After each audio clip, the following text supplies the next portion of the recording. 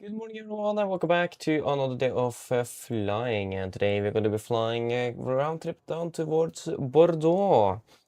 I'm very sorry for the delay. I had a lot of screen tearing problems. I heard some people also have it with Sim Update 6 that just got released, and yeah, I got that as well. So it just took me some time to restart the sim and get that fixed, so I'm very sorry for that. But at least it is gone from what I could see, so I mean that's a positive. So yeah. We're currently standing here at gate stand 45. As always, I always forget the gate. At least flying with economy room today, and I got heading down towards Bordeaux. So as always, before we start with a brief, I want to introduce our members.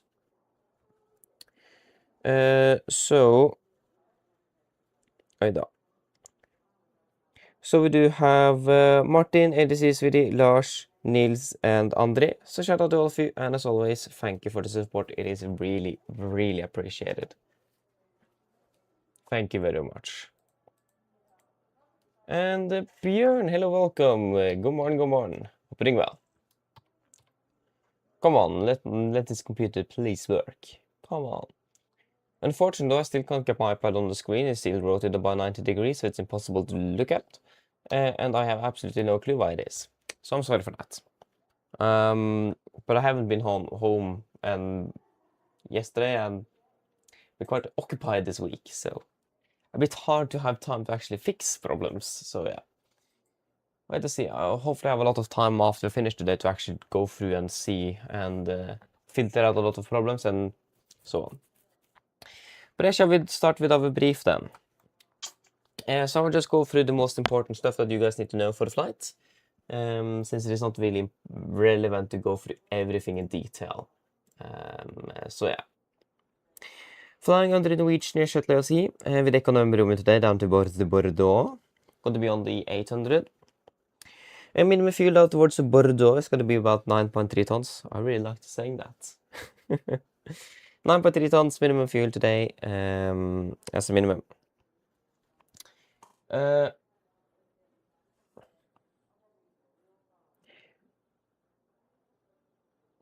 Yeah, so other than that, weather conditions in Oslo today are expected to be good with K through the day, pretty much. Bordeaux is looking also good with just some broken on 2,000 feet. And then we have Toulouse as alternate today with good weather. A significant weather charge. It is valid from 0600 UTC on the 16th of August 26. So we do actually have some moderate icing conditions from flight level 240 to below flight level 100 over Oslo and also over Bordeaux. And that's really everything. For Oslo Gardermoen today, it is nothing really new.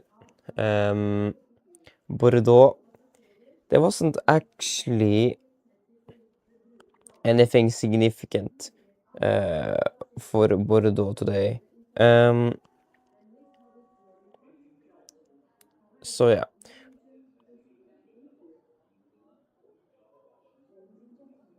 Nothing really. Nothing on the crew messages or maintenance side of things today. Do you guys have any thoughts in regards to fuel? Again, 9.3 tons is minimum.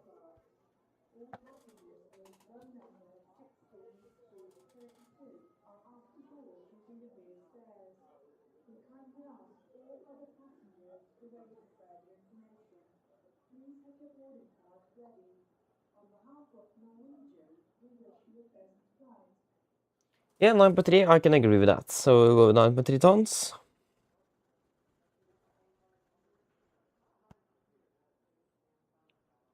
Wonderful. And then it's going to be the return trip. And it's nothing really new there. A bit less fuel. Weather conditions are good. And with weather there, the significant weather charge. It's going to be up to the 12 UTC. And then we're expecting some moderate icing conditions over Netherlands as well. Between 2-4 and below flight 100. And still 2-4 below flight 100 on moderate icing over Oslo. But other than that, nothing else has changed, except that Torp is going to be our alternate. Yeah, I don't really have anything else to note for it. It's looking very good. I can't remember if there was anything specific at Bordeaux to be aware of. But if that is, of course, we will go through that on the approach briefing. So that will be covered on the approach briefing slide at least. But at least there wasn't really anything noteworthy that I could find. Yes, do you guys have any questions for today before we brief the cabin crew?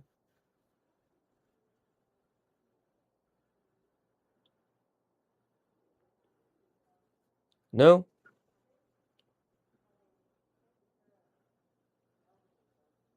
No questions, wonderful. Let's just brief the cabin crew then we're ready.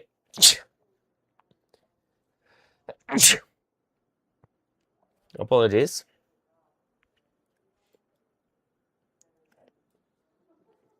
Hello, good morning. My name is Fabian. I'll be captain and pilot in command today and go through this short briefing with you now. So today I'm going to flying round trip Bordeaux, flying with the Lima November Echo November Romeo under the Norwegian Air Shuttle AOC.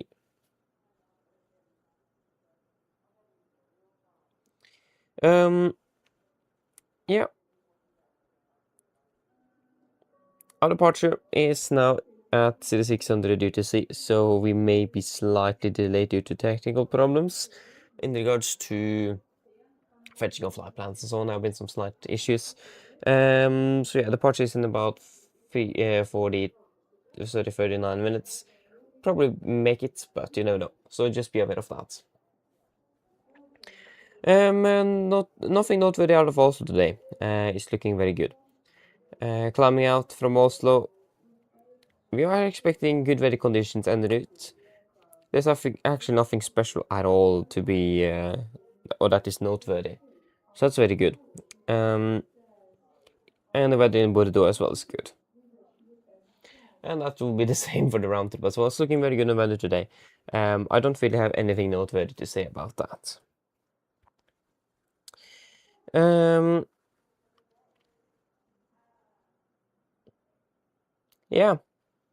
On the BVR as always. Could encounter the unexpected turbulence. Especially now when it's a very long flight. That is a high chance. So just be aware of that and be prepared. And we will then turn on the seatbelt accordingly if required.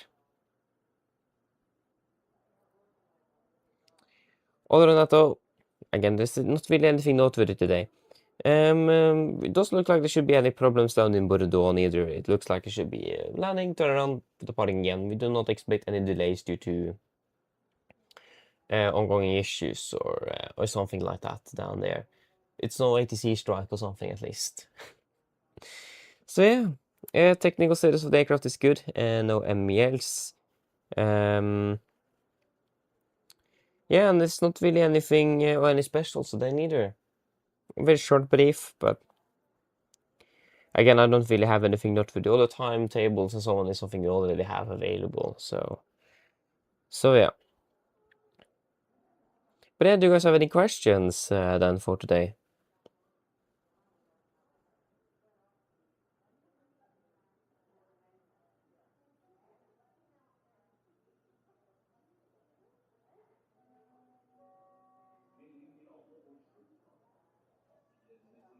No?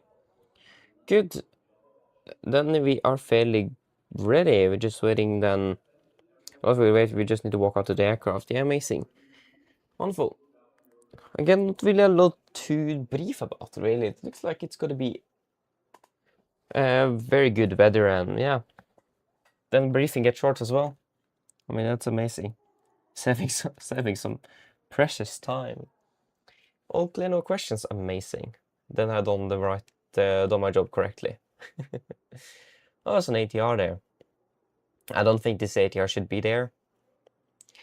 No, but okay.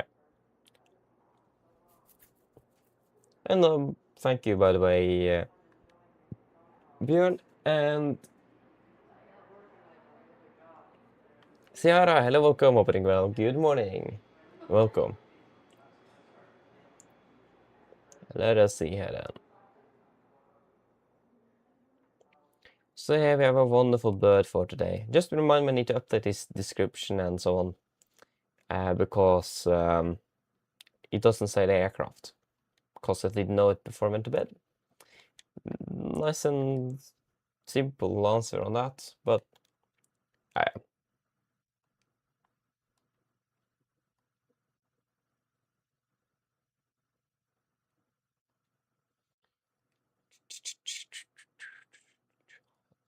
nice bird though. I mean, yeah, we've flown this aircraft multiple times before, so it's nothing new.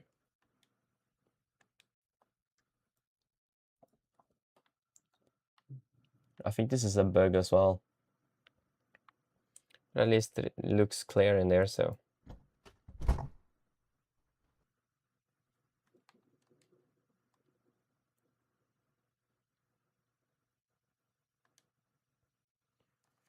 Yes. Just get the audio and then we're ready.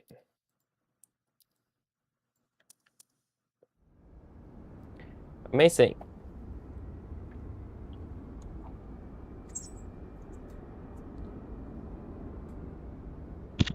Oj då.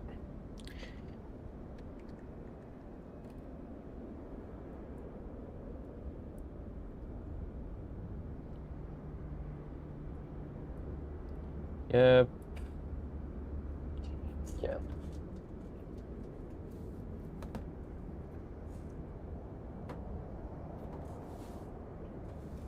There we go. And don't need you. Good.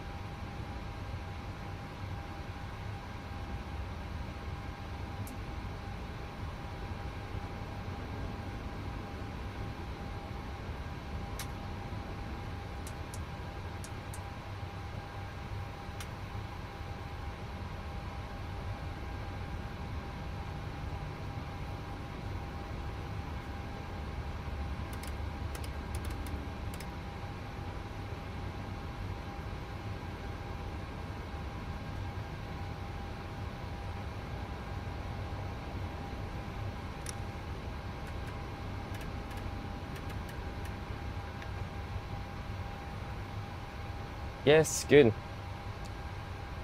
Like this. There you go. So the aircraft there is good. Let us just get the fuel truck.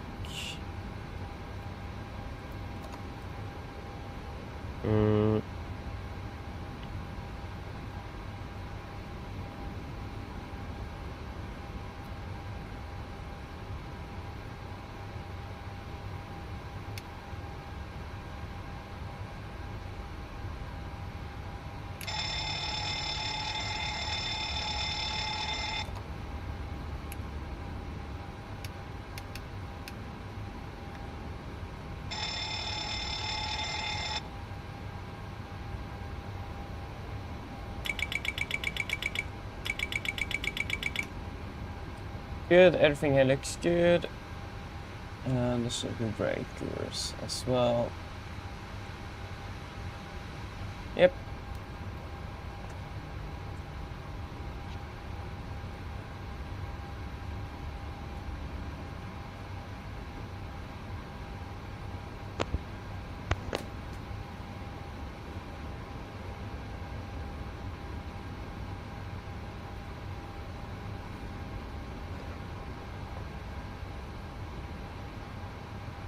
What happened here?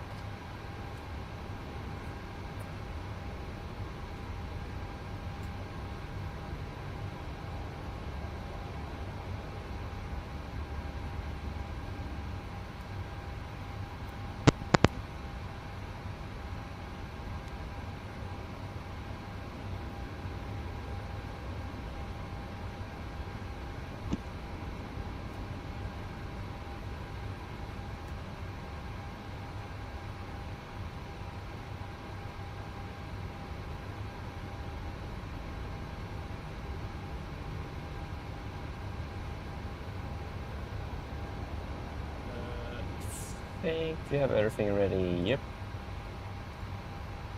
Just let us remove that pushback track.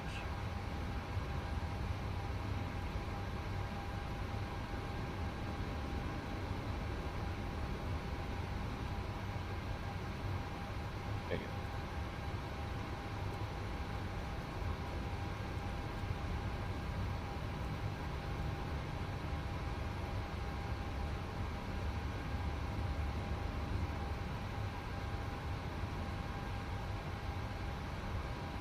Come on. Yeah, it works at least. There we go.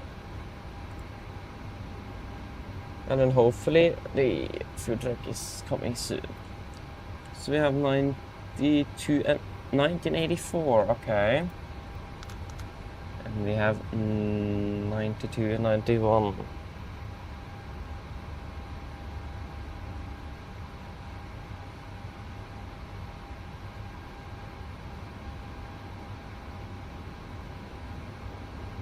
Yeah, we are good at least. Wonderful, so 70800 blended winglets. ARC is up to date to August 6th to September 3rd. The latest operation program, wonderful.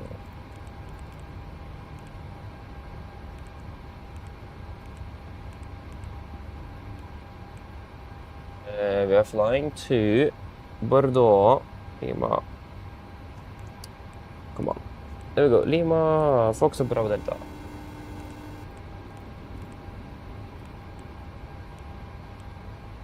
Disregard.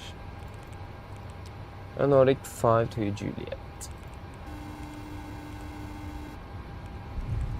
Hello. Hi, Captain. Okay, I've spoken to security, and I'm told they'll be ready to send the passengers down to us in a few minutes. Yeah, thank you. No problem.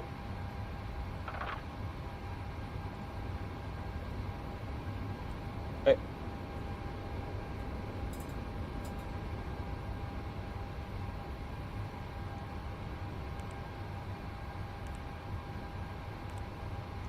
Zero one left today, or what are they actually using?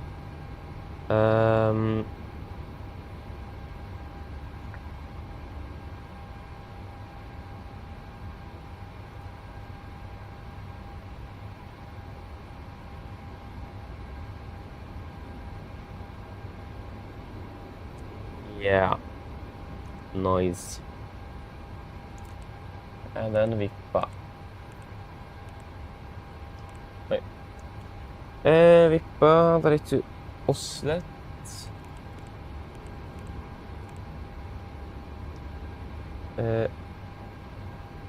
Rasvi.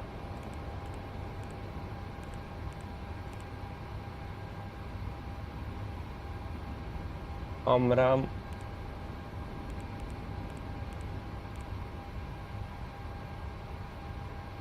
Grefi.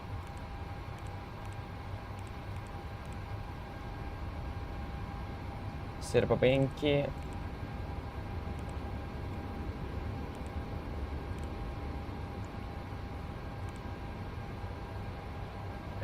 Nick.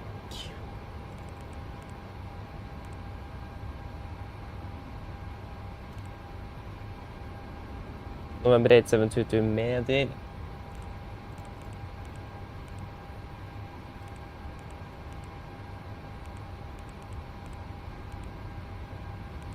What? Oh yeah. Medier. There we go. Kovin.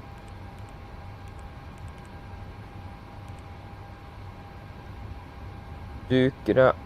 Resmi.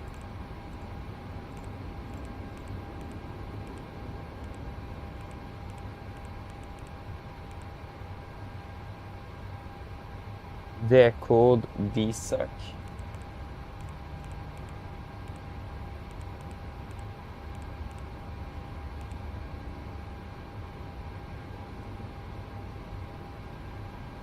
Arkip Arnav.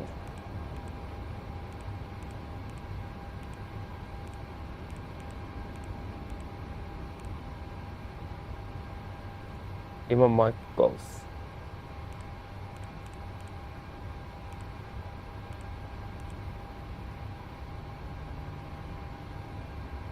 29. Right, that's 29. There we go.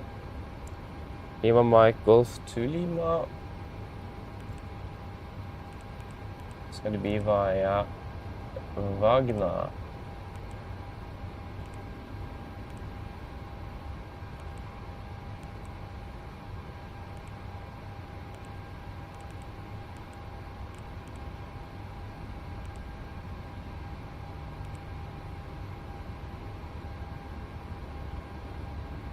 $2.6.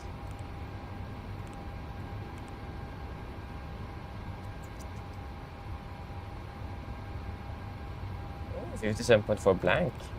Oh, not bad. And cruising 36. 37430.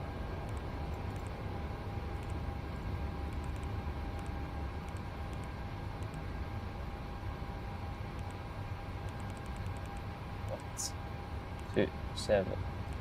27430. There we go. And minus 49.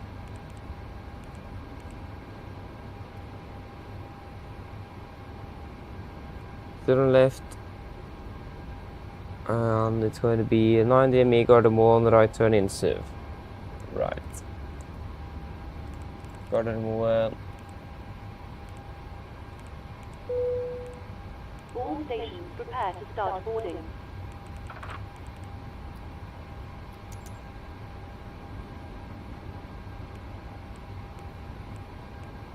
In Siv, 311 left turns.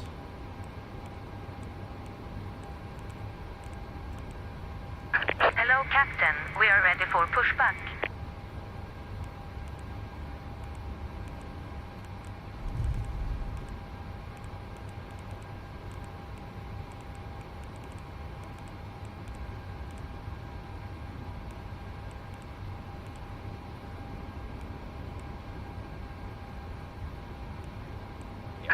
Departure checks completed. Bypass pin inserted.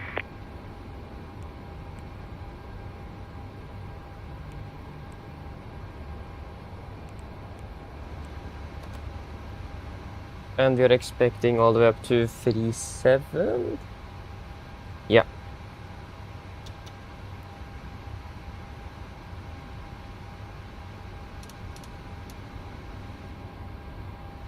The fuel truck is gone, and how much fuel did we request? 9.3. Yep. Oh, fuel 9.3. There we go.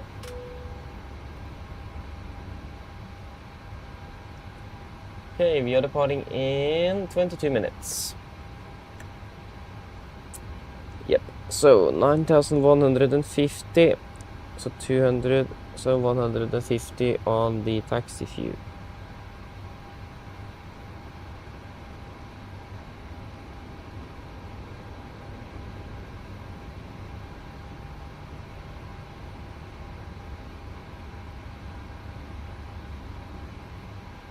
Yep, and then we are, that is the ILS silver left, same, Gardermoen VR, so it's one right, yeah. Yeah, so maybe we are pretty much ready to start with briefings and so on, just waiting for the IRS to align. Hello. Hi, Captain. Just to let you know that the passengers have started boarding. Yeah, thank you very much. Yes, but hello, good morning, hope you're doing well. Good morning. Yeah, so that you're flying around to the split today, nice, enjoy it. Sounds fun. Okay. Let's just request the latest weather. Sweet, Echo November Golf Mike.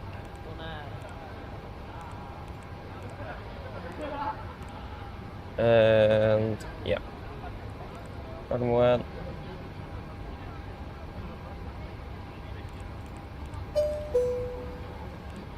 Come on.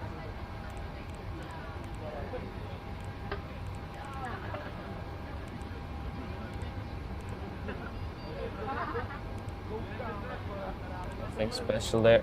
Meet her for Gardermoen.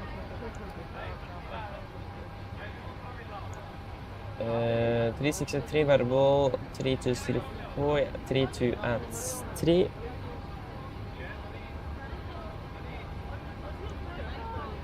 $15 and $7.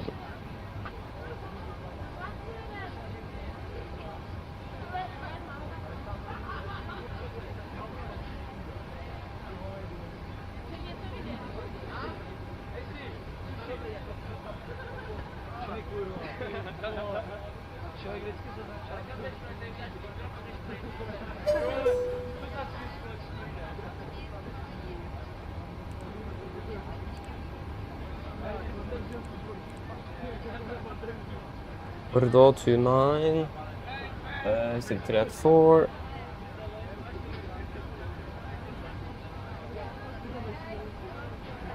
Uh, 22 and 16.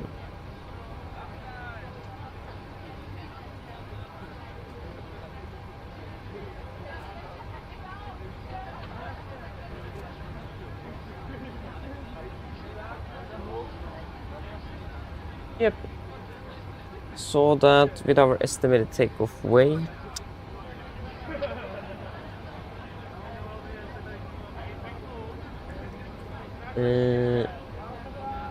we could potentially use Alpha 3 actually for 0 left. I think that would be the preferred one. Yeah, we can go with that one.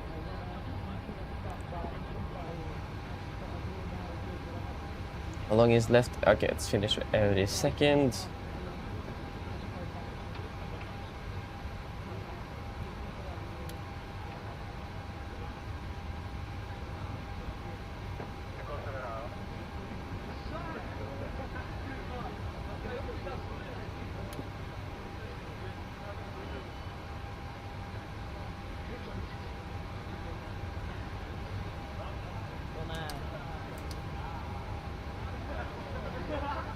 QNH is 1037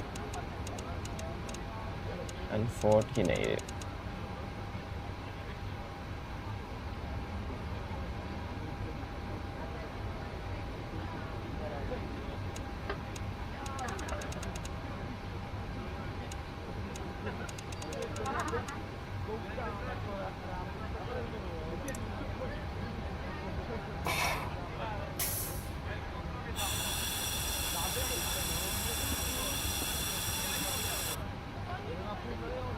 Yes. 43, okay.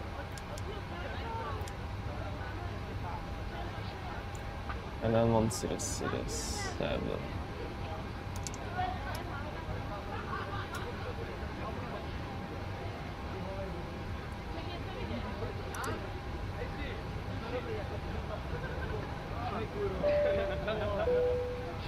Ladies and gentlemen, welcome aboard. While you're being Send path off to the Marre. Disregard. Yep, shall we do a briefing?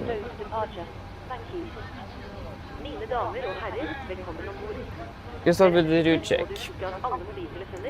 So, Maryland 3, OSL BOD, so Oslo Bordeaux, OFP version 2.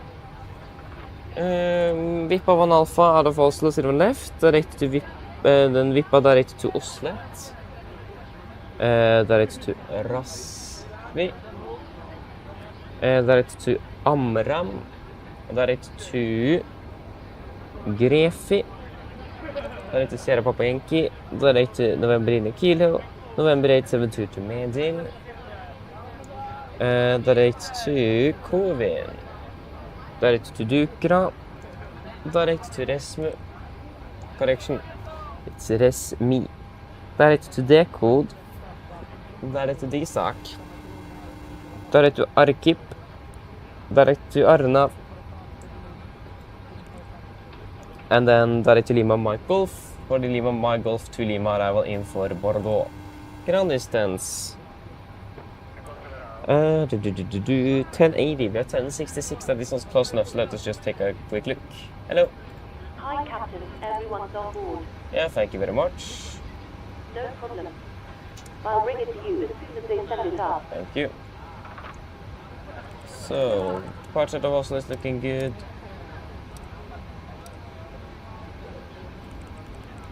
and south to France.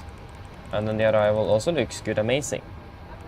Sorry, fuel level. 3.2 compared to, or landing fuel, yeah, 3.2 compared to 2.8. So that is looking good. Wonderful.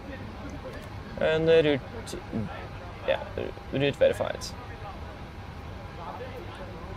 Shall we do the departure briefing?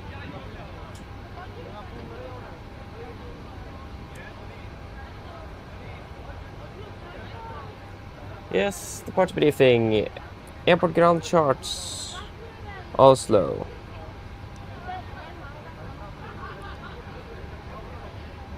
There we go. Effective 14th May 26. Parking at 4.5. Expecting a push to release point 3, I think it will be. Lima Orange. Continue Lima Orange, then left on Sierra. And then it is going to be left on Victor, isn't it? Negative, it's left on Papa. Continue down Papa and then left on November. And then we will do a performance calculation from Alpha 30 left. And if so possible, Alpha 2 then. There is no hotspot. Correction, there is a hotspot that is going to be on the merging intersection between Papa Victor, Mike, November and Alpha 6. Hotspot number 4. So, risk of misidentification at the taxiway intersection between taxiway Mike, November and Victor, Papa.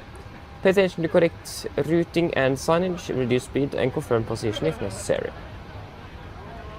Other than that one, there is no other hotspots, tax restrictions and no notable are affecting no times. RCR for Oslo, first left is on 666 drive, where the conditions are looking good. And nothing really else special for this departure here at least. We're expecting the Vipa 1 Alpha out of 0 left. This will RNAV said. This will be, I clicked on the new chart and it didn't pop up. What in the world? There we go. That will be an RNAV said 0 left, effective 14th of May 26. So we're departing straight out, 012 to Golf Mike 436, maximum 230 knots. To left turn to Golf Mike 437. And then a left turn towards Golf Mike 439er. And then towards Golf Mike 614. Direct to Nanon. Nanon, there we go, Nedsa, and then Vipa. MSA in Oslo, 3,900 feet.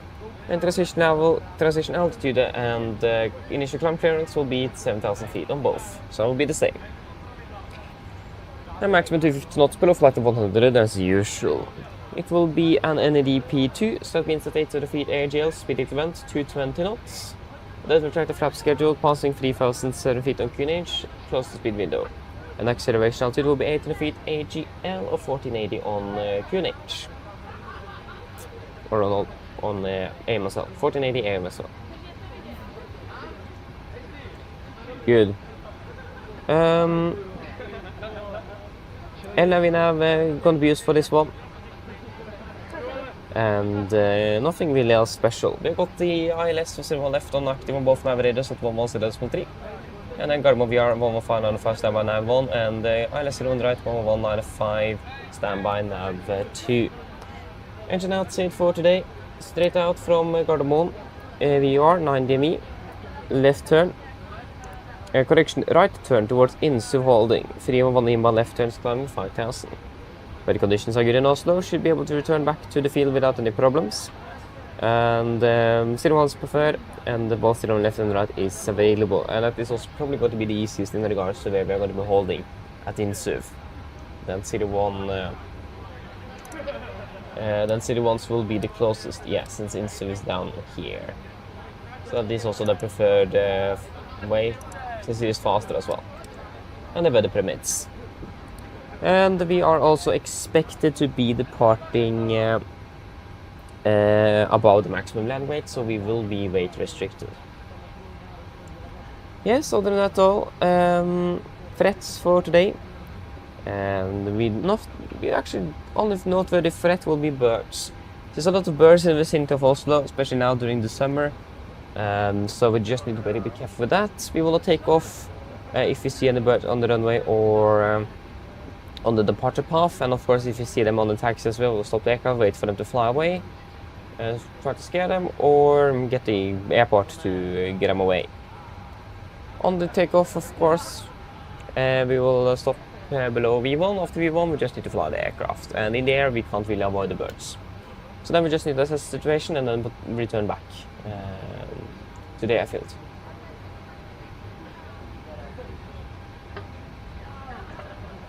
Yep, that should be the only threat, so we just need to be careful, look out before departure to make sure that there's no birds in the vicinity, so that we can mitigate the risk of bird strike during the takeoff. Yes, that should be it. I don't have anything else. Do you guys have any questions?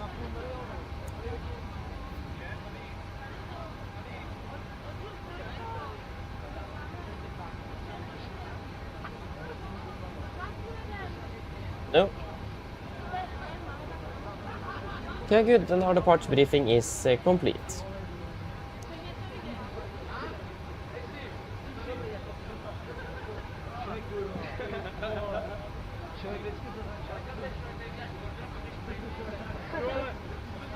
Yes. Shall we do the emergency briefing? Yes, emergency briefing. Flight 80 knots, I will call stop for any abnormalities. From 80 knots, prior to V1, I will call stop for fire, engine failure, predicting wind shear warning, or airplane is unsafe to fly. If I will stop or stop my controls, I will close the receivers, desecate or throttle, apply max manual braking or verify auto brakes RTO. Or verify RTO auto brakes, sorry. Raise the speed brake lever, apply reverse thrust, stop the aircraft.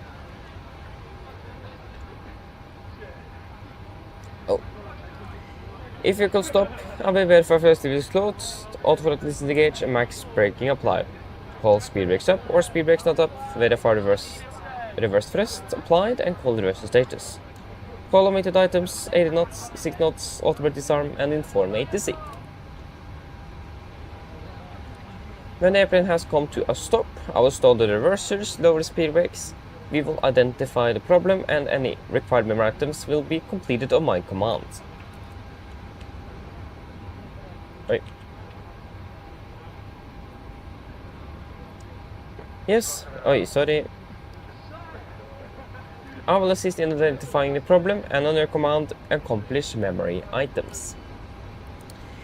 We will evaluate the situation. If evacuation is not needed, on PA remain seated, situation is under control. If situation is unclear, cabin crew at your stations. If evacuation is needed, I will order flaps 40 and evacuation checklist. If the call is go, there will be no actions below 40 feet except to cancel warnings and retract the landing gear. Above 40 feet, verify roll mode, identify the problem and complete the memory items. Any comments?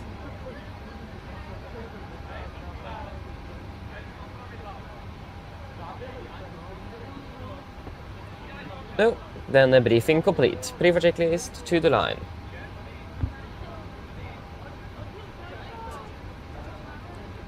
Brief checklist to the line. Pins and covers removed. Oxygen, test above sent. Net transfer display switches. Normal auto, window heat. On, presentation mode selector. Auto, flight instruments. Tracking 011, QNH1007, reading 685 feet. 690 so plus 5 on the standby. Parking brake set. And just start levers cut off, tax and takeoff briefing completed. Brief checklist to the line is complete. Let's do a quick PA and then we're ready to go.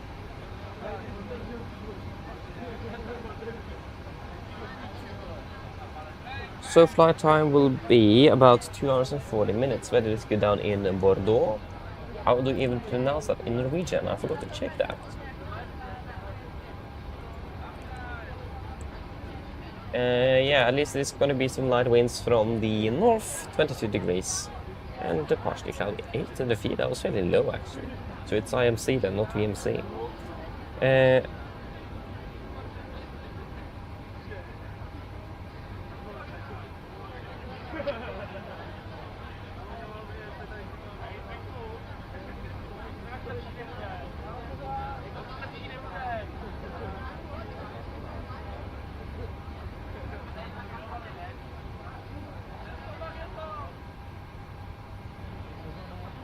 So det er Bordeaux og Bordeaux.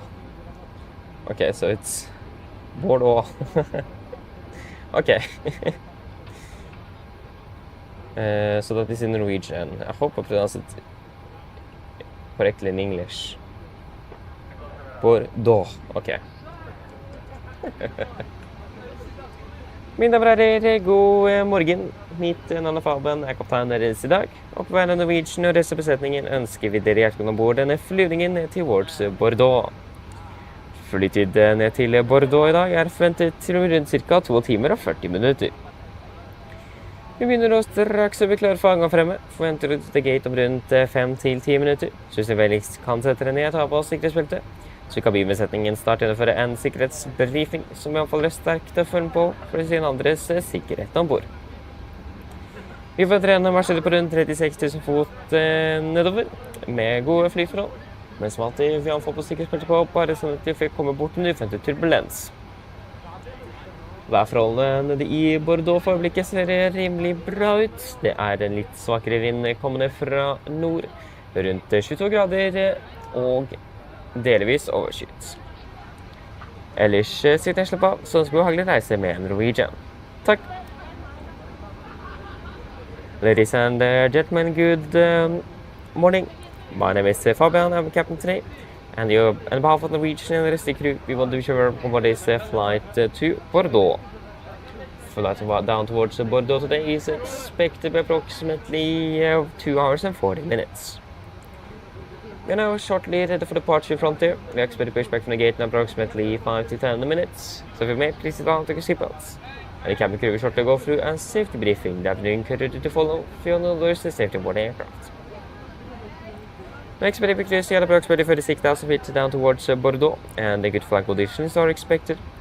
As always, we recommend to have seats on just in case we would encounter some unexpected turbulence. And weather conditions down in Bordeaux at the moment is looking very good with just some light winds from the north, about 22 degrees Celsius, and partially cloudy. Otherwise, sit and relax, and we do wish a pleasant flight with Norwegian. Thank you. Wonderful. So then we have got the load sheet, so we can look at that then.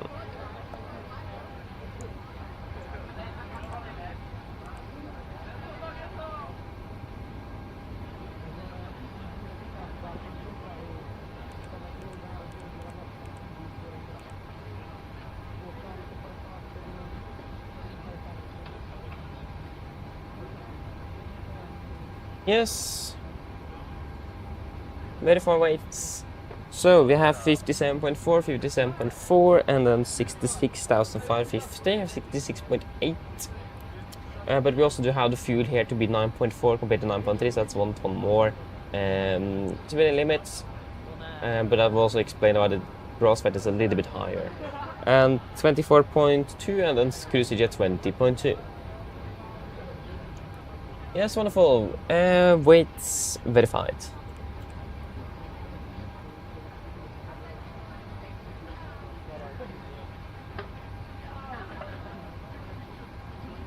That will be 67.3 tons.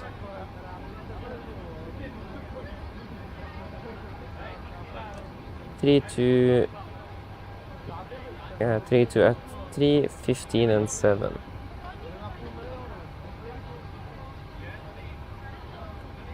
Yes, disregard. Start the APU. I got them in the tank.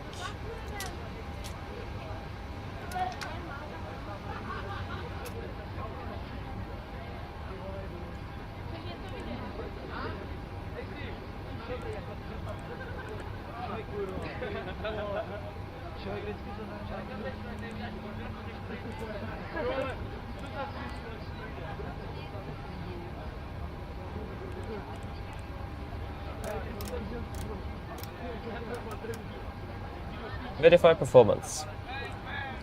22K, assumed 35 degrees, 35 plus 15 confirmed, and I will give this 89.92 compared to 91. Wonderful.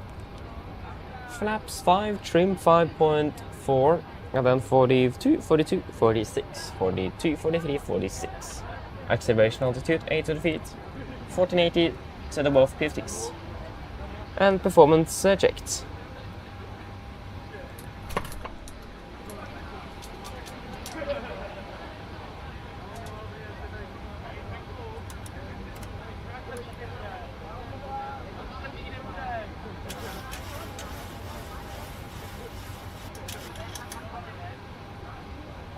Flavor checklist below the line. Flavor checklist below the line. Fuel 9,300 kilograms on board. Pumps on. Passenger signs set. Auto brake. RTO. CDP make cars completed. Takeoff speeds. V1 142. VR 143. V2 146. MSP V2 146. Heading still 12. Altitude 7,000. Flavor checklist complete.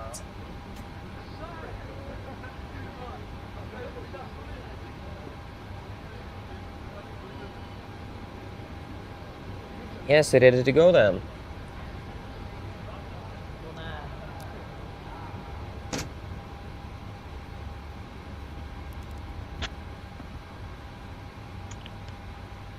You guys can hear me well?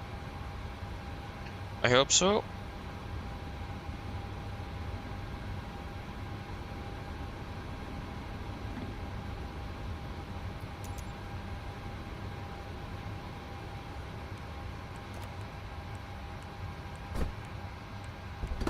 Locking gear.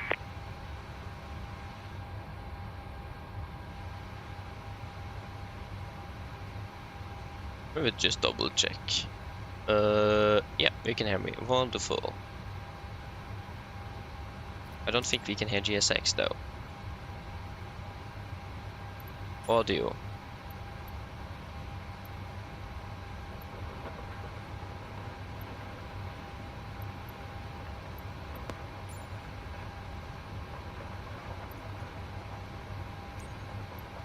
There we go.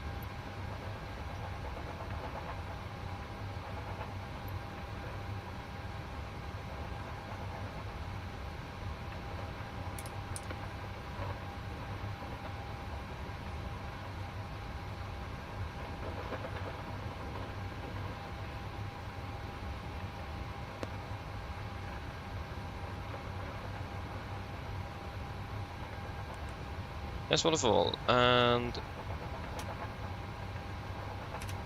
before start checklist. Before start checklist, flight deck door. Closed, locked. Doors and windows. Closed, locked. Anti-collision light on. Transponder set. Rudder and helm trim. Green 0. Before start checklist complete.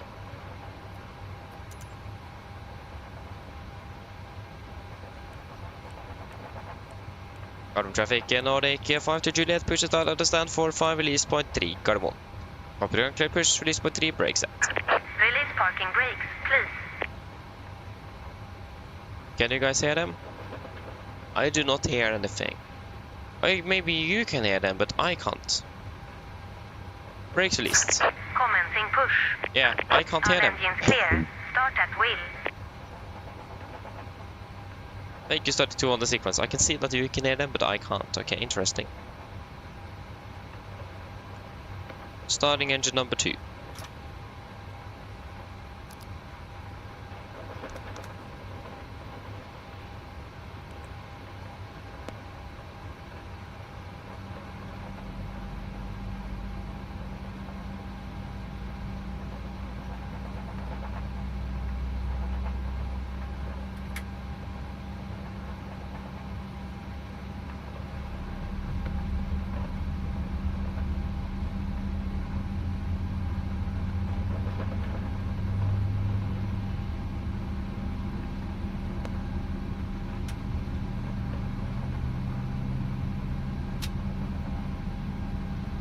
Start the cutout.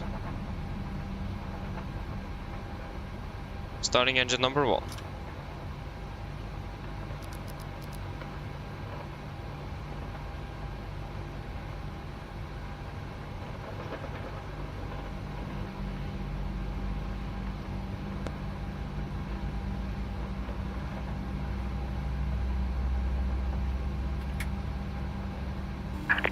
Looks like we potentially finish with pushback. Yeah. Park brake set. Waiting your confirmation for a good engine start. Rudder standby.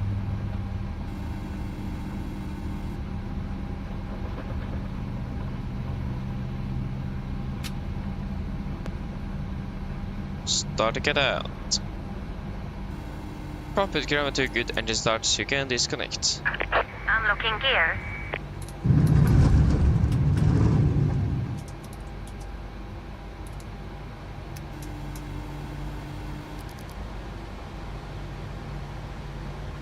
Hello? Hello? Hi, Captain. Just to let you know that the cabin is secure for takeoff. Thank you. No problem. Definitely something wrong here. I do not hear anything on my headset. Tow truck disconnected. Bypass pin removed. Left is clear. Right is clear.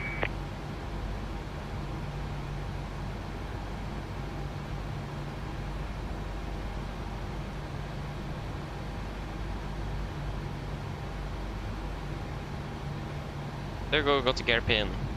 Got the book, bye bye. Flaps fine, flight control check.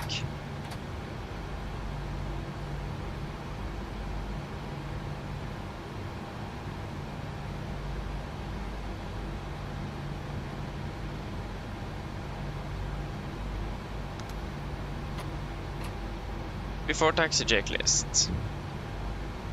Before taxi checklist, generators on, probe heat, on, anti-ice, off, aircon press, PAX auto, isolation valve, auto, engine start switches, continuous, recall, checked.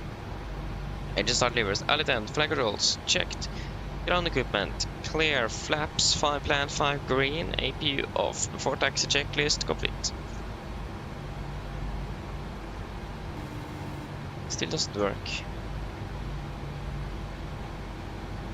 Just... Hello, Captain.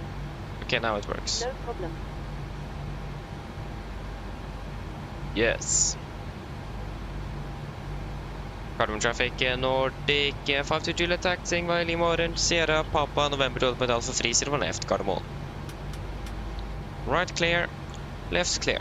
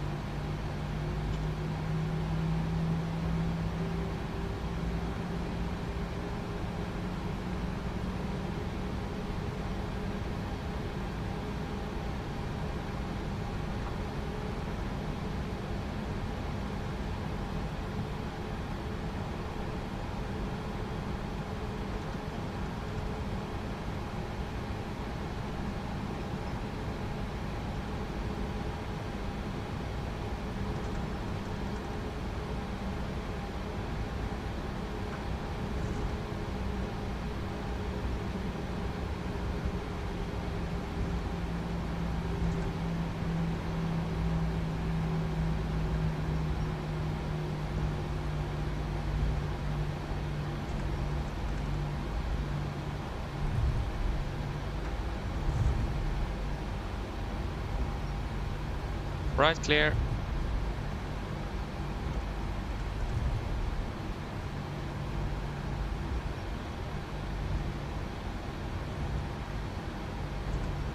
Yeah, left clear.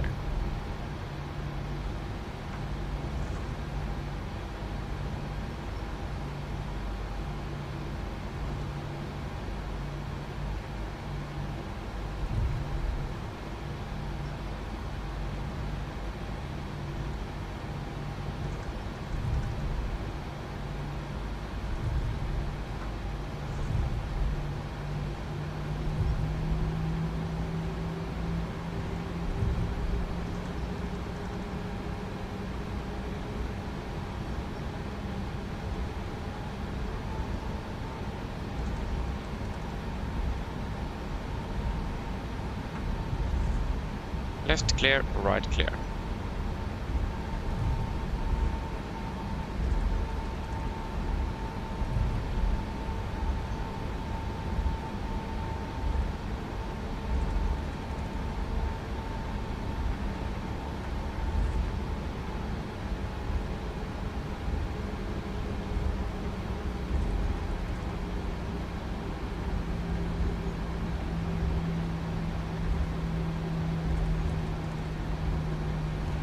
Right clear, left clear.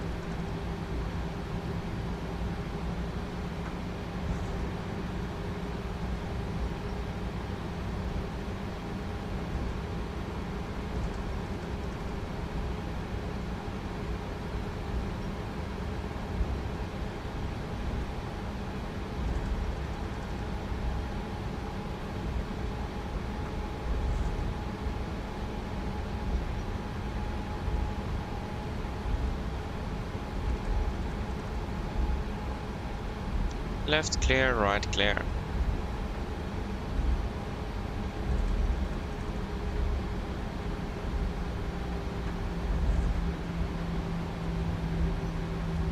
Hey, what in the world was that?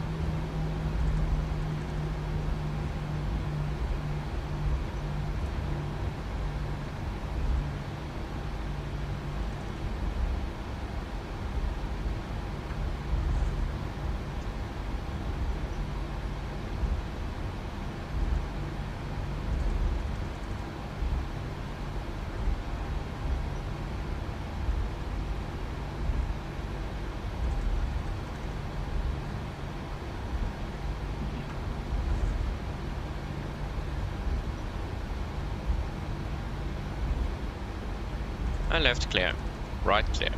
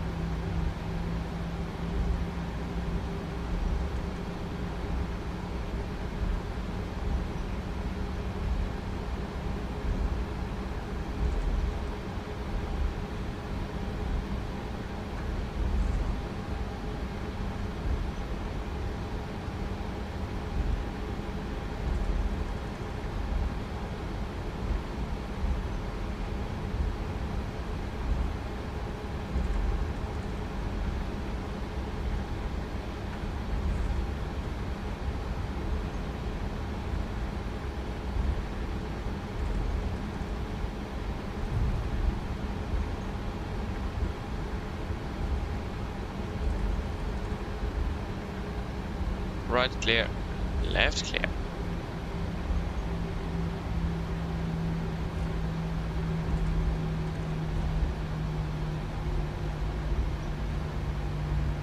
It's a fairly long taxi, this one.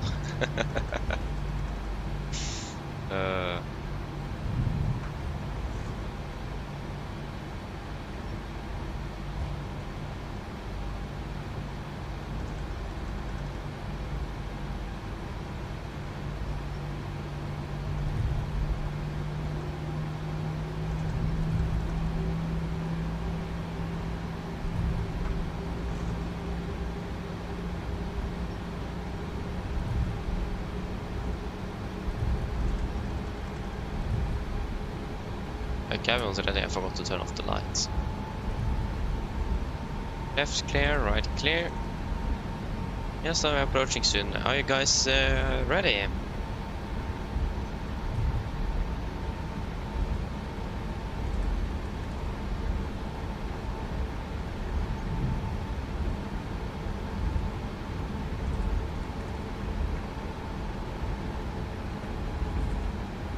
Left clear, right clear. See the cabin before they go checklist.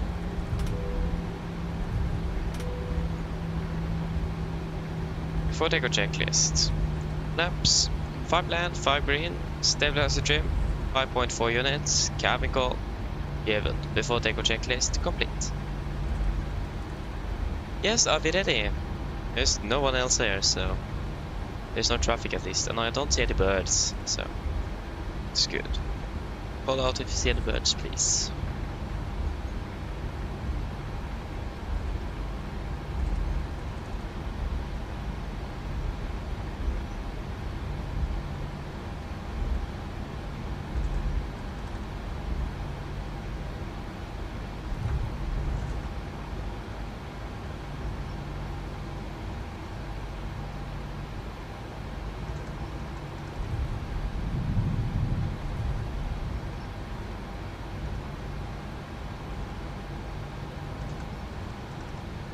Left clear, right clear. Carbon traffic, Nordic 52 Juliet, leading departing, still on left from Alpha 3 via DV1 Alpha departure, Carbon. Yeah, clear for takeoff, Alpha 3 confirm, 01 left. It's left clear, right clear.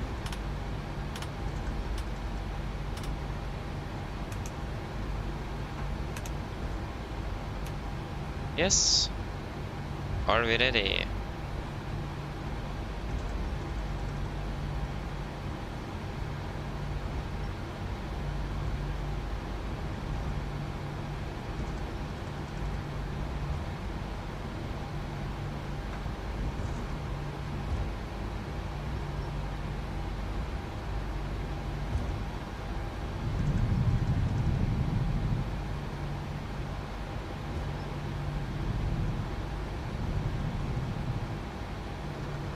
Ready? Take off.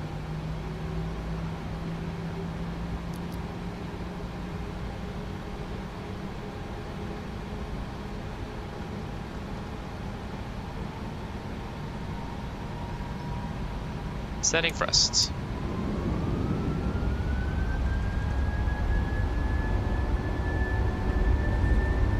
Press set.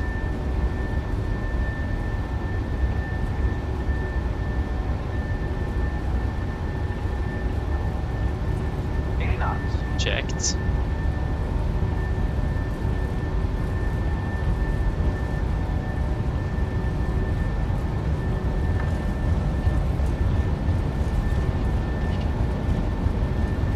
V1 rotate.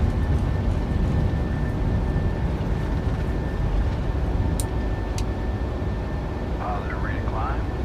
Gear up.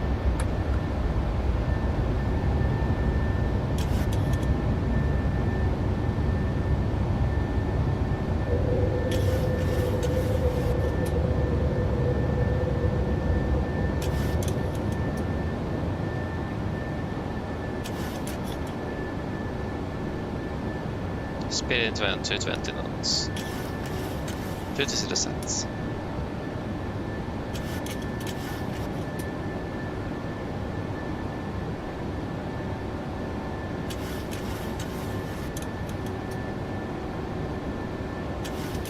Flaps on, speed checked.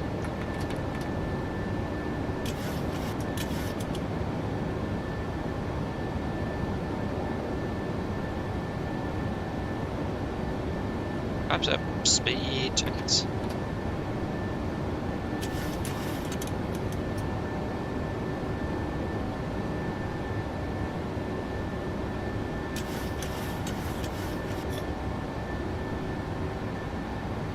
Flaps up, no lights.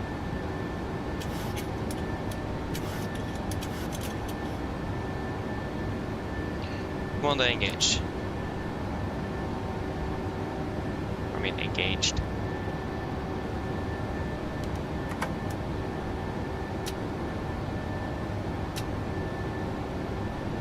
Close speed window.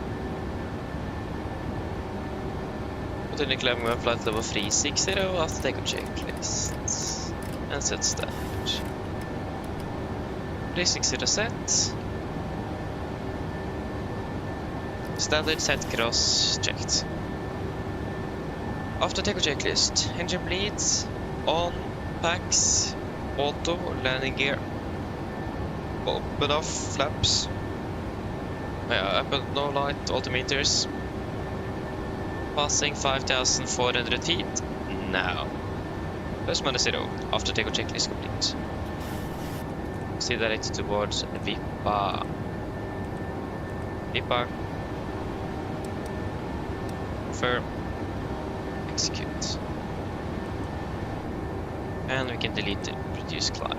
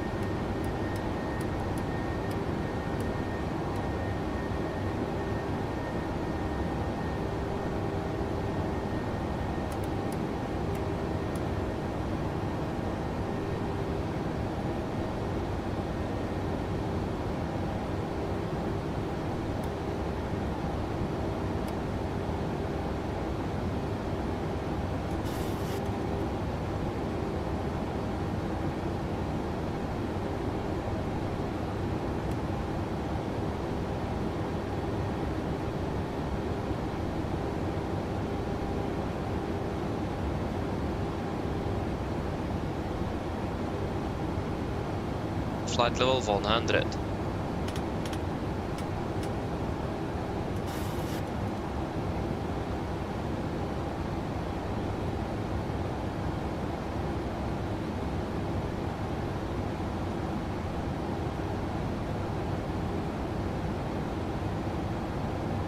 Yes, wonderful.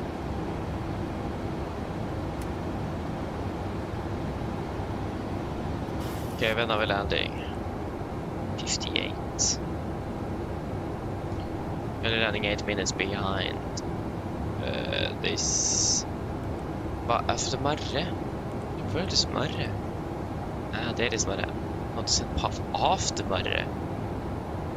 I mean, what? Why do they want us to descend? Okay, that's 5,000 feet. We should be able to do that. So it's between 5,224 and 1,690. Yeah, why is that not possible? Computer. Yeah, disregard that for now. We'll pop out later.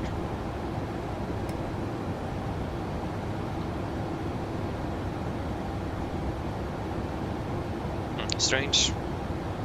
PTFS flight spotting. Hello, welcome, opening well. Good morning. I wish. Yeah, I've been a lot of work. Just finished my summer job. My last day on Thursday. So I got a lot more work than I anticipated. So unfortunately couldn't fly because of that. But at least now I'm finally back again. So that's good.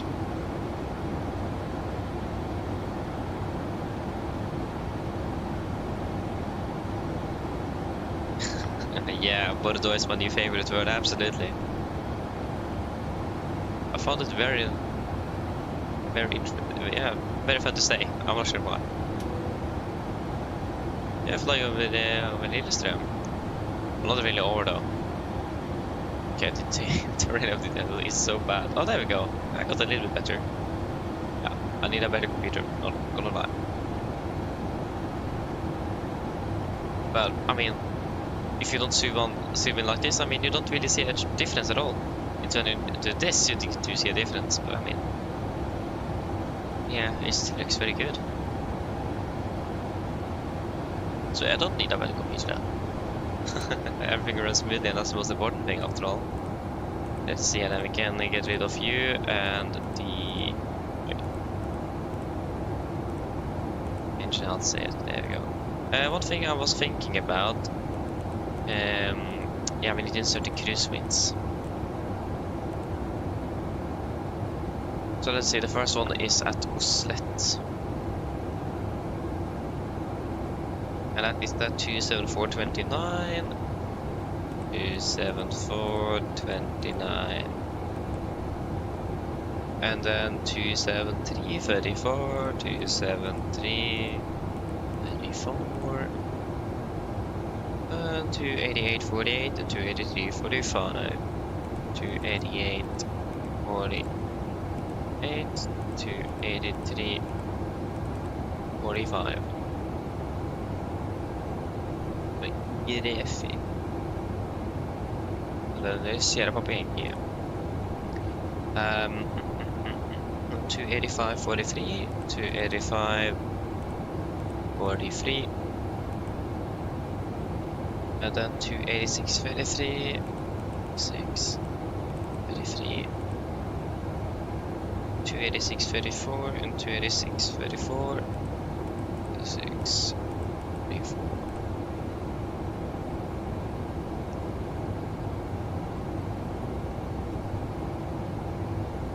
285 29, 29, 282 32,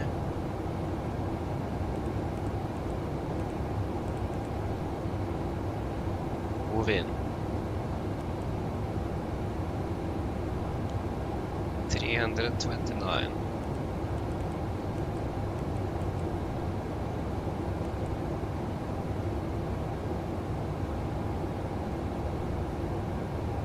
$292.28.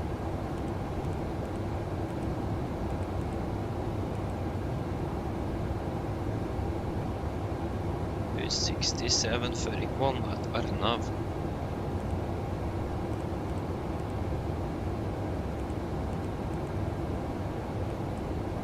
Execute.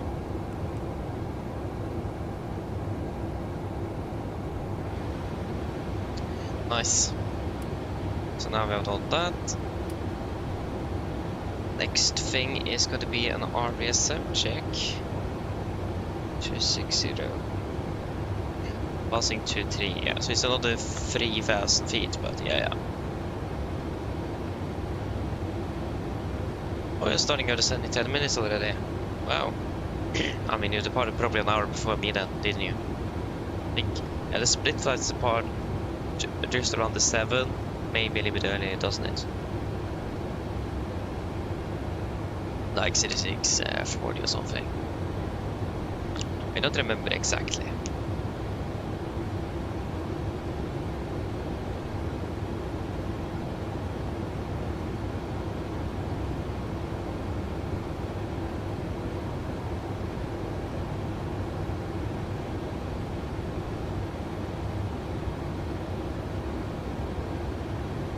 So yeah.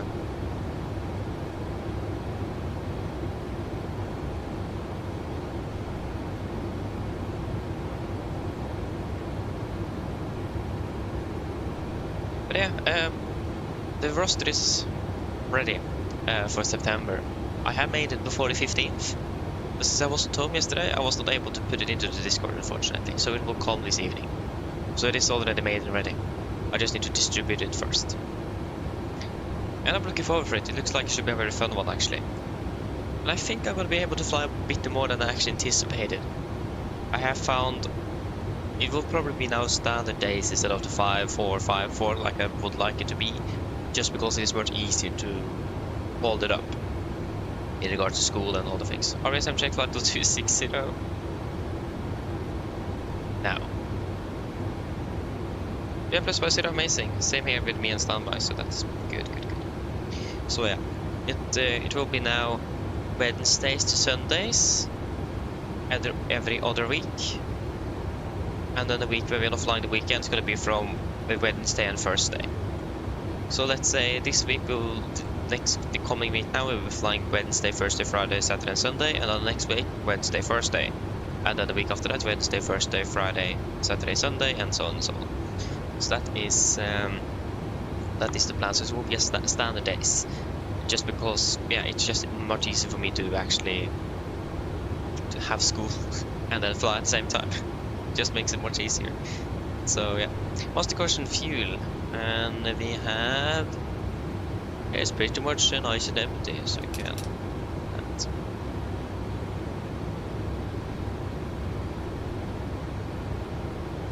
So yeah, so then you know that. So again, it will be in the Discord now this evening, unless I forget it.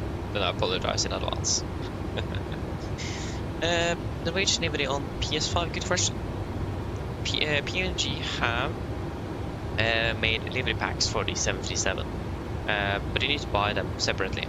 There's no other way to get liveries for the 737 on PlayStation without doing that. So you need to buy their livery. And they can't. So what I've understood, they can't ship those liveries for free for some weird reason. Not sure why. So you need to pay a small fee to get them. And then there should be 2 Norwegian liveries available from PMDG, and that's the one you have on PS5. Unfortunately, there's no other way to get it. But I mean, it is better than no livery though, so yeah.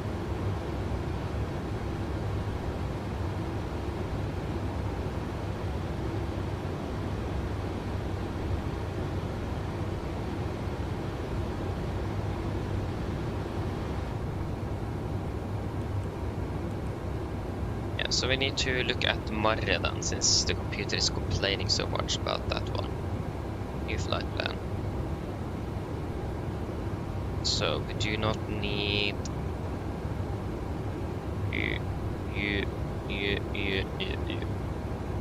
Okay, Lima Fox Bravo Delta then, Bordeaux.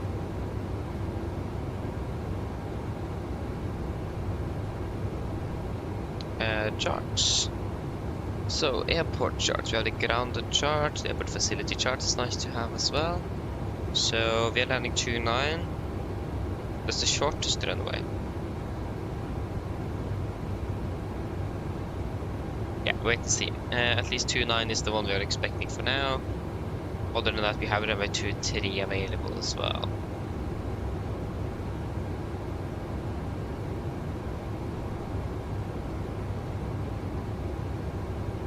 Zero 05 and 11 doesn't have an ILS, it only has RNAV. So yeah.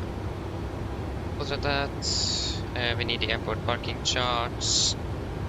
The weird thing is that GSX didn't have the handling operator Norwegian uses at Bordeaux. It doesn't exist. So yeah, that's unfortunate, but we just need to use something else then.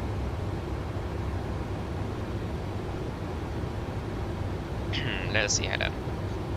Then for the approach, we're expecting runway 29, the ILS.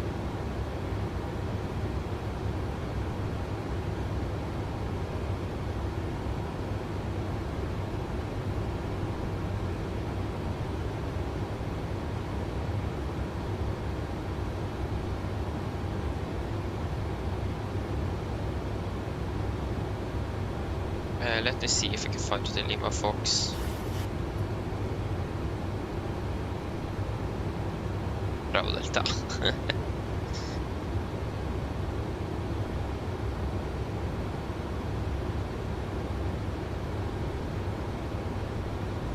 There is literally no one flying to Bordeaux at the moment. For just... Oh, what did it say here?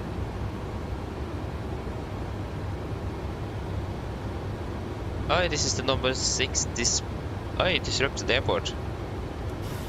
Yeah, is that because of... Oh, no, wait. Isn't there wildfires down there? I remember heard on the news that there was a likelihood of the airport getting closed due to wildfires, but... I mean, there's nothing in the note times about that.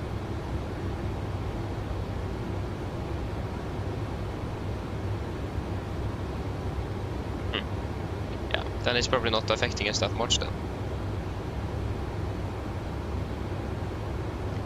Okay, let us see. Arrivals, early arrivals. We have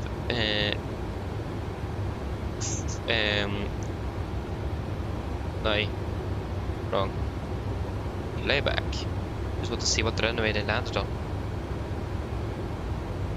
But they landed on 23, yeah, exactly.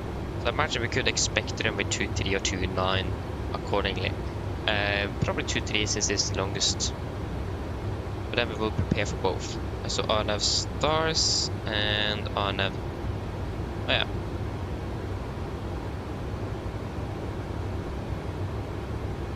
Ah, so the Lima Mike Golf arrival pretty much goes into all runways, doesn't it? But if we have a 29 and 23, it's the same charge. How does that work then? So ILS 29er, it's gonna be via the... Yeah, 29 is gonna be via Libre. And 23 then it's gonna be via Wagner then. Yeah. Put the wrong, either I put the wrong runway in, or maybe I remember it incorrectly. This is 29 here. Arrival to Lima, ILS 29 by Libre. 1000 to level.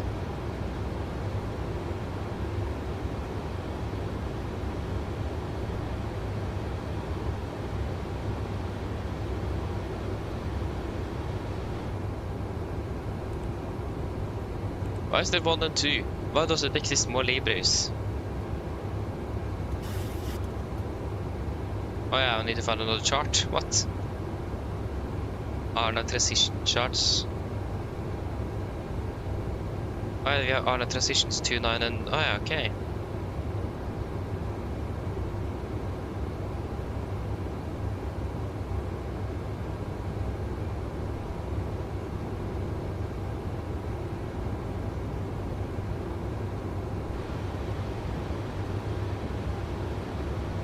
We now pass FSC speed. But how do I know what chart it is, or what Libre one it is? Oh no, of course we're coming via Wagner though. Due to the, yeah, it is correct, Wagner.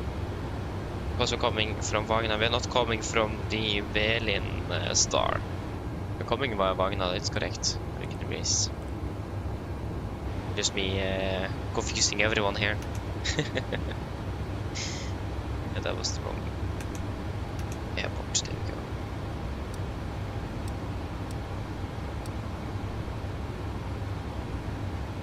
Yeah. I were flying that way. Oh yeah. Nice though. It should be a nice one, this one.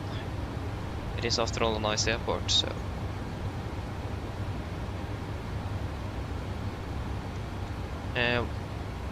How many operational information charts are there? 7. So just need to look here. So information.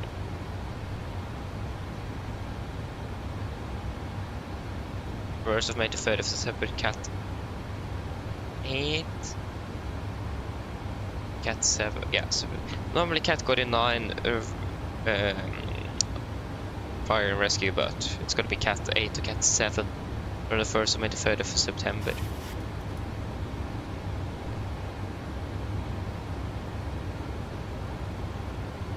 Yeah, so we do have Jet A1, that's nice. Prohibited with 2 aircraft wingspan greater than 52 meters. And to DC-10, MD-11, L-101, T-154, Tu-204, A-300 STD. Okay, but aircraft wingspan equal or greater to 52, we are less than that, so we are not restricted.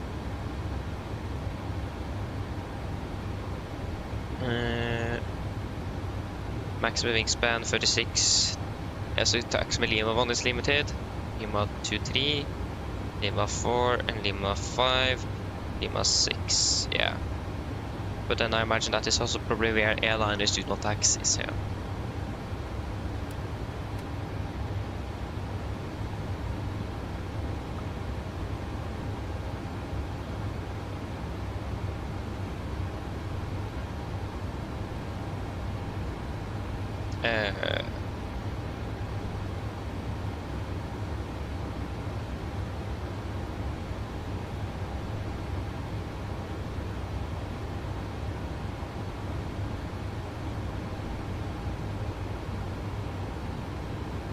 Northern Industrial Area.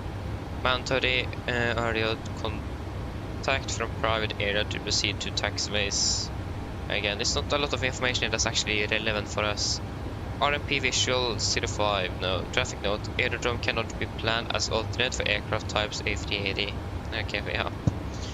But the preferential, yes, Runway 23, takeoff landing up to a tailwind component of 5 knots. Runway 05, it is preferred to a crosswind component of 15 knots.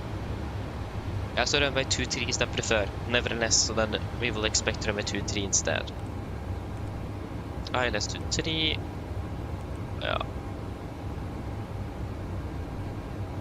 Yeah, that's a good question. We'll take that a little bit later then. APU due to the use of alternative means fixed or mobile devices supplying electricity and air condition to an aircraft while parked on apron is mandatory, except in case of system failure or technical incompatibility. Low visibility, that's not really relevant today. It's not low visibility. Warnings, weather radar surrounding balloon release every day 11:15 to 12:15 and okay, that's not when we're landing though. Wildlife strike hazard from SR 30 minutes to SS plus 30, okay. Yeah, 250 below flight level 100. At first contact, report star designator. So arrivals, Etra, Libru and Wagner. Conduct flight according to last flight level received over initial approach fix. And descend to 5000 in holding. Then follow instrument approach procedure for runway in use. In case of misapproach, apply misapproach described in the instrument approach chart. Perform a new approach. If the second attempt is followed by a new misapproach, clear TMA, seeking VMC conditions following. Yeah. critical DME and DME.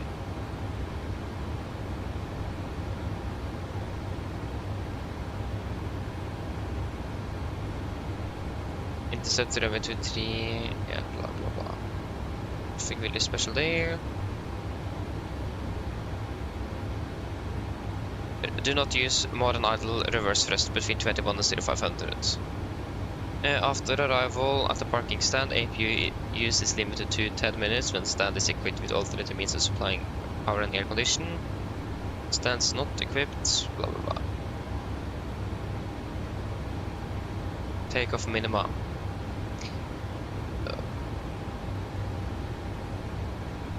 EMC, turn back to land or continue inbound to an appropriate aerodrome. IMC, continue until clear of the TMA at last sun flight load, then climb up to cruising level indicated in flight plan.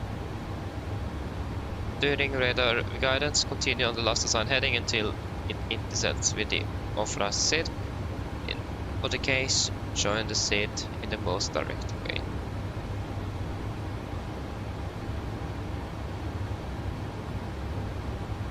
I don't know where you're parking yet. Cross bleeds procedure, no ATC slot and clearance. Request clearance by date length up to 60 minutes before estimated startup time.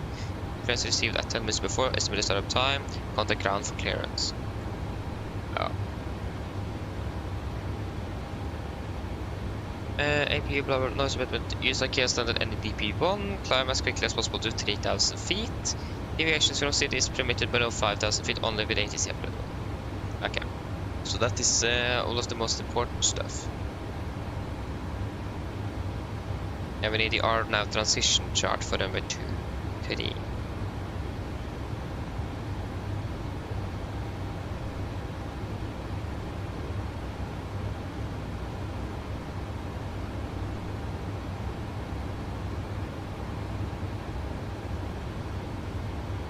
But how should I know what transition I should use? Since there is so many different transitions, like there is 2, isn't it? Yeah, Magna 1 and 2. Yeah, how should I know which one to use? 2, 3. Yeah, how in the world should I know that?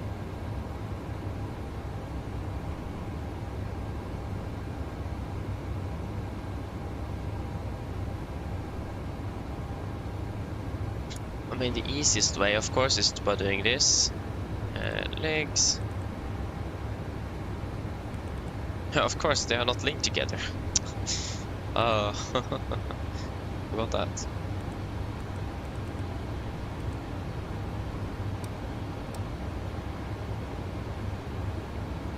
So let us see then.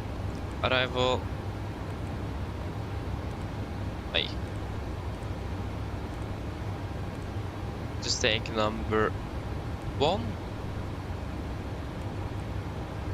Erase. And if you then take number 2. Wrong runway. Let's do 3. We just need to move us down.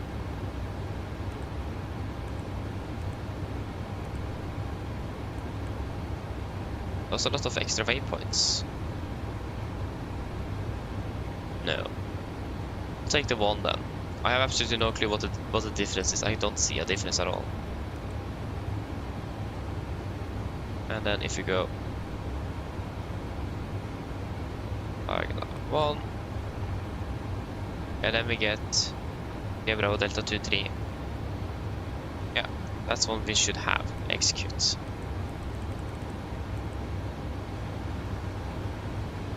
So very directed in approach though. I like that.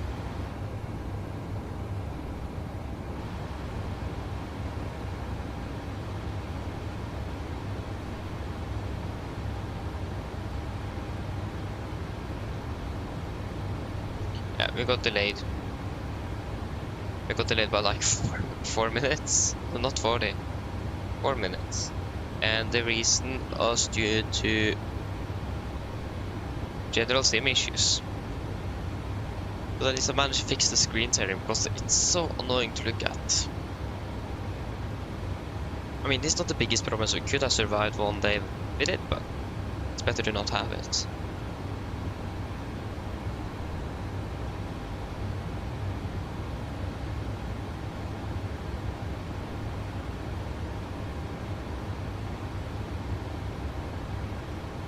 Oh, there is actually ATC online. Of course, Polaris control came online right when we are passing his airspace. Amazing. Okay. Oh, there we go. So we're currently flight level 36. So that is going to be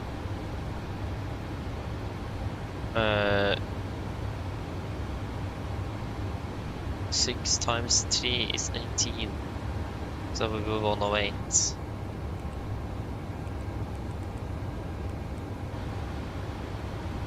So we have a building close by as well. I hope the weather there is good. And the most important thing here is just to establish alternate airports. So, and then we can take you one. Oh wait, there we go. Yes, we have Billund and then Amsterdam close by, since we're flying over the North Sea after all. Let's just look at this one now. Should we do a fuel check perhaps? Yeah, we should do a fuel check first. And this is going to be at Rasve.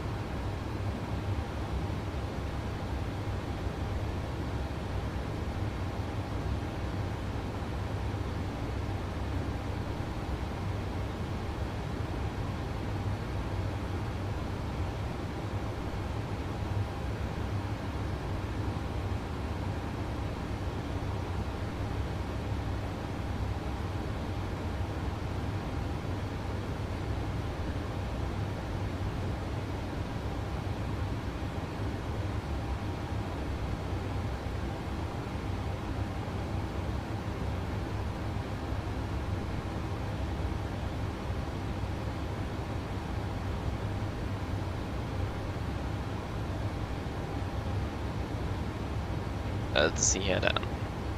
There's 5 miles left, so fuel check.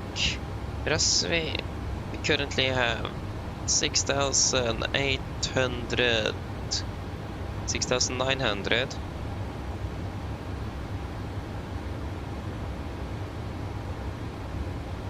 Because it was 840, 344 and 346.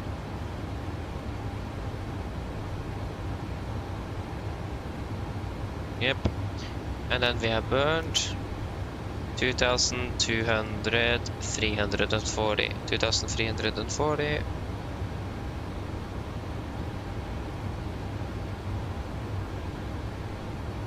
I'm passing over the waypoint. Yeah.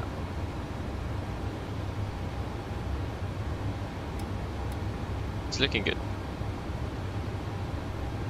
Cornelius, said welcome, hope you're doing well. Good morning. What yoke I'm using? Good question. I'm using the Boeing TCA, sorry, the Freshwater TCA Boeing yoke edition. So the 787 yoke and the throttle quadrant. Yeah, works very well. Really like it. Yes. Now we're going to be looking at this star thing. Oh, that star. Yeah, so Marre and Challa. So don't descend path after Marre. So the only restriction we have here at Marre is that we need to be between 200 and 204, so we can choose whatever we want. But the question is, what have the compute calculator will be at? Because if we take, for example, say flight level 220 then, since that is in the just in between. And then at Challa we can take flight level, say 180 then. So we're a little bit higher. Execute. Will we now get the warning again?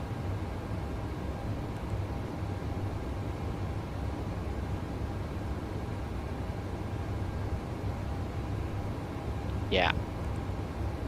I clicked on the wrong button. Interesting. We need to look into this indeed. Okay, I just need to use the restroom really quick, so we'll be back in just a few moments. Enjoy the views.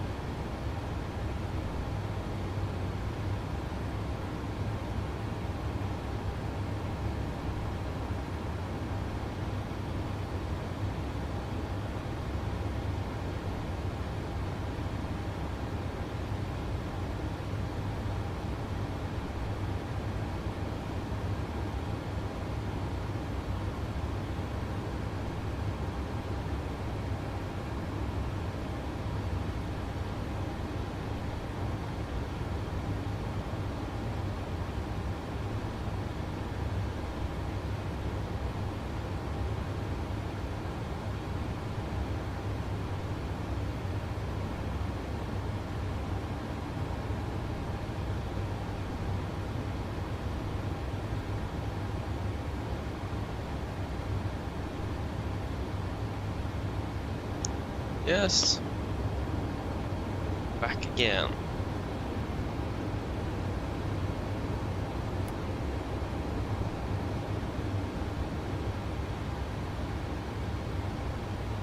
Ah, you have the TCA Airbus pack. I mean, it's nice. You look for a yoke. Yeah, I know. The Boeing yoke here is very good. But it's a bit expensive as well, so it's really up to you. But I would recommend it, yeah. I would. It's another thing if it is within the budget.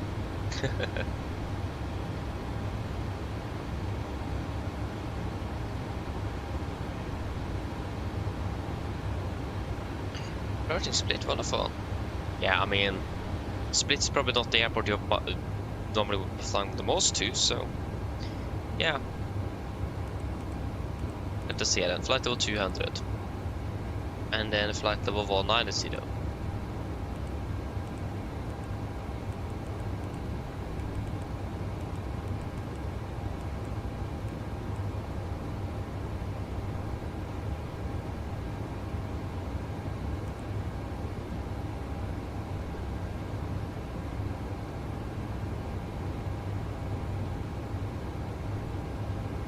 Yeah, that means that is just too high.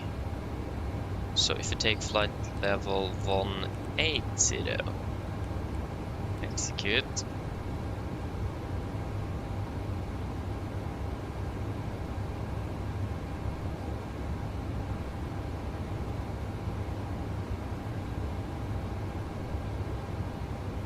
No, take flight level.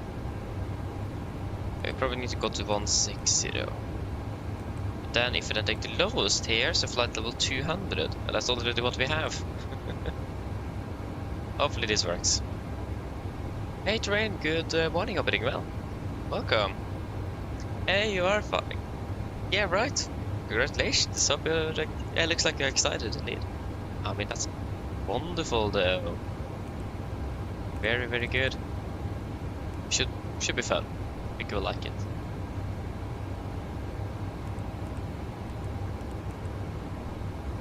That's very, very nice.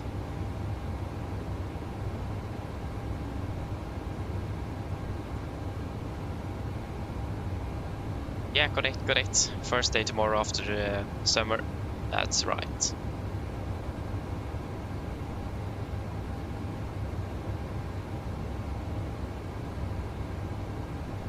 Okay, I think we fixed the problem. Amazing. Otherwise it will come back.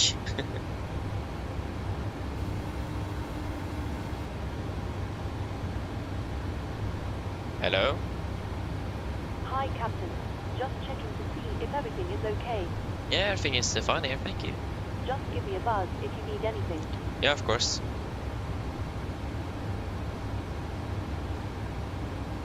Oh, so it's only 19. Okay, that was not a lot. And it would later divide in Vega 2. Ah, okay, I see. I mean, cool though. It's not a lot of people.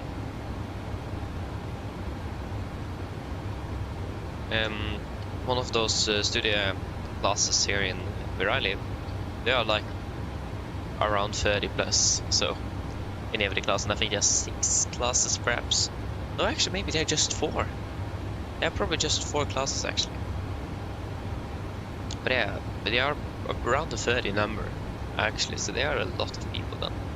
I mean, my class is now how many were we? We were 12, now we're at 11. We lost the guy. He switched. He's got to study to become an engineer or something, so he left us to start prepping for that instead. Yeah.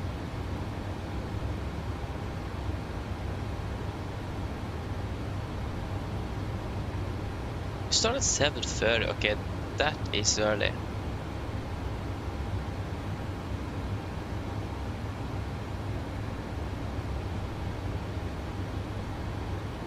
Huh. I mean, we start at 10 and finish 14. Only tomorrow though. It's full on the start of the school year already on Tuesday. Maybe I have a lot to go for, so it's no time to waste.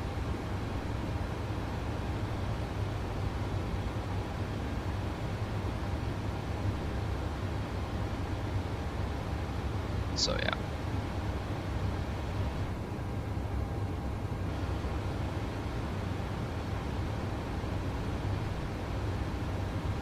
Yeah, right, you do. Ah, we actually have the same. It's only like maybe a little bit of bread or cereal. And the unfortunate thing is that it is located at the main school, or where basically the school is. But where I go, we are a little bit further away because we need hangars and someone for the airplanes. So we are not at the main school. We are actually at a different place, if you can call it like that. Yeah, this was very bad.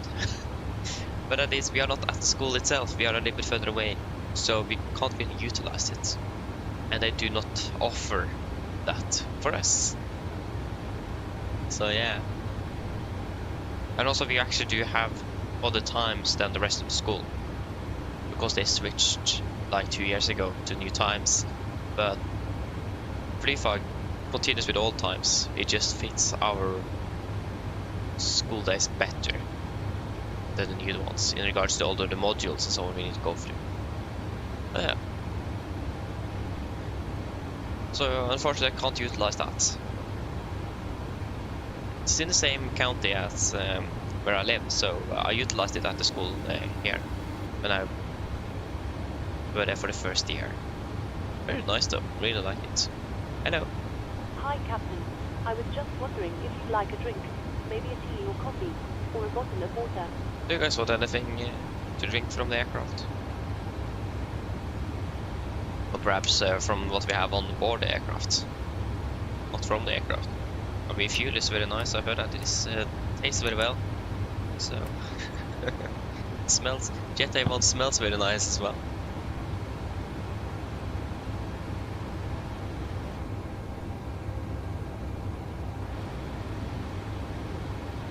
Okay, anything else?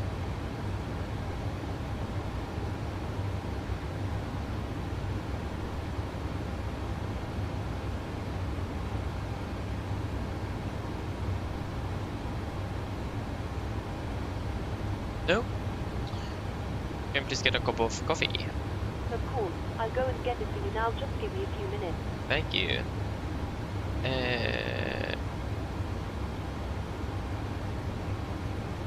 Just want to check here. Stars. Because this is a VOR star then. Yeah.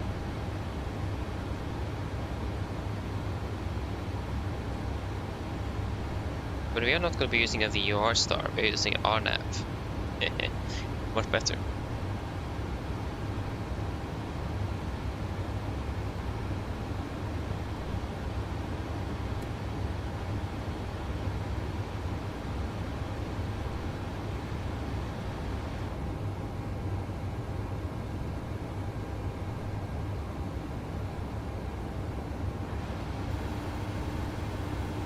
Hello. Hi, Captain. Your drinks are ready. They're in the storage area, so feel free to collect them whenever you're free. Yeah, thank you very much. No problem. Yes, so your drink is ready to rain, or the coffee perhaps. So at Nick we are going to be climbing up to 37. So the only question is 7:44. Yeah, it's another 40 minutes. If we would have climbed up to flight level 38, would the optimum level then be at 39? And we are up at 38. I don't remember exactly how. I think it's approximately 10 minutes per 100 feet. I mean, about 6 minutes an hour, so that won't, in theory, won't work.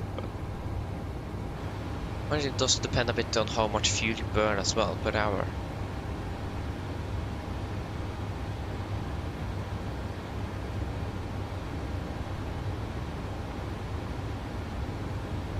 With a splash of Jet A1, yeah, there we go. Now we're talking.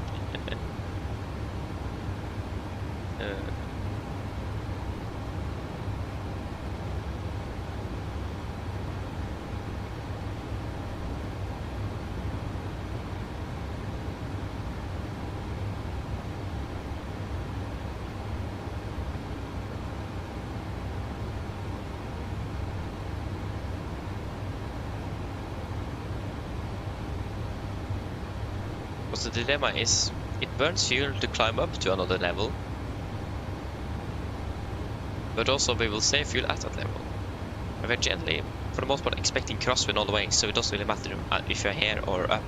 If we go up, we will save some fuel in regards to the thin air, so that's a positive. But again, we also burn more fuel going up, so yeah. And we were about 17 kilos below on the fuel on board aircraft.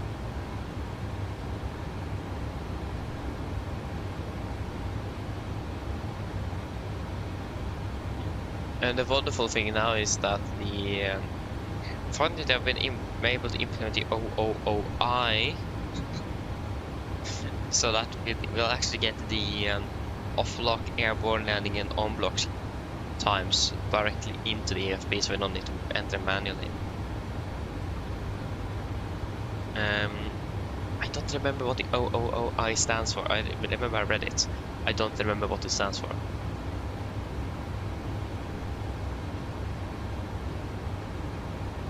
Yeah, it is.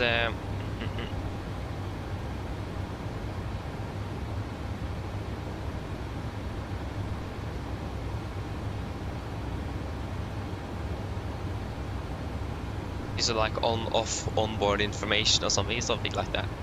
It's surprisingly easy or straightforward what it stands for. But I don't remember exactly what it stands for. That's the annoying part. OOOI.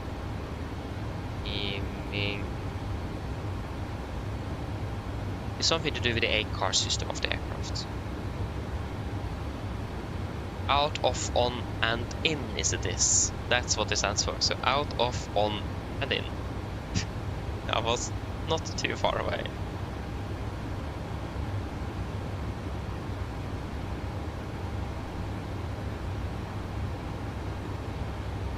Yeah.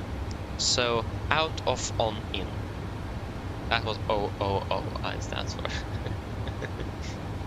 Aviation just loves abbreviations. What should we have done without them? Yeah, I think we should do a fuel check here at Grefi.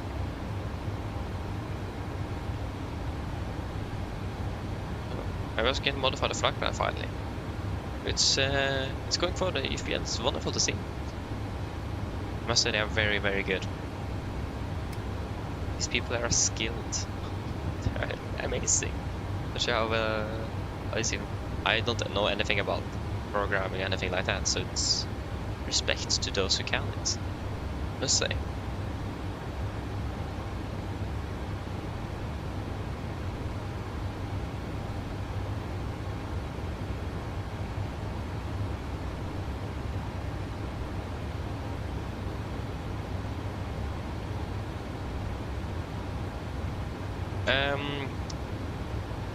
With the climb there, what do you exactly mean terrain? I did not really understand it. Context. I'm sorry.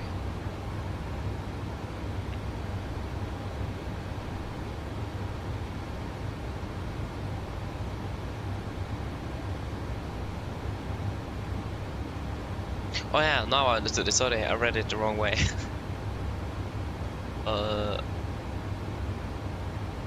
Yeah, okay, yeah.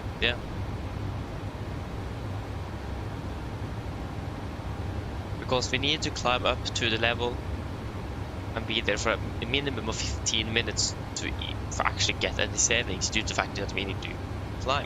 So we need to be there for 50 minutes minimum, otherwise we won't save anything up there.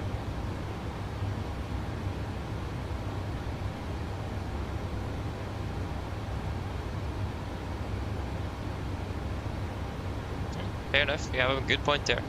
Very good point. Something I did not thought about. That's why we're more than one person in the cockpit at all times.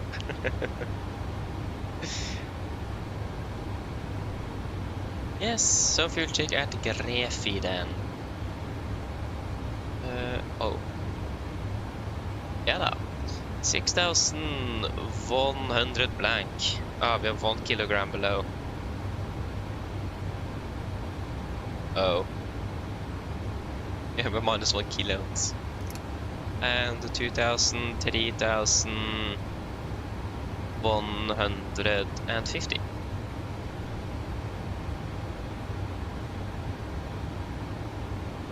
So we are missing an entire kilogram in the fuel tank.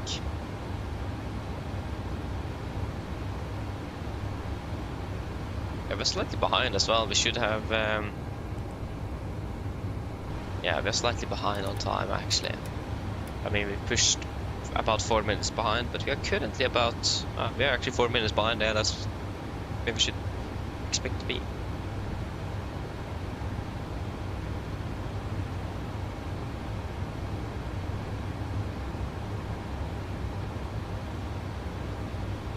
because now we are approaching Sierra Papa Yankee, and now the optimal is a 385. Maximum is not a problem, but we want copy the policy to stay at around the optimum flight level for the flights. And why is my TV turning on and off all the time? What? I mean, nothing happens thankfully, but it just goes black and then it goes back again. I'll just, what? Something wrong with my TV. Melvin, hello, welcome, good morning, everything well, welcome. So, like, basically, the optimum level is our maximum level. We shouldn't try to avoid to climb above the optimum level, but also stay as close as possible. So the fact that we are a 36, optimum is 385, and in about soon 30 minutes, actually now 31 minutes, we should expect to climb to 37, more than 39 perhaps. And if we go to flight level 380, what does the aircraft say? 2.2% of savings, not a lot, that's for sure. If we go up to, that was the wrong way, 390, like we would expect then, at the late point, 2.5%. But actually we do not save a lot, so it is probably just better to stay at 3. I mean 2% is still, actually when I think about it, that's a fairly lot. 1.4%.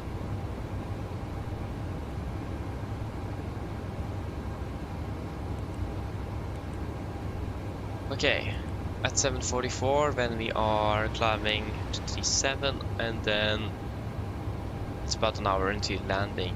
It's half an hour to descent. So actually more 45 minutes until descent.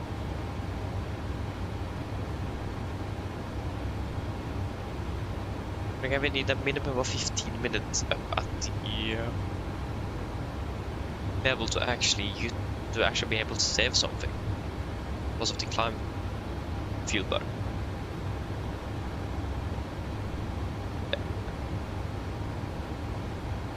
We're not that far behind fuel, nevertheless we're just 1 kilo behind. Not sure why. See how much fuel did we take off with? Take off. Fuel 9,000.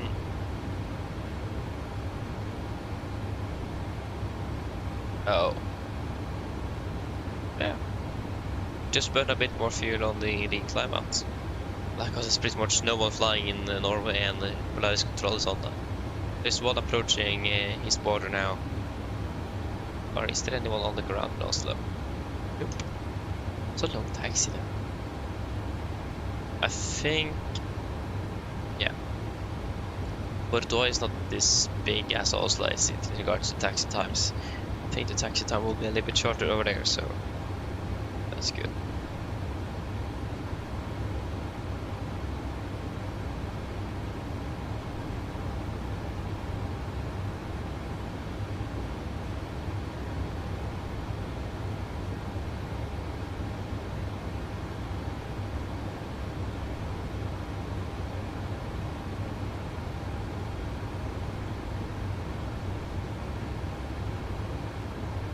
But yeah, in regards to the roster for September, there is at least one exciting route I've been looking so much forward to that we finally will be able to fly.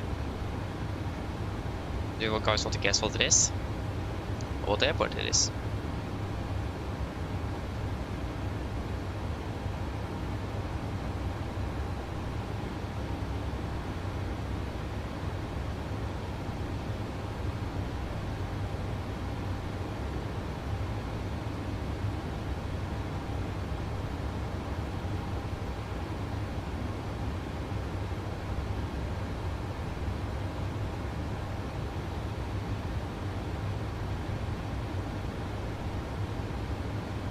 Oh, yeah, right, we're gonna be flying to Burgas again.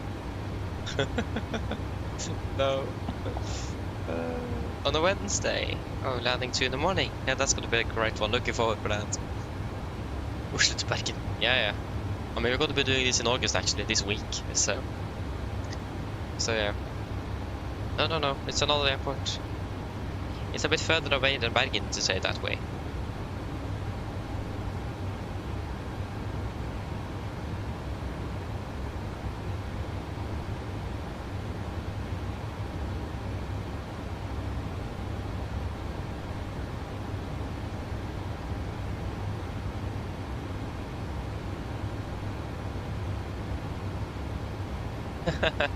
No, I don't get that.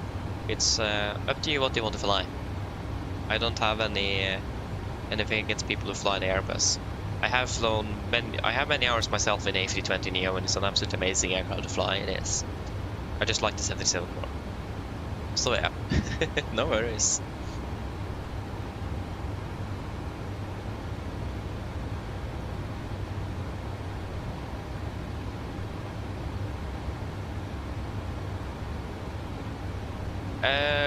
Burgas. Norwegian flight station. Yeah, it's not that one I'm looking forward to. No, it's another one. I've not said it yet. It is somewhere that many people have said that we should fly one day. That Norwegian doesn't fly commercials, normal service. It's not a scheduled flight.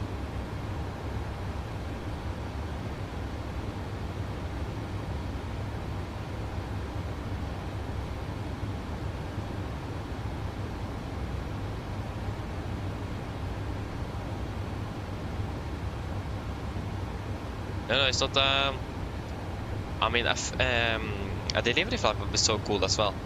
But yeah, unfortunately, no, that's not the case. Something else.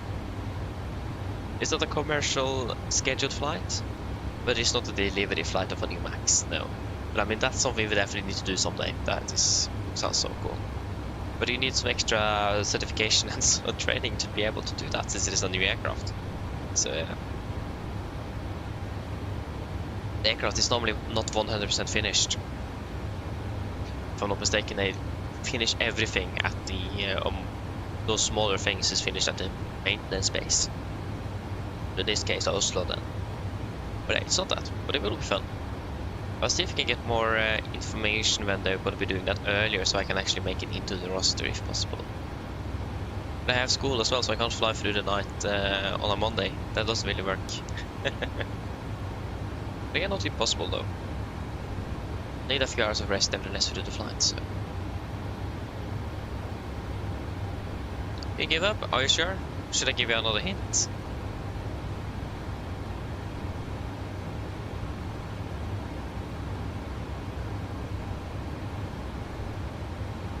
Yes, 41 days they were flying it, so it's still a very long time. Yeah, it is somewhere in Greece. So it is a non-scheduled flight, it's not a delivery flight, and it's in Greece.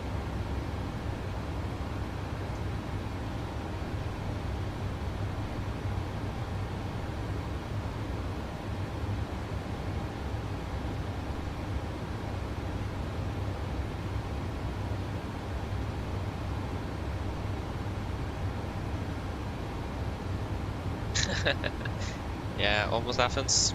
It's not Kos. It's not no, it is not that neither terrain. Again, it's not a scheduled flight there. It's only a charter flight. No, it is not Zakynthos. I probably did not say that correctly.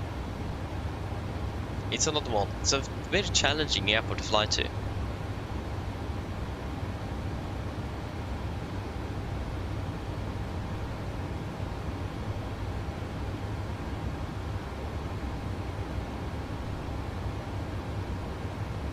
No. There you go, Melvin. Samos, that's correct. You got it. Samos. I didn't even know Norwegian flew there in September. Yeah, Samos is on their charter. Yeah, it is. Norwegian doesn't fly their scheduled. So yeah, I'm looking so much forward to that one. I have I got the visual approach charts from, I think it was Golvik, like 2 years ago. I still have them available on my iPad, so I still haven't used them.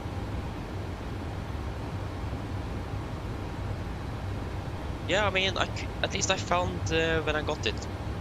It was on the departure board from Avinor for Oslo on what date is it? The 26th of September. So yeah, they're flying there almost until the start of October. I have absolutely no clue why they are flying charters so late. But it's probably a demand for it then, since they're flying a charter after all, so... Yeah, but I'm looking so much forward to that one.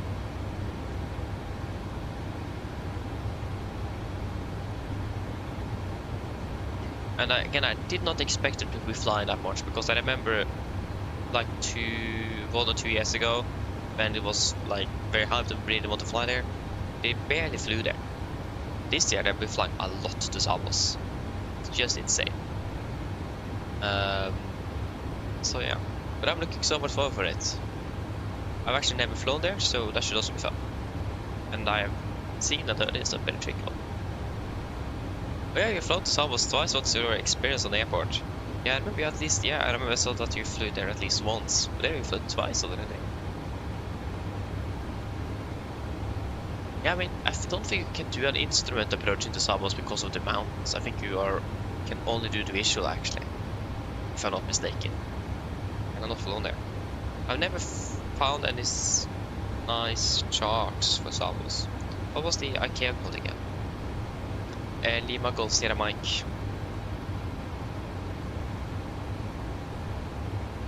Let us see what charts we have available. So approaches, we have a VOR DME approach.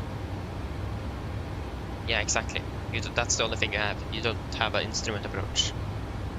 So the instrument approach chart I have available is a company one. I think the company needs to make their own charts, because at least LiDAR does not provide a chart for that.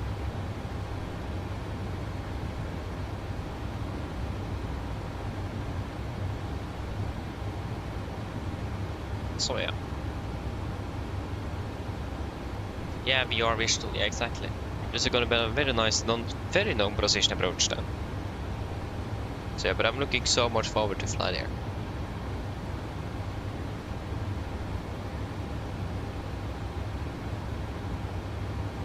Yeah, every base we've got the visual approach, just as I said. So you need to fly visually out as well, so it's gonna be a visual departure. Until you get into radial 172, then climbing up, and then a 10 DME, 4000 odd 10 DME, then right turn over the VR again to clear the mountains. There's gonna be a visual departure as well. And that's very cool. So I'm looking so much forward for this. And finally we got Samos. We have been waiting so long to get it. So yeah.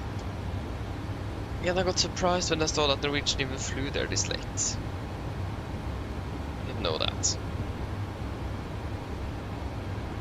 So now I just need to make sure that nothing else happens that Saturday, so I actually can fly it. It's so typical that something will occur that makes it impossible for me to fly it. So yeah, I mean, looks like I potentially will continue working in weekends at the 77 simulator, but I'm not sure how it will look like. I still haven't got a contract or anything. I haven't talked much more about it since like 2 months ago, so at least it looks like that potentially will be that I will potentially continue working there, and I just hope that it doesn't conflict with the roster for September. We'll wait and see though. I don't know, but yeah.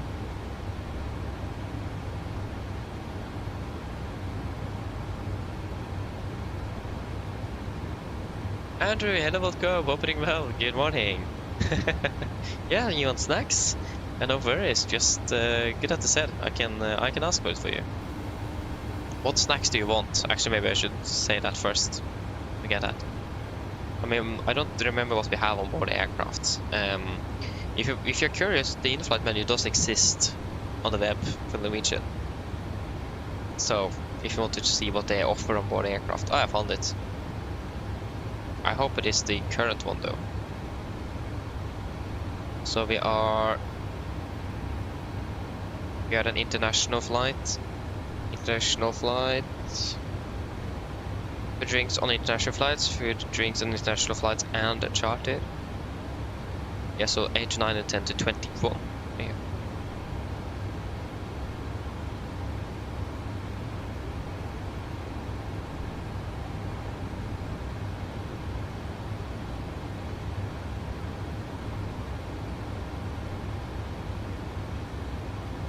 Yeah, so a quick lunch, Twix, Marabou or something. Gott och blandat. Ooh. Even have a brownie, double chocolate muffin, non-bake raspberry crumble. Never seen before.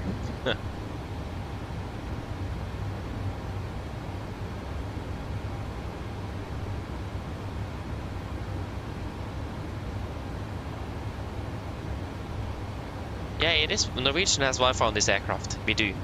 This aircraft does have Wi-Fi. So yeah, but yeah, we have. Not sure if you have heard about, or if you're from Scandinavia or something. But if you don't have heard about Quick Lunch, it's basically Kit Kats, but just better. This is a Norwegian version of Kit Kats. And then Twix have you probably heard of. So that's the chocolate we have on board. We also do have a 200 gram.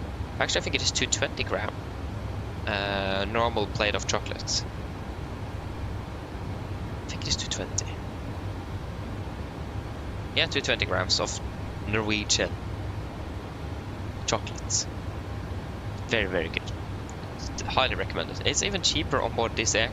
It's actually cheaper on board Norwegian than at the normal stores in Norway. It's actually insane. It costs about 45 Norwegian kroner on board the aircraft, but in the store it's more like, I'm not sure how, it does depend a bit, but it's like up to 60 kroner some places, almost 70. It's just insane. It's almost double the price in the store that is on board Norwegian. But you can even get two for 75 kroner, so even cheaper than that again. Like what? Oh yeah, okay, you live in Norway. Oh yeah, okay, nice though.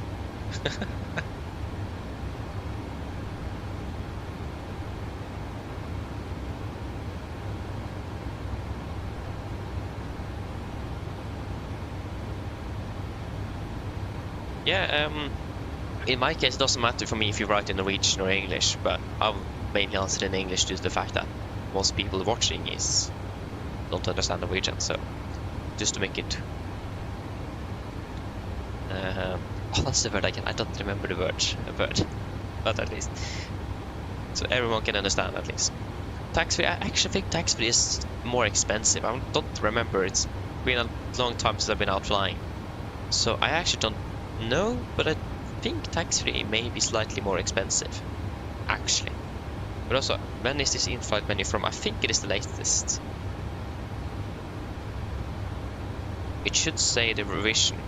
Yeah, issue 2, version 1, autumn winter 2025-2026. Autumn winter, yeah, this is not the summer menu. Oh, yeah, it's outdated. Maybe the chocolate is a bit more expensive now. At least the fact that it's cheaper on Norwegian is just insane.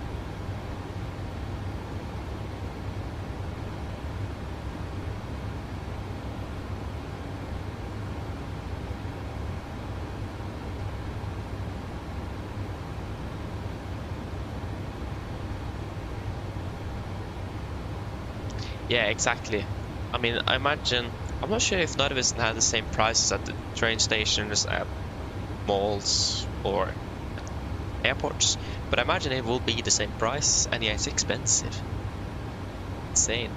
But I have a feeling that they probably have rose the price a little bit at the airports because it's the availability is limited in compared to what you can buy there and what you can buy at the airport compared to if you're in a shopping mall.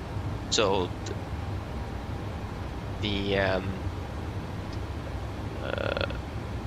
what's it called again? The competition is lighter at an airport. So maybe they have raised the prices there a little bit. I'm not sure. I haven't really checked. But yeah.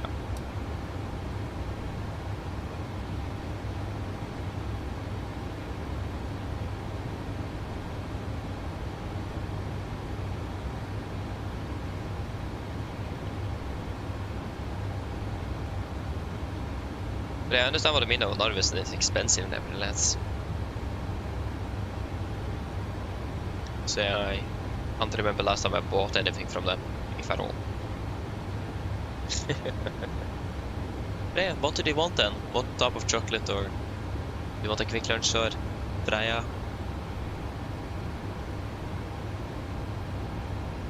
Do you want? I know the cabin crew is probably calling about that actually. Hello? Hello? Hi, Captain. Would you like some food? Perfect timing though. Yeah, do you guys want anything to eat? Quick lunch? Yeah, I agree. Quick lunch is the best. It's very good. The quick lunch. But yeah, you want a 220 gram Freia? Yeah. So one Freia milk chocolate and then a quick lunch. Anything else?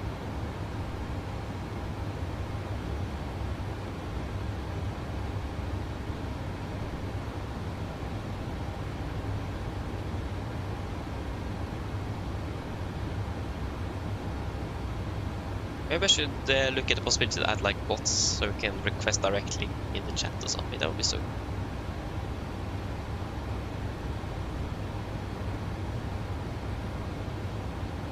Yeah, of course. Okay, can we get 2 quick lunch and 1 Freia milk chocolate? Of course. I'll go and get it for you now. Just give me a few minutes. Yeah, thank you very much. Yeah, the Freia, what is it called, Freia, isn't it? Yeah. It's a very nice experience indeed. I've been there once. It's many years ago though. But yeah, it was a lot of fun and got so much chocolate when we home. It's just I still have the bag that I got the chocolate in. I don't remember where it is, but I have it somewhere.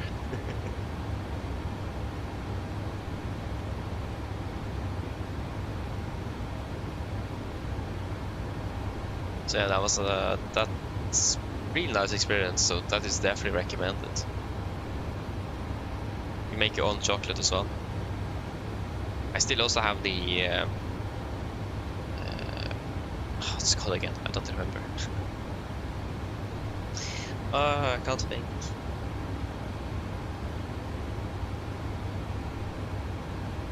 Yeah, at least you can call it containers. That will not be right, but it's the container where we put the chocolate and your own topping, and then we froze it, and then once we were finished, it was complete, and then we got it home, and I still have that container with me with the Freia logo and so on into the chocolate, so I still have it somewhere. I was going to use it, not used it once since. Hello. Hi, Captain. Your food is ready for you in the galley whenever you want it. Thank you. No problem. The Norwegian word er form or something, like some sjokoladeform, som bakeform.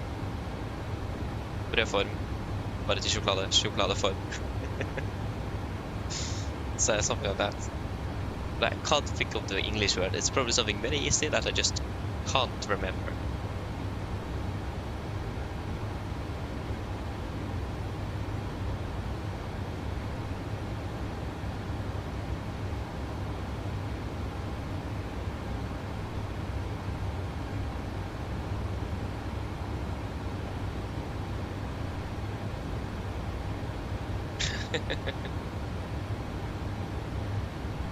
Yeah, I mean, form will probably be correct. Yeah, pattern.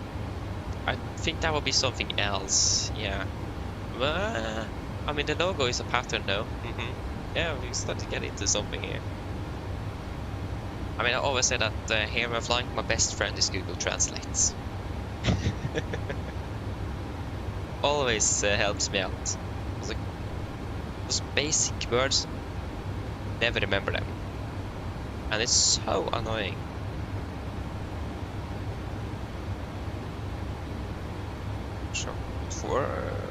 Chocolate malt? Okay, that did not sound correct. Chocolate malt. Yeah, that's sjokoladeform. Yeah, I don't know, something like that. That's probably the closest we will get.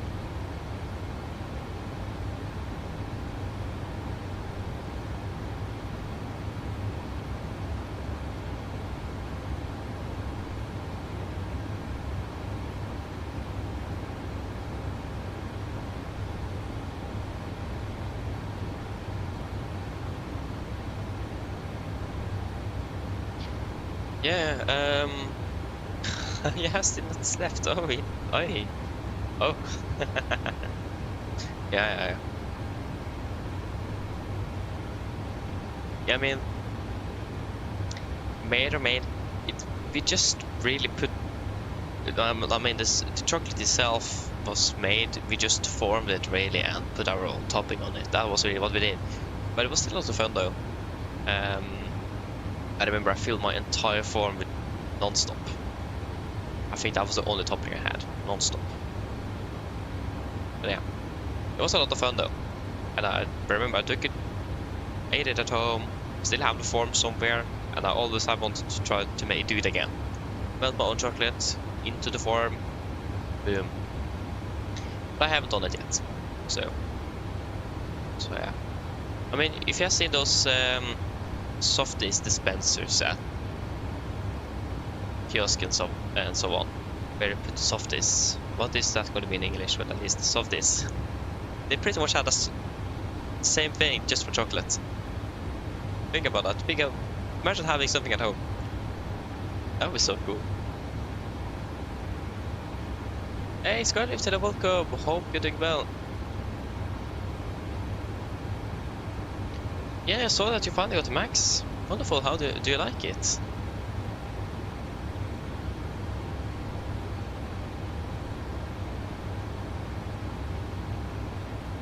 Yeah, it was actually plastic. It wasn't silicone. Plastic. And it was actually not in cubes. It was actually with the logo, Freya logo. So yeah. You like it really well. Amazing. I wonder when the next time we're going to be flying with the Max, because I can always see on the booking it says the 737 Max 8, or as the Norwegian call this, is 737-8. Because I remember after the Max crashes, Max did get a very bad reputation, so airlines started to remove the Max from the name. Just took the -8 or -9 instead. Just for the passenger's own sake. So yeah, I mean, fair enough. And Norwegian actually does have it labeled as 737-8. But not on their website, though. If you go in and book a flight, it says the 737 Max 8. So, but on the safety card, it says 737-8. I'm not sure why it's different. But at least it always says, for many flights it says the Max, but we always end up flying with NG. I mean, if I would have booked one of those flights in real life, I would have been so disappointed if I really want to fly with the Max, and I booked this flight specifically to fly the Max. Put up at the gate, oh, it's an NG. Not good. So, we're not going to be able to fly tomorrow. I forgot that Corps starts up tomorrow. And of course, yeah, that won't really work. Otherwise, we would have been able to fly. I just forgot to check up if we started this week or next week. But we start, of course, tomorrow. And we started 2 hours after we are supposed to start down to Belgrade. So, yeah. So unfortunately, no flying here, but on Tuesday we're flying to Bergen. So 800, Bergen Gatwick, 800, Bergen Stockholm, that's something I'm looking forward to, 800. And then the 26th of August, and next week is Gdansk, Zurich. Zurich is also something I'm looking very much forward to. Edinburgh, Gassipasa and Haugesund, and all of that is actually going to be with NG. Gatwick, there we go. So 2nd of September down to Gatwick, that's the first one we're expecting with the Max. Wait to see if we actually will be flying with the Max or not. Again, Norwegian is a little bit unstable, if you can call it like that, in regards to the Max. But I am also, the thing is that most of the Max aircraft is located outside of Norway, so it's just a few of them that is actually here in Norway. It's mainly out of Spain and Stockholm and Riga where they have those.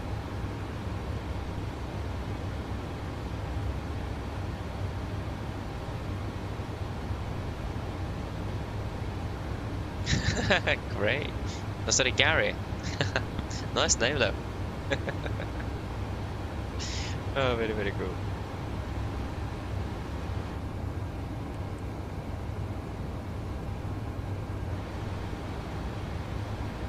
Yep, shall we climb to flight level 370 then? 370.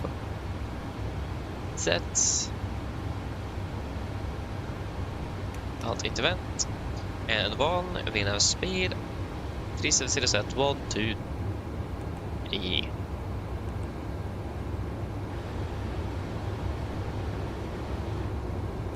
How the send is at, oh yeah, there we go. 0827. 1000 level. Starting to get closer to our top percent indeed, so it's not too far off.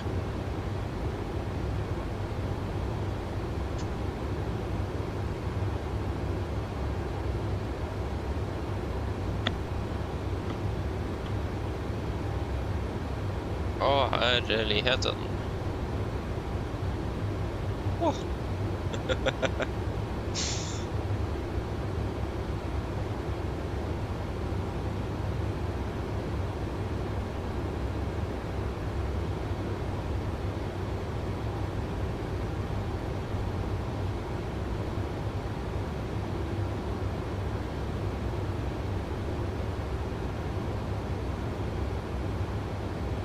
FMC speed, VNAV half. Amazing.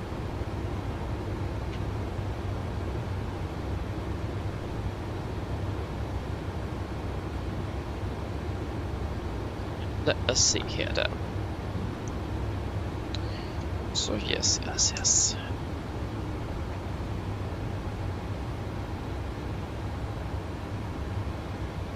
I used to fly for Oslo Norwegian, amazing though. Hope you like it. Yeah, if you're used to the NG, PMDG, yeah, the IFLY flies very differently. Yeah, that's not what I mean. Yeah, I do. It descends very quickly.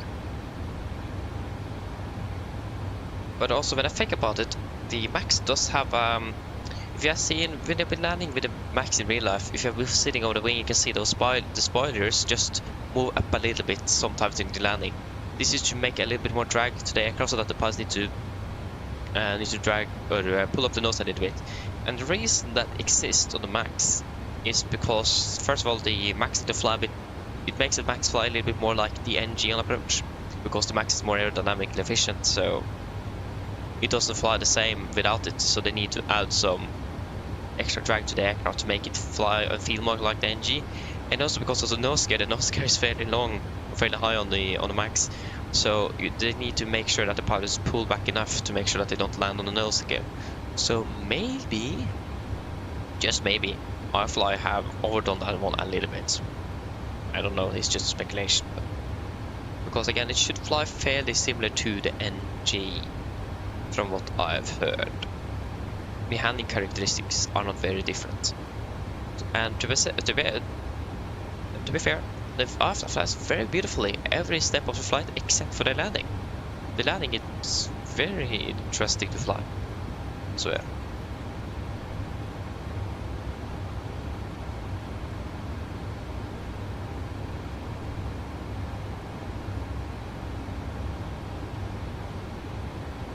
Yeah, it does exist, but it is very unstable. It doesn't really work that well. So yeah. We'll do a fuel check at the next waypoint then.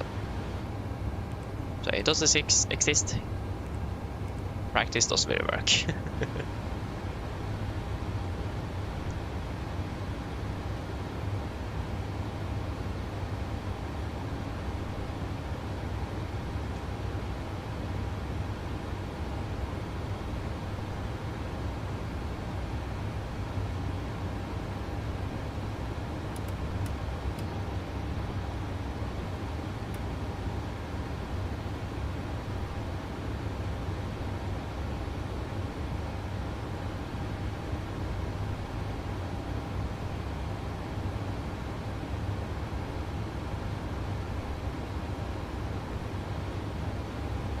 Yeah, so here the correct Charlie India Victor is where we will do our next fuel check.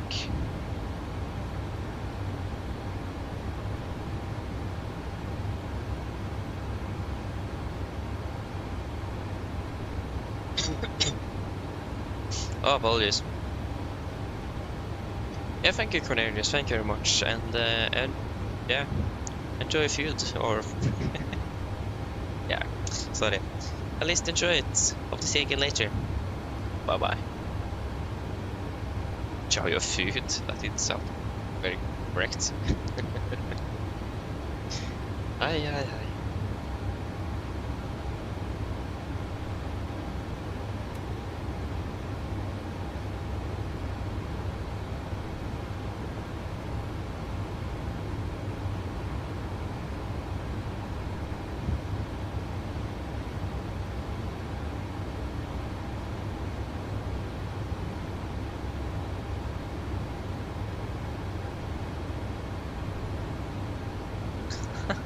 Yeah, okay, fair enough. It just didn't really sound correct. Yeah. Shall we see here then?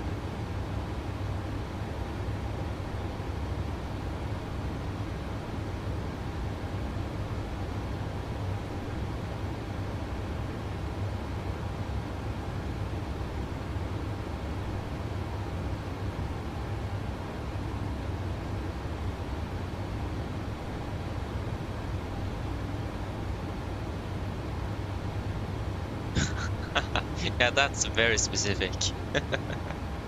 Yes, we'll check then. We currently have 4,600, 4,700 blank actually. And we have burned 4,560.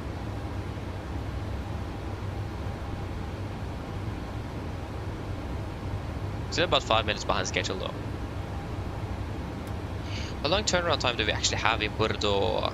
8:50 is when we're landing. Of course, since I signed into the flap, I can't switch the flight plan. That's a bit annoying.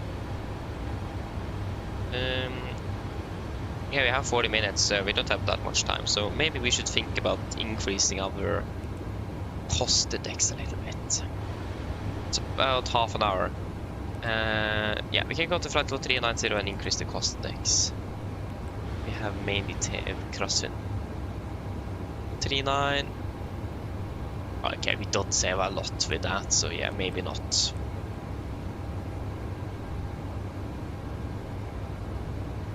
But I mean, we don't really have a lot of extra fuel either, so. And we're talking about just 3 minutes, so it doesn't really matter. We can just disregard. We'll not do anything.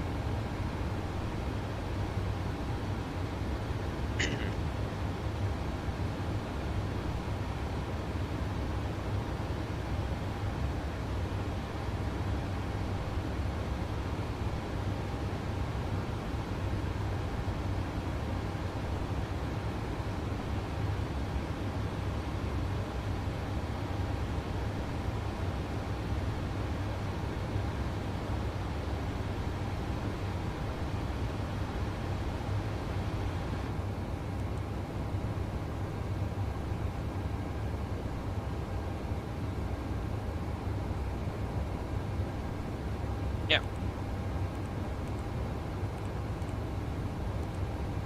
And we are now at 37, so that will be 111.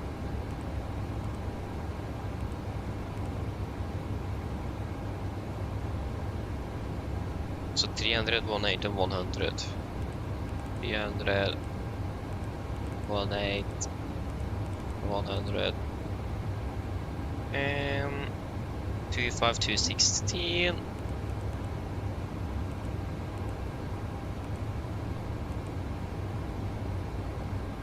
Three 184 and 1577. QNH at Bordeaux. I'm so happy you have Wi-Fi on board. 1017.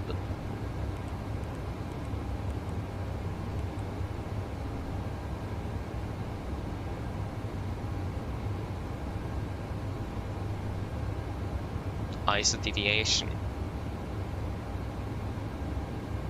What was the It's 10 degrees, isn't it, at sea level? That's the ISA. And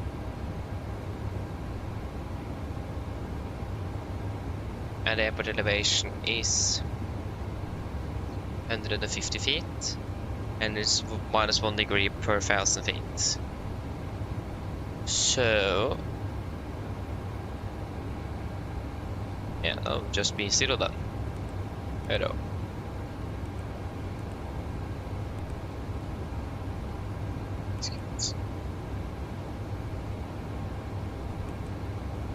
Should be something like that.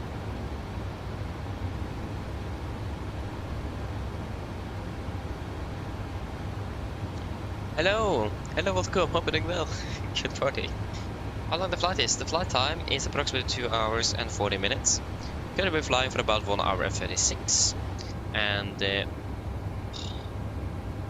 we are expecting to start our descent in approximately 30 minutes. And now we got another no descent path. Oh my days. No descent path after Chala. Why? Why? Let's see. Oh, no stars. So Chala between 19 and 16. So now no descent path after, and we have set it to 17. I don't think we can set it to 16 without execute. Without getting a Ferrari instead.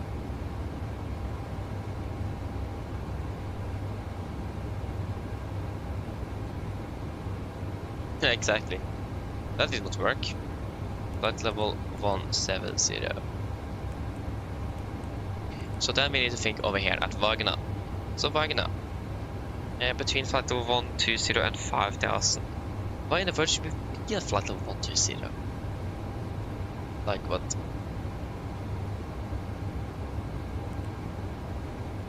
Yeah, so if you set it to be at flight level, yeah, Wagner, how many miles is that from? That's gonna be the initial approach fix. It's about 25 dm from Bravo Mike Charlie, so from Bordeaux VR.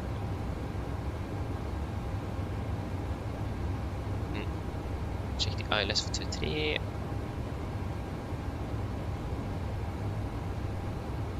Yeah, it's still approximately 13 miles from the final approach point.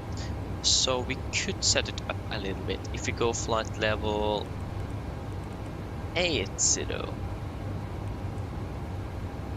Valid entry. Yeah, so of course 080. It's cute.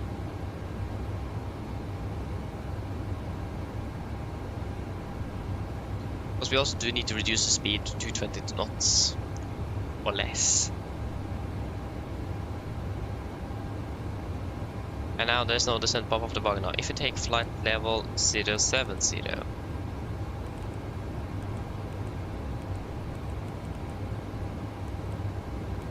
because we just need to be between.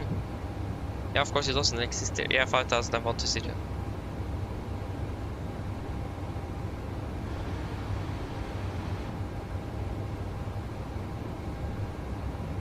Okay, now yeah, so we need to be at flight level 080. Okay, that's cute. India Bravo Delta 23.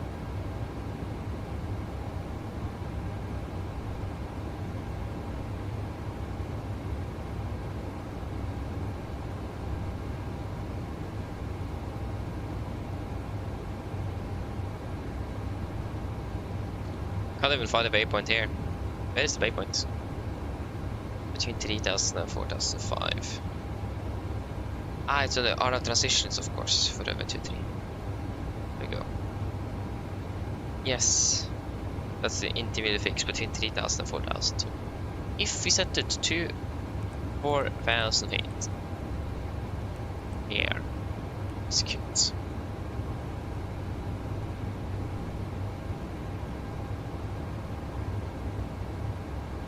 But then we have about 2 miles to descend 1,000 feet. We need approximately 3 miles. Yeah, it doesn't work. It's not supposed to be easy.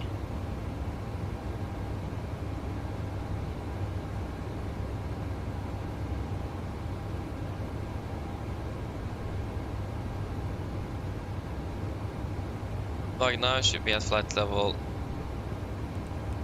070. That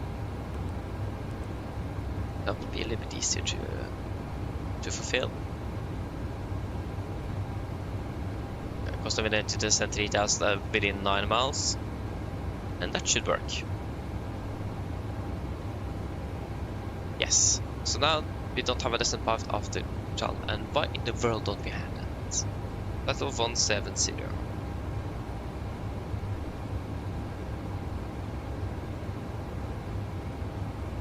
I mean, the target speed is 249 knots.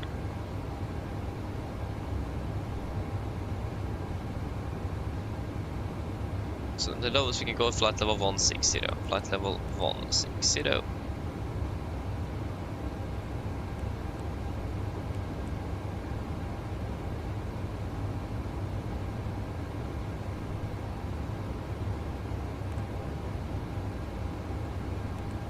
Then we have 8 miles to descend 4,000 feet, and also that doesn't work. So now we get no descent path after Marre.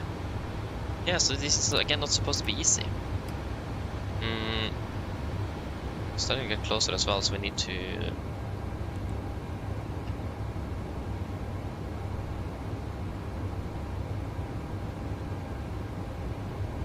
Yeah, because we can't go lower than flight level 200 at Marre. If we go to flight level 16 at Challa, then we have a little problem getting down to 4,000 at 36,000 at Vagina. Sorry, 7,000. If we just reset the procedures, so ILS, you execute.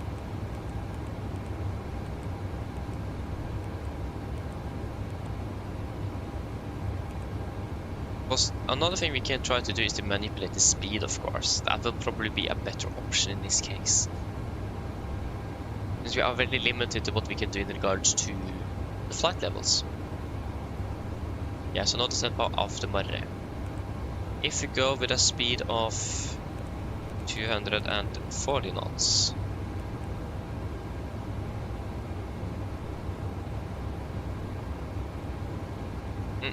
If we go 250 or above, maybe that will work. Execute. So then we can fly faster. That didn't work.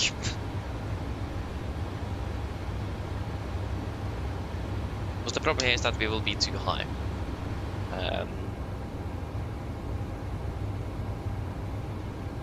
Enable 250.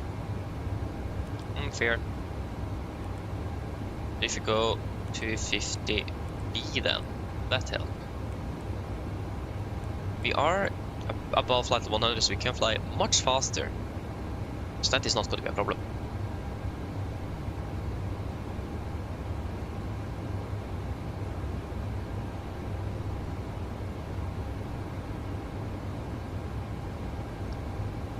No. If we go 300 or below. Because if you think about it, if the computer calculates this correctly, it should not be a problem accelerating when we're starting our descent, if we just start our descent a little bit later. So then we can accelerate to 300 knots. But we need to be careful so that we don't fly too fast.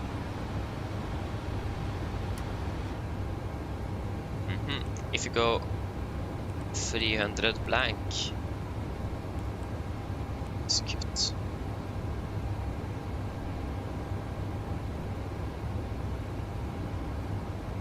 Yeah, enable 300 knots at Marre. Good enough.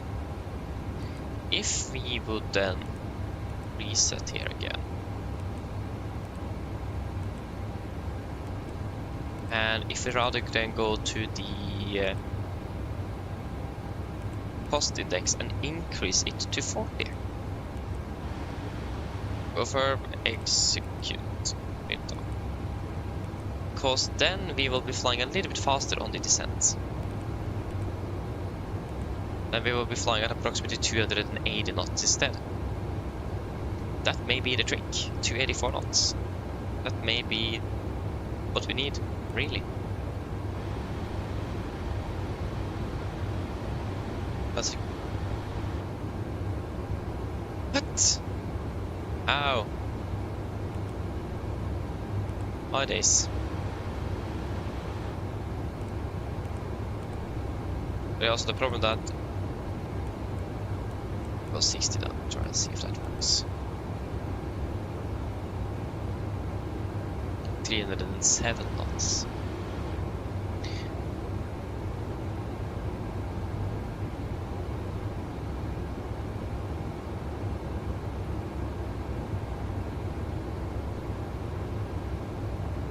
Problem though is that we will not see what altitude they want us to be. We're going to be for flight level 340.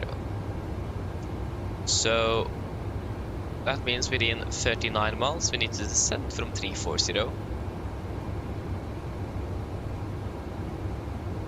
What we can do though is to set an altitude restriction at Lima Gulf. Of course the problem here is between here now.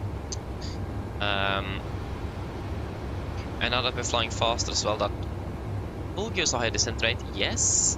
But also it will be a slight drop. 2-4, we need to descend a minimum of 8,000 feet within 8 miles. And that of course is... a minimum of... Yeah, it's gonna be a minimum of like 1,000 feet. That should not be a problem at all. I imagine they want us to be a little bit further down though, perhaps. Yeah. We'll just see how it goes. It's not really anything we can do to fix it at the moment. And we also get it all the way in from into Timby to Gatwick, so... I'm used to that, so... It's, oh, sorry, it's nothing new.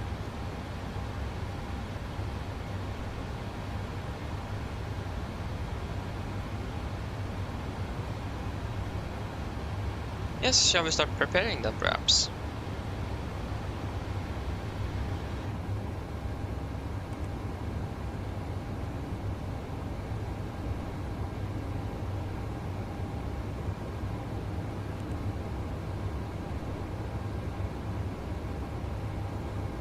$2,400 and $200, yes.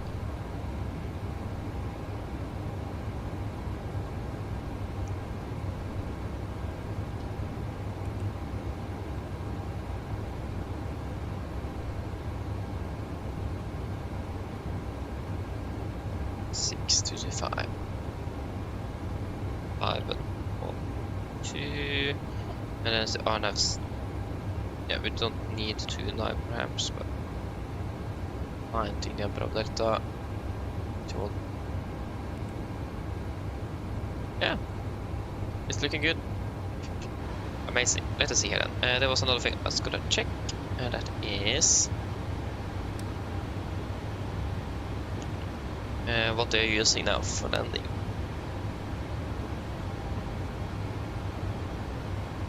Yeah, they're still using 2.3, so that is what we will use then. So 2.9, no. 2.9, no.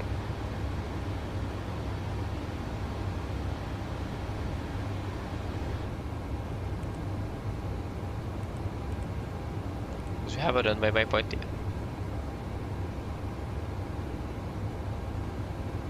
here. So we have delta 225 delta 225 400 miles 225. Yeah, and that's gonna be from the VR. Yep, correct. It's at radial 354 to Bravo Mike Charlie.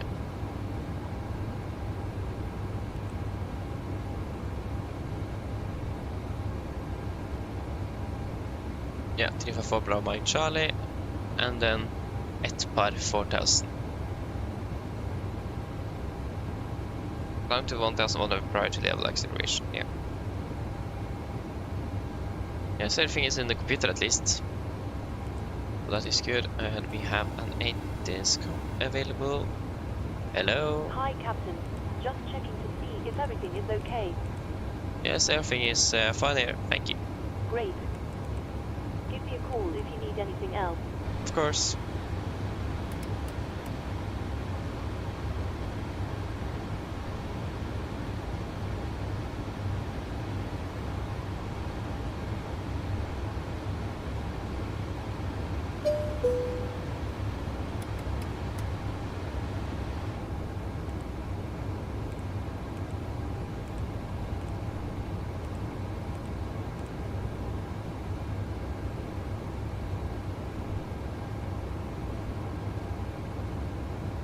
Line at 3, variable 1424, we're landing at 23.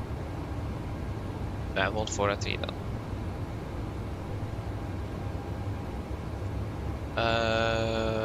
24 and 70.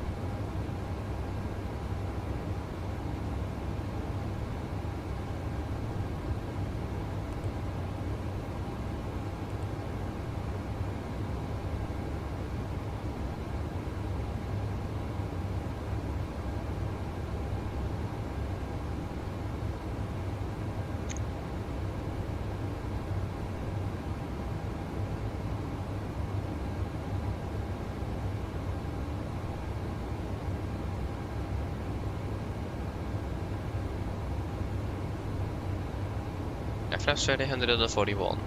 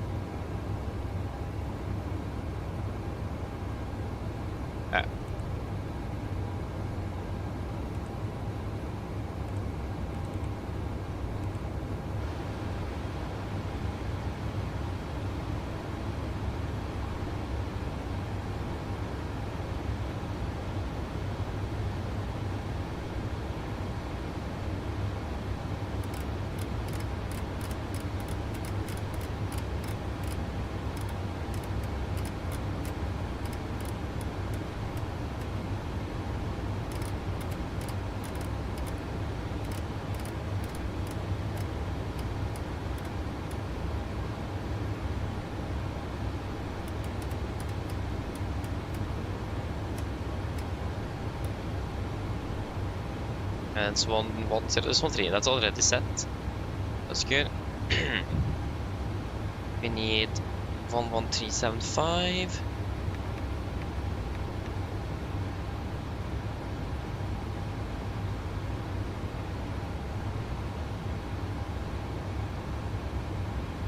And for the star as well, we have Lima Michael VR at 114.5.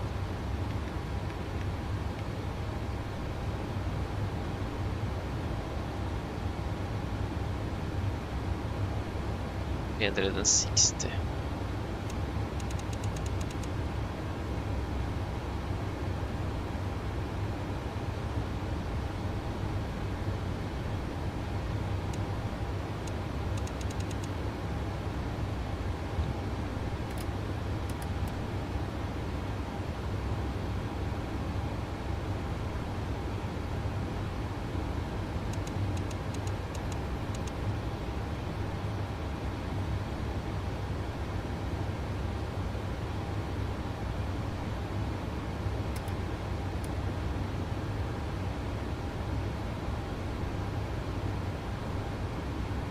Yes, I think the aircraft is ready. Are everyone here ready for a departure? Sorry, an approach briefing, is it? Departure.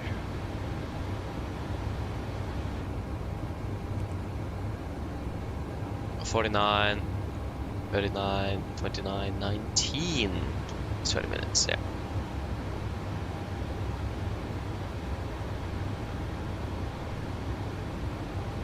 Yes, can we do an approach briefing then? Again, apologies, you will not be able to see the VFB. Sorry for that. Again, I can't really do much with it, unfortunately. Wait a moment, we have 1453 back home. 1453. Terminal A, gate 09. Let me just check where that is. Terminal A.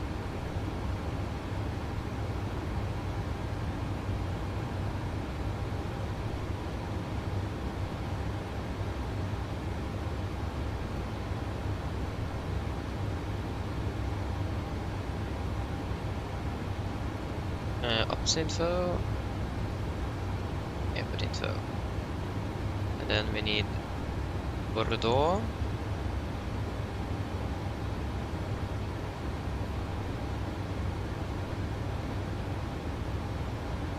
Terminal A. Yeah, Terminal A at least, okay. But then we know approximately where we are parking. Good. Approach briefing. First of all, fuel. We are expecting to be landing in Bordeaux with about 3 tons. And our final reserves today is at approximately 2.6. So we are expecting about 400 kilos of extra fuel. So that is good. Our closest alternate is going to be Toulouse, and the weather is good with okay conditions. So nothing specific or special for that at least.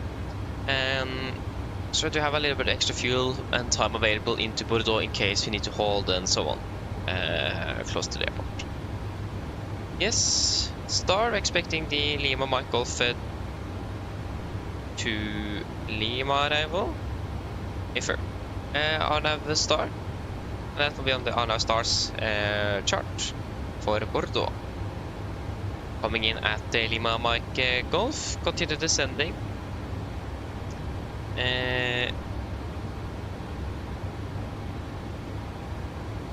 Towards Marre, between flight of 240 and 200.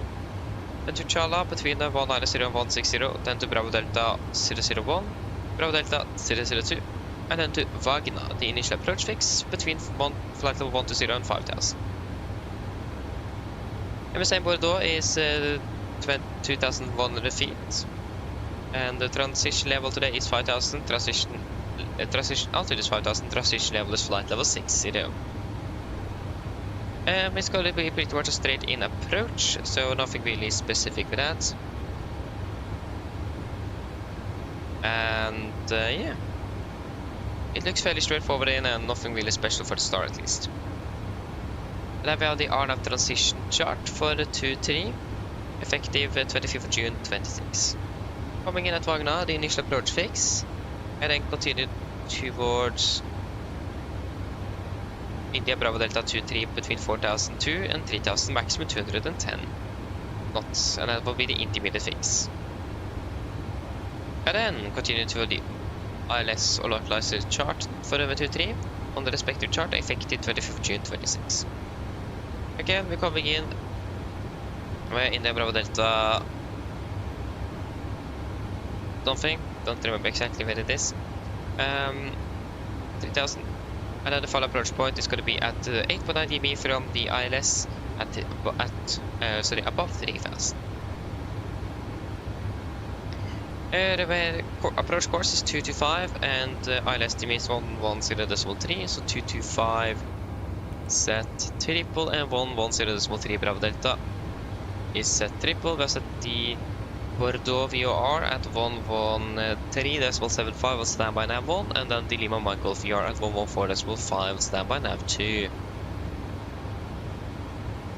It will be a standard 3-degree cloud today, and the PAP is the same. And yeah, it's going to be a Cat 1 DME. Boris 1 minimum is 360 feet. A missed approach. Going to be climbing straight ahead to 3.9 DME from Bordeaux. From Bravo Delta, the ILS DME. Then a right turn, maximum 220 knots to 040 degrees to intercept the radial 354 Bravo Mike Charlie. Join Etpar holding, climbing 4,000, and then climb 1,100 feet prior to level acceleration. So again, straight ahead 2 to 5 degrees, 3.9 dB from the ILS, right turn 040, maximum 220 knots. To catch radial 354 from Bordeaux VR, continue climbing towards Etpar 4,000 feet, and we will climb to a minimum of 1,100 feet before we then accelerate the aircraft. Yes. Other than that though, it is going to be yeah, we're coming in. Gonna be going unless we are above the glide slope, and we will go straight into approach mode. If we are above the glide, we will go into warlock first until we are below the glide before we then engage or arm approach mode. Otherwise, it's going to be LNAV, VNAV all the way in. We're expecting to be landing with the flaps 30, 140, 1 on the VDF in correction 5, final 146. It's going to be manual braking and second intent reverse rest. Taxi in airport ground charts for Bordeaux. Effective 19th February 26. So we are planning to 3 vacating. Preferably vacating by Bravo before crossing in over runway 2911. But it is fairly easy as well to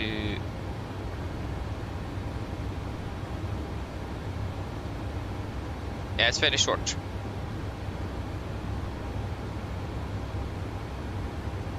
Yeah, so we will probably then need to vacate. Either we can vacate via the runway 329 and on towards Papa 4, or vacate down Charlie Papa 5 cross runway 29. Runway 29 is not in use at the moment, so we should be able to vacate 29 if possible. There's no other traffic in the near vicinity from what I know. Yes, taxi in Papa 3, Papa 2, potentially taxi in by Echo 2, and into Alpha. In for the airport parking chart, Bordeaux, effective 19th February 26. I'm probably expecting stand Alpha 9 or something, so yeah. Entry by Echo 2 and then Whiskey 1. So at least on apron Alpha Terminal 2, correction Terminal Alpha is what you are expecting. So most likely Alpha 9. We have minimum 1 hotspot here. So back to the airport, the ground charts. We have a hotspot at intersection Bravo with Papa 4 and Papa 3 and Sierra 3. And that is as follows, if I can just find it.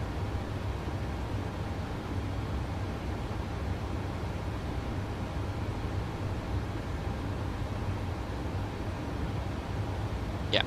So runway 29 from taxi on Papa 3, use taxi Sierra. Do not taxi on Papa 4.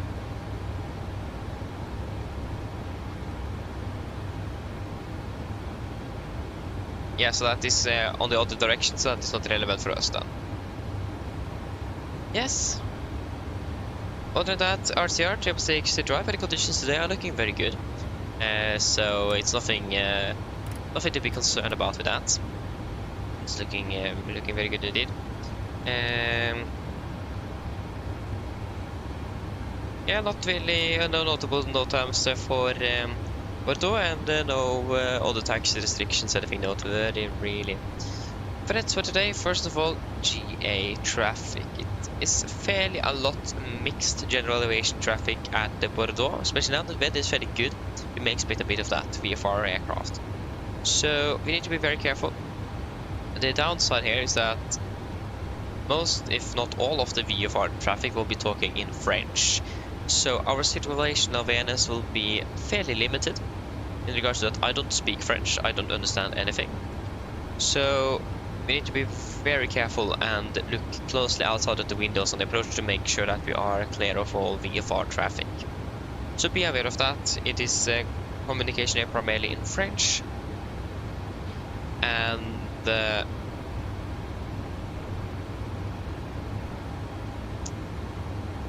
yeah, primarily French.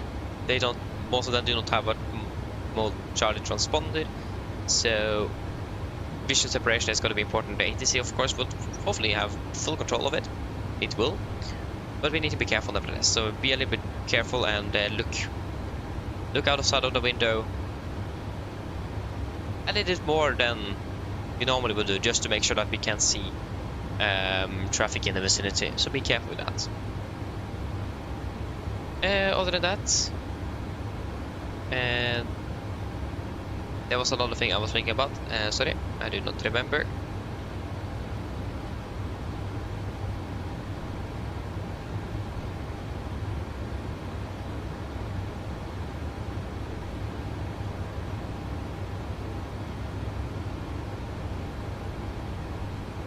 Yeah.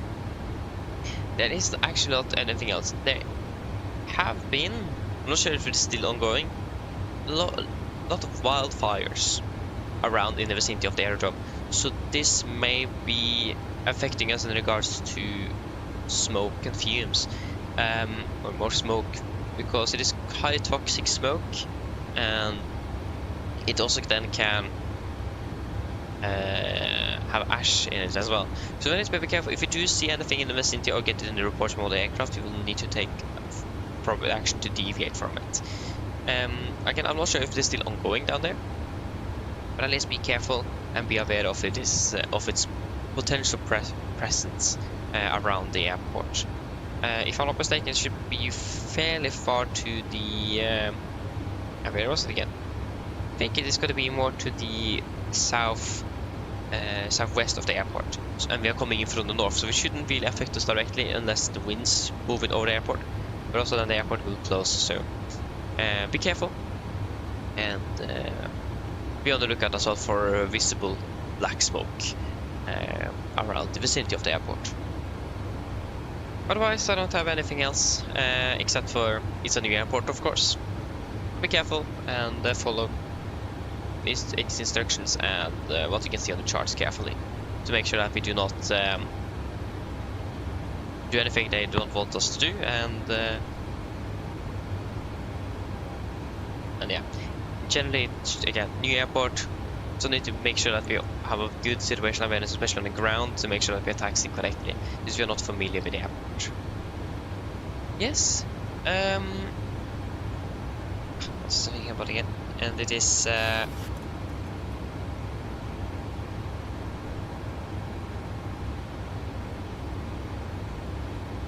also something, yeah, missed approach.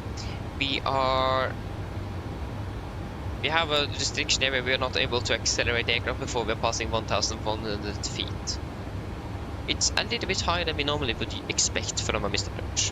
So that is definitely going to be a little bit non-standard for us. So very careful that we make sure to remember it and execute it correctly, so we don't accelerate too early. So yeah, so just a quick summary. VFR and communication in French with VFR traffic around the airport. Potential of wildfires around the area with black ashy smoke. So that's something we definitely don't want into the engines of the aircraft or the air conditioning. And a fairly new airport, of course, not familiar with the airport, and the restriction where we need to climb to above 1,000 feet before we can accelerate during the mist. Do you guys have any questions?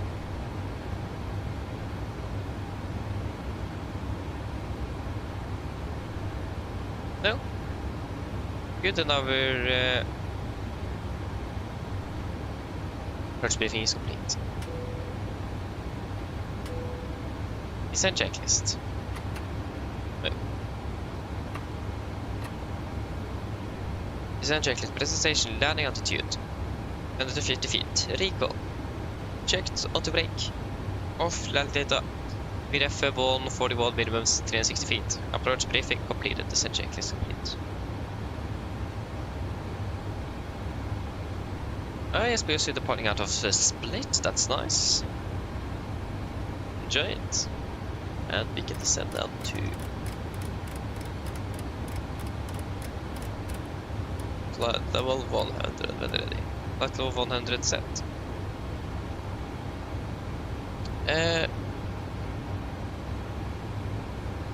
John, hello, welcome. Hope you're doing well. Good morning or good day. Thank you very much. Hope you're doing well. You're welcome. And your mama, hello, welcome. Hope you're doing well. Good morning.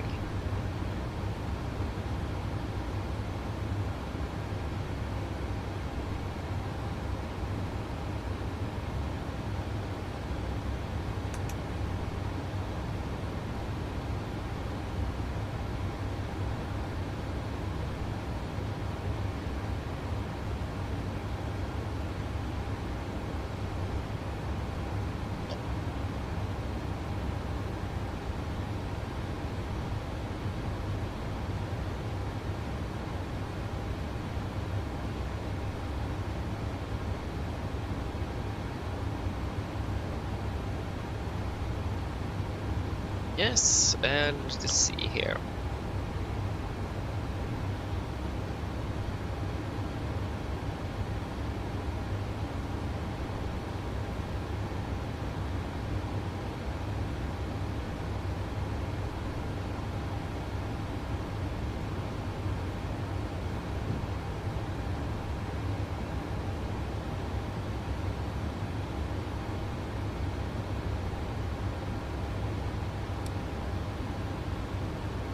So then we will also do a last fuel check at Lima Mike Golf.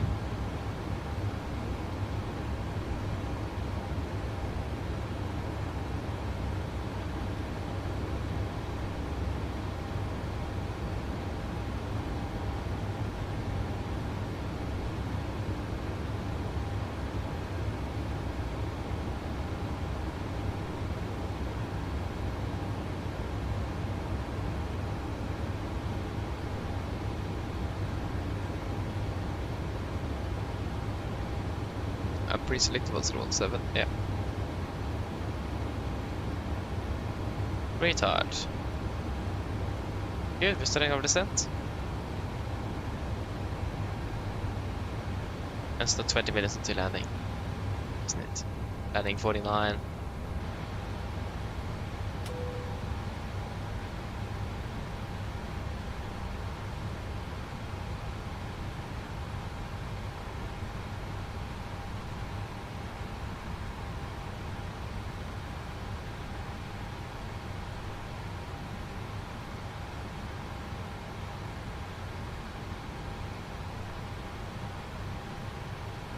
Okay, so we have 2,000, 3,500, yeah, so 3,350.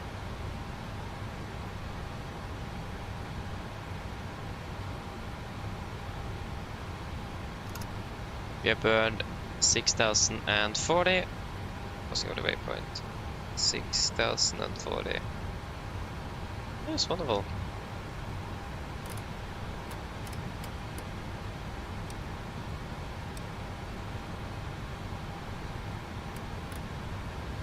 Yes, let us just do a quick PA to the passengers. Steep descent off the mudder. Yeah, okay. Disregard me. Yeah,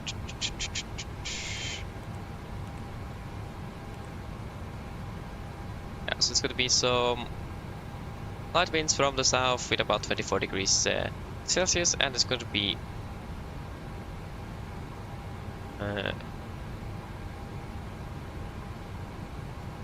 godt skydekke. Good cloud cover.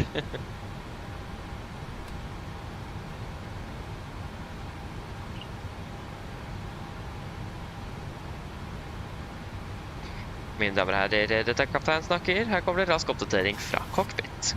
Som dere kanskje lagt merke til, så da begynte styre oss ned mot Bordeaux, og vi har for øyeblikket ventet til landet rundt ca. 20 minutter. Værforholdene i Bordeaux for øyeblikket ser rimelig bra ut, med litt svakere vind fra sør. Rundt 24 grader, og så er det et godt skydekke over flyplassen for øyeblikket. Ellers, vi har hatt en veldig fin flytur med Norwegian, og vi takker godt for å fly med oss i dag. Vi håper vi ser dere for deres neste flytur, og så ønsker vi en fin dag videre. Takk. Ladies and gentlemen, this is Captain speaking. Here's a quick update from the flight deck. As you noticed, we now started our descent down towards Bordeaux, and we are currently expecting to be landing in approximately 20 minutes. Weather conditions down in Bordeaux at the moment looking fairly good, with just some light winds from the south, approximately 24 degrees Celsius, and it's a fairly nice and thick cloud layer over the airport at the moment. Otherwise, we will enjoy this flight with Norwegian, and we do thank you for choosing us today. We'll see you again on next flight, and we wish you a pleasant day. Thank you.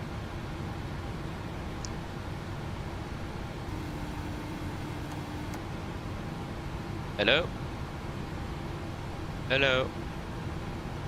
Hello? Hi, Captain. I was just wondering if you'd like a drink, maybe a tea or coffee, or a bottle of water. No, thank you. No problem. If you change your mind, just give me a call. Of course.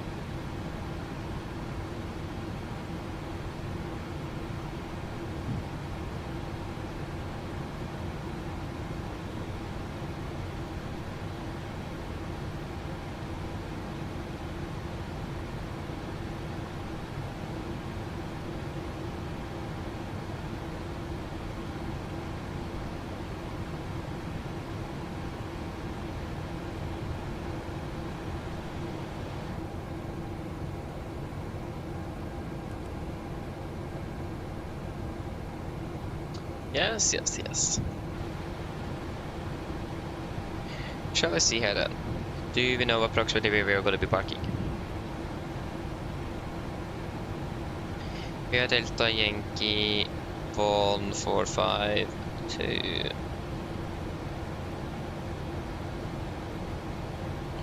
And they are pretty much on final approach. They're like 38. What? Why were they so early?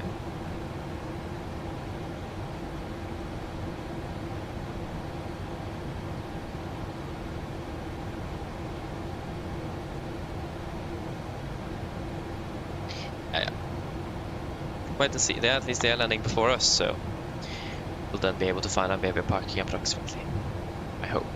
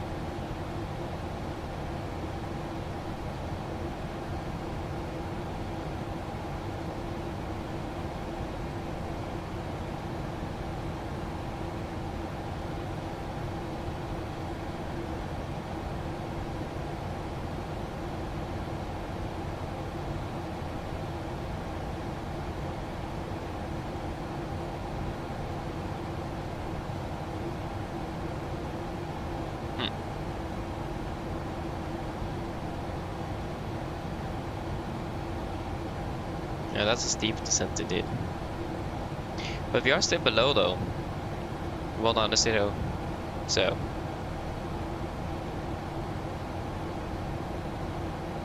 Not sure why it wants to descend so quickly.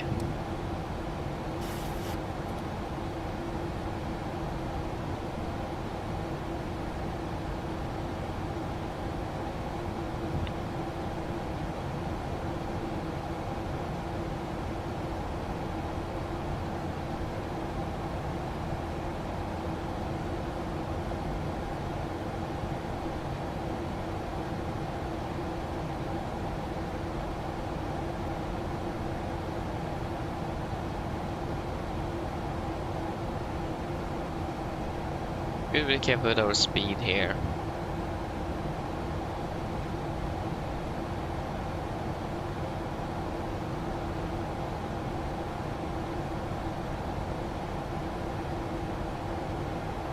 It's still climbing. Fishboy, hello, welcome up the ground. Good morning. Welcome.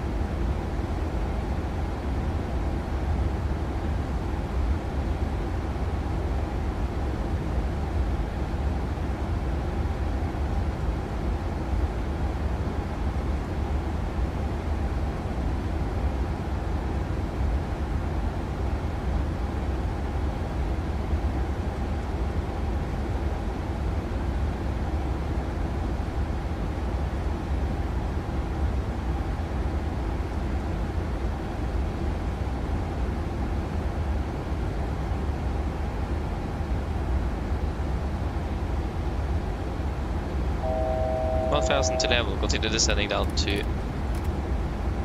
3,000 feet. 3,000 set QNH 1017 approach checklist. 1017. Set cross-checked. Approach checklist, altimeters, passing flight level 101, correction 100, now. Just for the 0, approach checklist complete. Way too fast.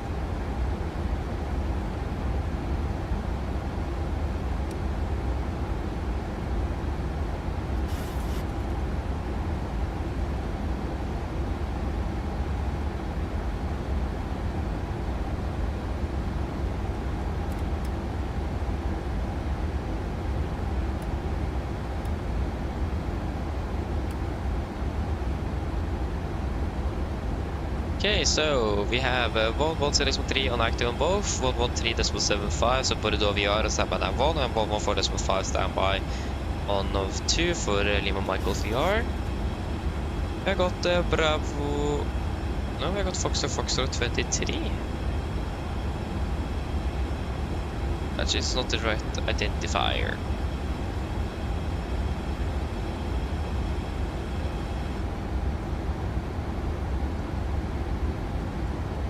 Identifier is going to be Bravo Delta. Just confirm Foxtrot 1103. Yeah. Not sure why it says Foxtrot 23.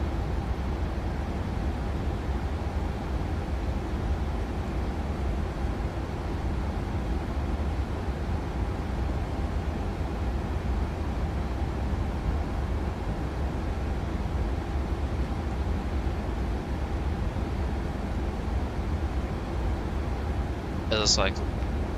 There we go. And there we go. There you go, 110.3, but still doesn't get the identifier. It's probably still a little bit too far away. Should be, but could be.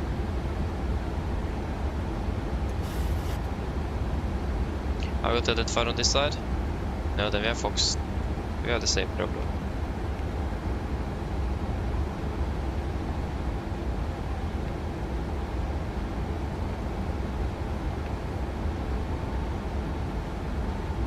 What?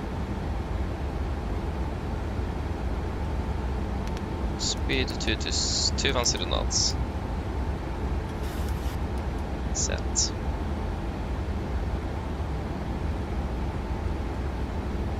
We have an EasyJet in front of us. Oh yeah.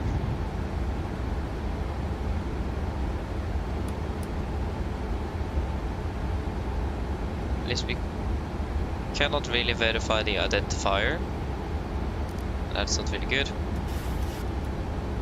Definitely locked into something. It's the correct frequency. And it's the correct red wing designator. It's Foxtrot 23. But also here it says Bravo Delta.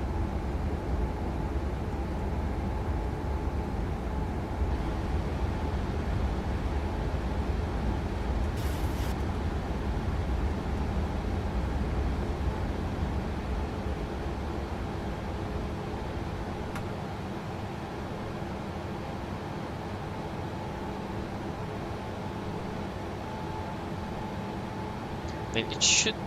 Why won't it be on the correct designator?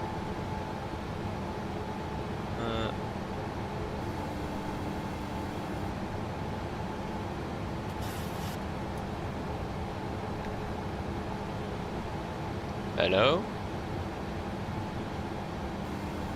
Hello?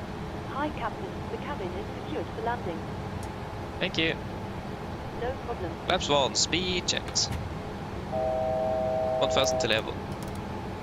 1 to 180 knots, 180 knots set. Flaps 5, speed checked. Yeah, you can go forelock arm, forelock capture.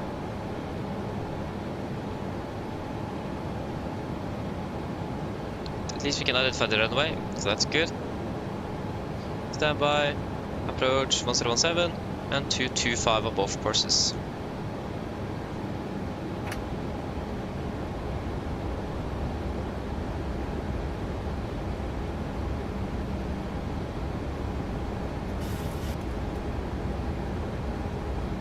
Bordeaux traffic, Nordic 5 to Juliet, established on the localizer for over 2310 miles out, Bordeaux. A little bit high.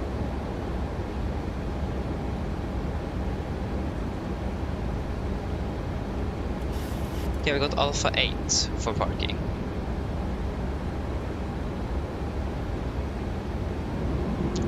Approach. And continue descending down to 2000 feet. Level change select. Glass capture. Just approach altitude 4000 feet. Set.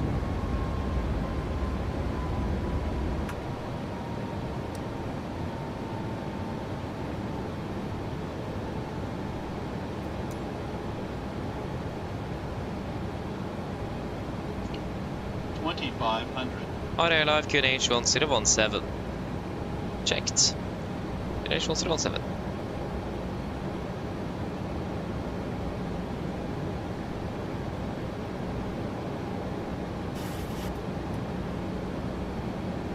Get down, flaps 15, speed checked. Speed 160 on set. Land checklist to flaps. Cabin crew assist for landing, please. Landing checklist to flaps, chemical, given, engine start switches, continuous, speed brakes, armed, landing gear. Down holding at flaps, flap 15 set, runway in sight.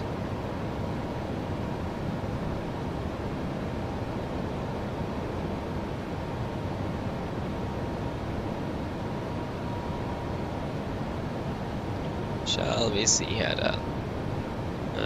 I do not see any other traffic.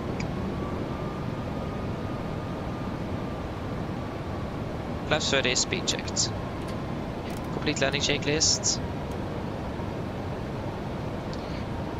Complete landing check. Flaps 30 planned, 30 green light, land checklist complete. Bordeaux traffic, Nordic 5 to Juliet, short file number 23, Bordeaux.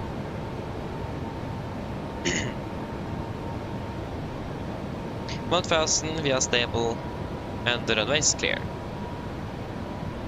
Disengaging autopilot.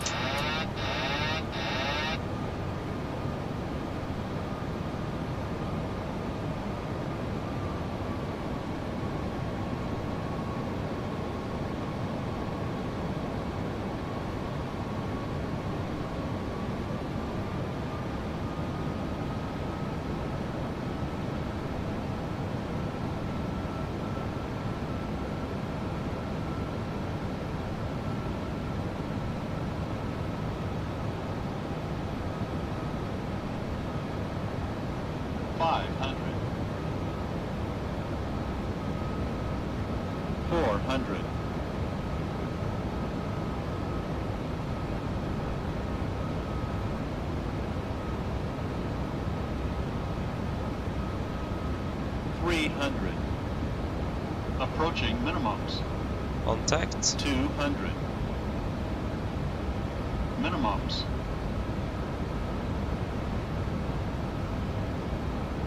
100. 50. 40. 30. 20. 10. Speed brakes up. 2 reversers. 100 knots. 82%. 80 knots. 60 knots. Welcome to Bordeaux. Flight time 2 hours 31 minutes. Make it by Charlie.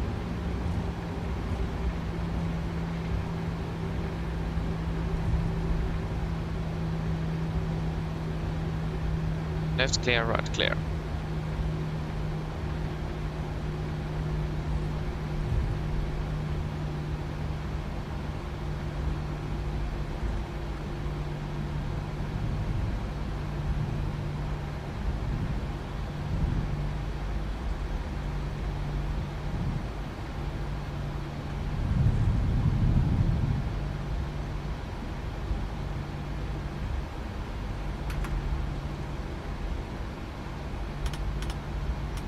Bordeaux traffic, Nordic 52 Juliet, runway 23 vacated, Bordeaux. Left and right clear, left turn in.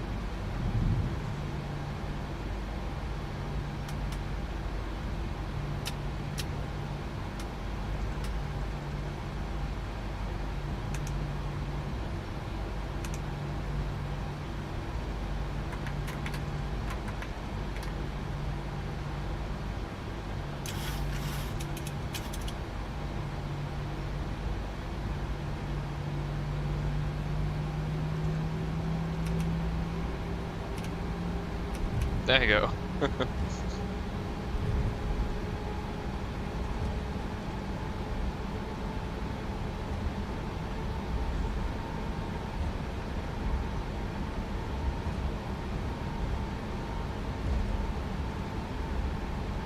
And left clear, right clear. Bordeaux traffic, Nordic 52 crossing runway 29, Bordeaux. And it's clear on the left, clear on the right.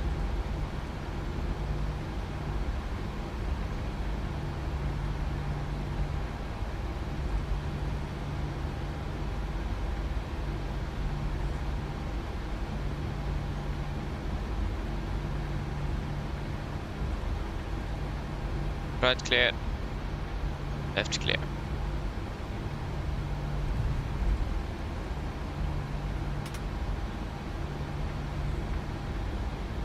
Yeah, so we're going to be then taxing the next right to Echo 2, and entry Echo 2, and then Alpha 9er is the parking stand.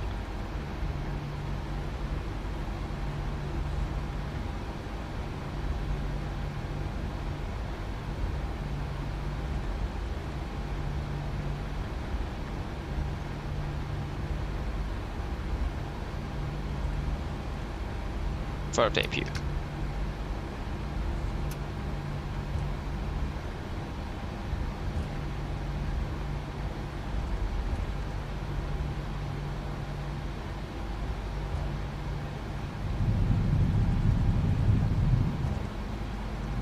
And now we should take a left turn. Right clear, left clear.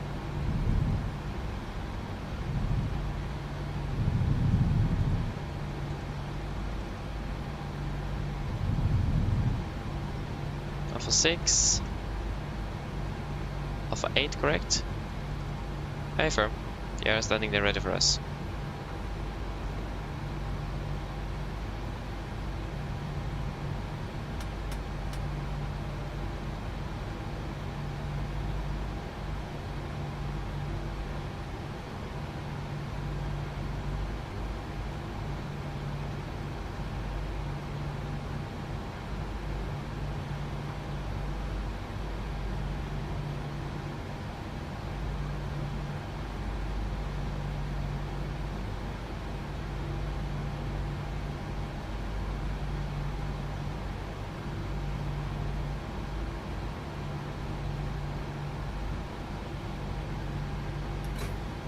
Park brake set. Shut down 1 and 2.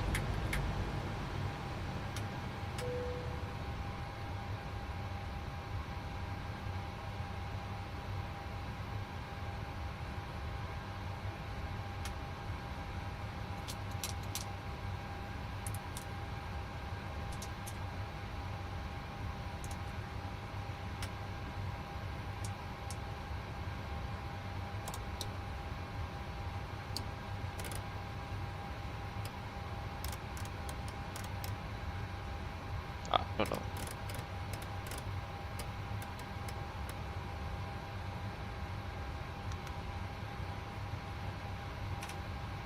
Okay, shut the checklist to the line.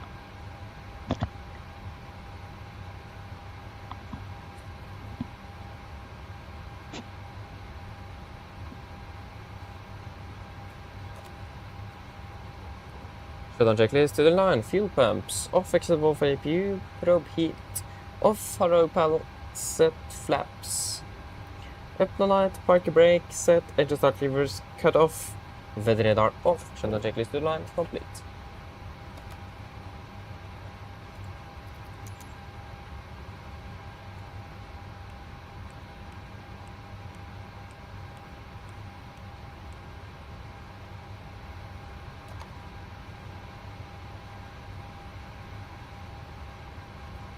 Yes. Wonderful. Is there anything you guys want to add in the technical log of the aircraft?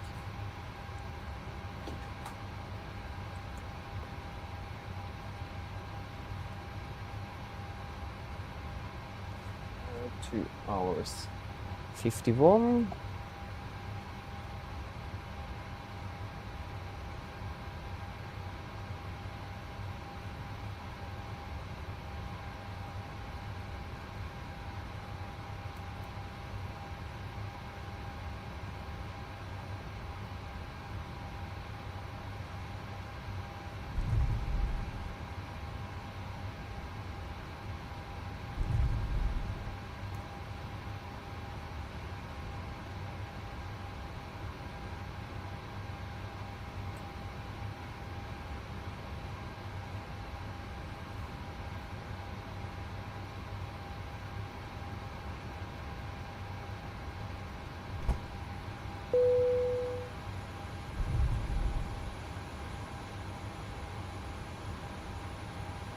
Okay, we have, let me see here now.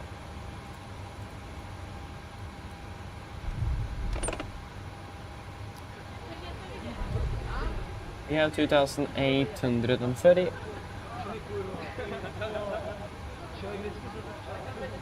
We have burned 6,460. And we have 88 and 80.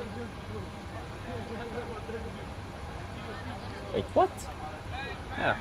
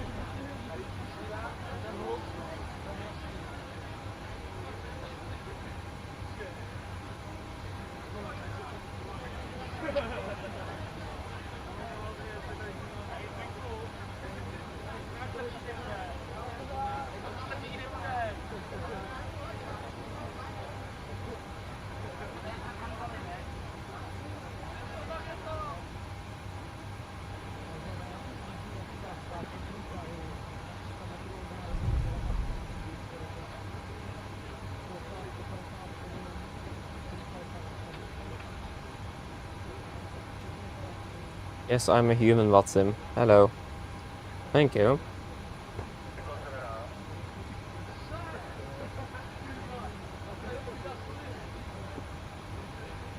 It's gonna be 3 Papa Tango on the way back.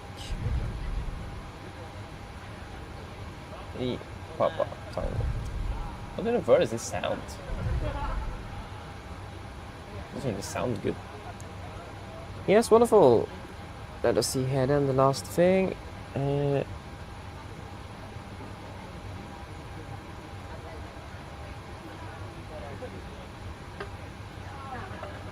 So Bordeaux, Oslo.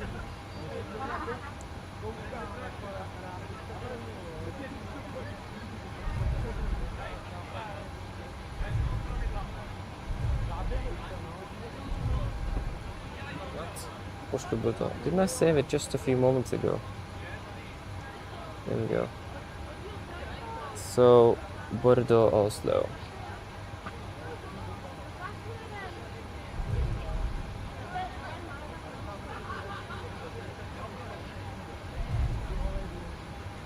Yes, minimum fuel back to Bordeaux is going to be 8.8 tons. So you start thinking about that and nothing in the tech log?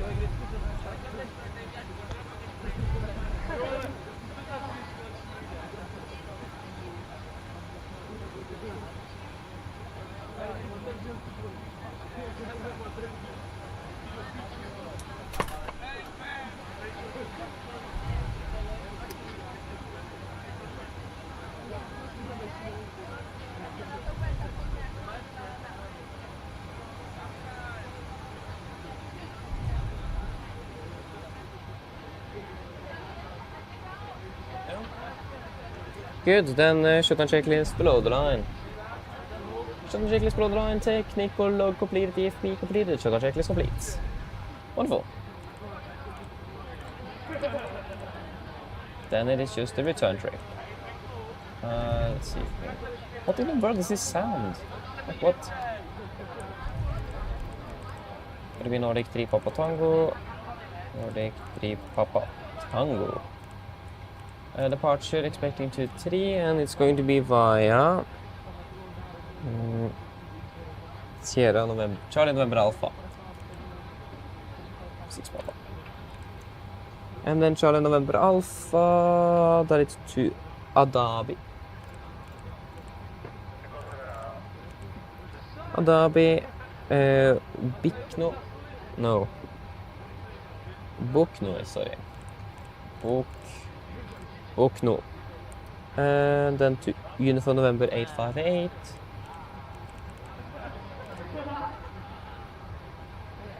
Vanud.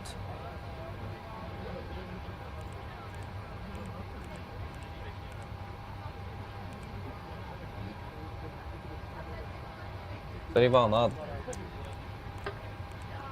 Uniform November 874. Bames Uniform Tango. Uniform Tango. 191.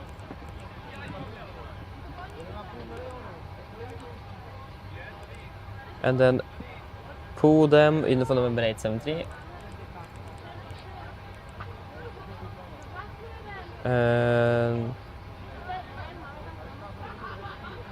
And then Basos perhaps, and then to Beldi,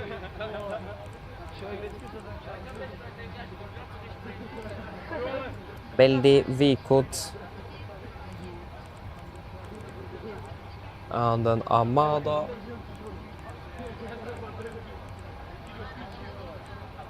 Pipex, and then Ripa.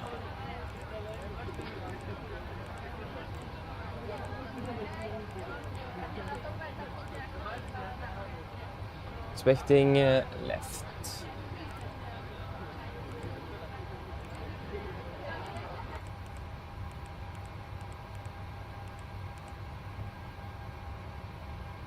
Do you guys have any thoughts on the fuel? 8.8 minimum. Hello. Hello, Captain. We're all done back here. Everyone's offloaded. Brilliant landing, by the way. We barely felt anything. Oh, thank you. Just give me a buzz if you need anything. Of course. But any thoughts? Then we go with 8.8. 55.2. And then 3.4. 279.16.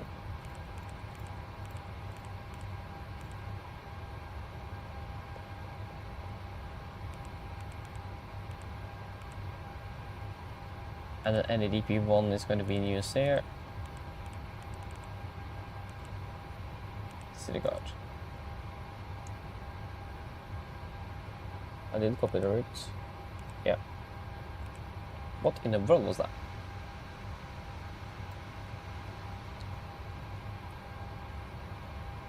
Why did they spawn another aircraft on top of us? We were literally here first.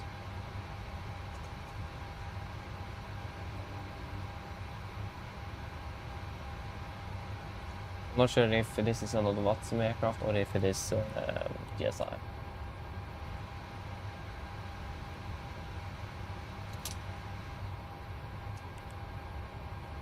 And then performance takeoff 2-3.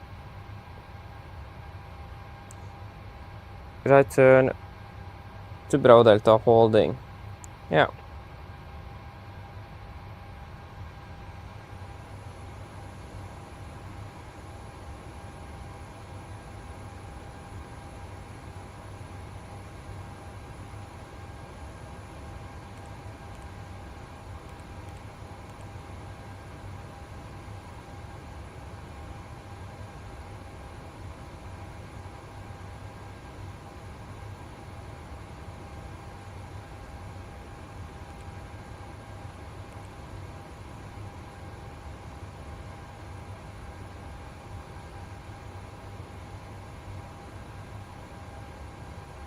There you go.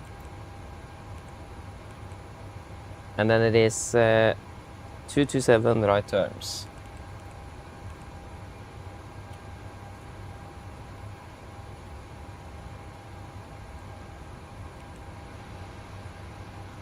Maybe it's GSI then.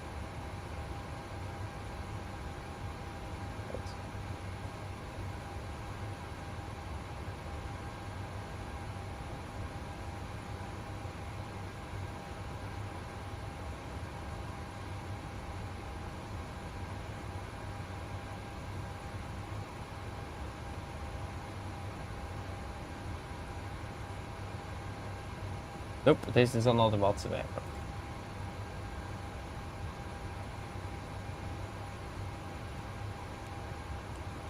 Why is he there? Okay, thankfully now he disappeared.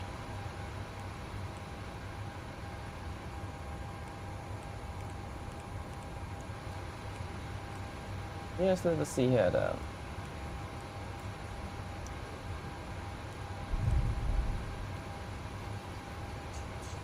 .36, 37 is the highest. Yeah, that would be a 37 and here at 700.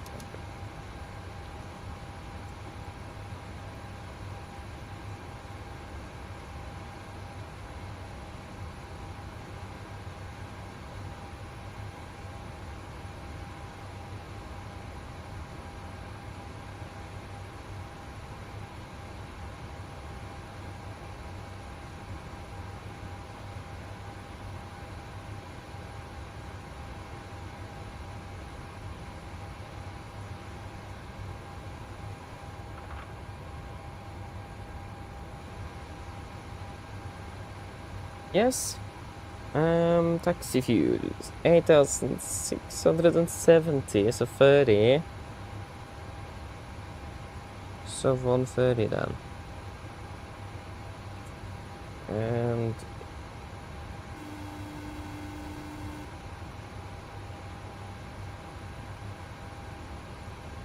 hello. Hi. Okay, I've spoken to security, and I'm told they'll be ready to send the passengers down to us in a few minutes. Yeah, thank you very much. No problem. All stations were about to start boarding.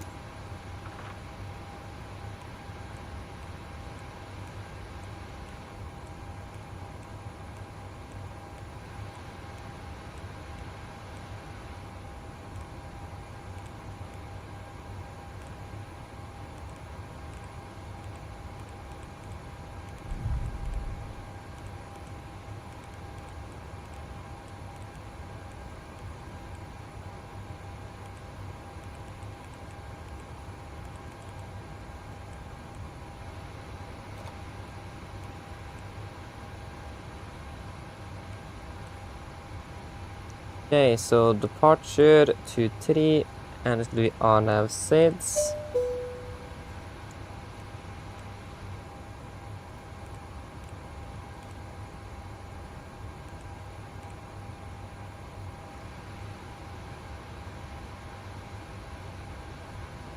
Transition to flight level 7 today.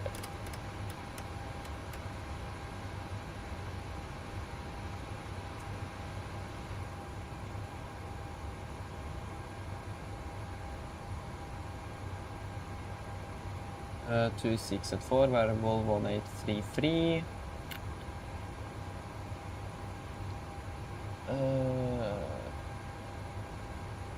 Variable between 180 and 330. And 33 at 4 then. 25 and 17.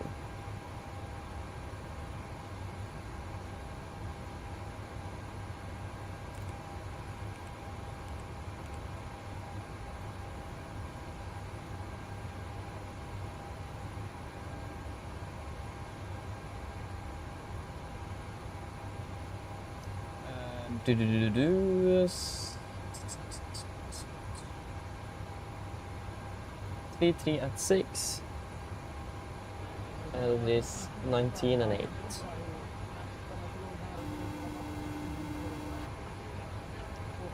Hello. Hi, Captain. We've started boarding now, and the passengers are being seated. Thank you. Yes.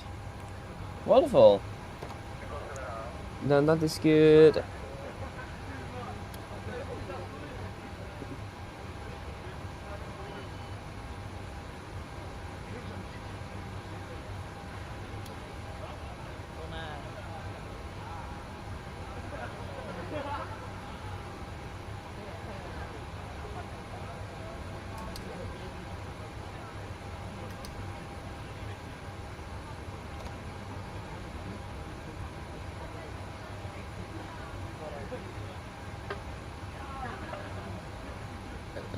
So, airport elevation 170, so 3,179.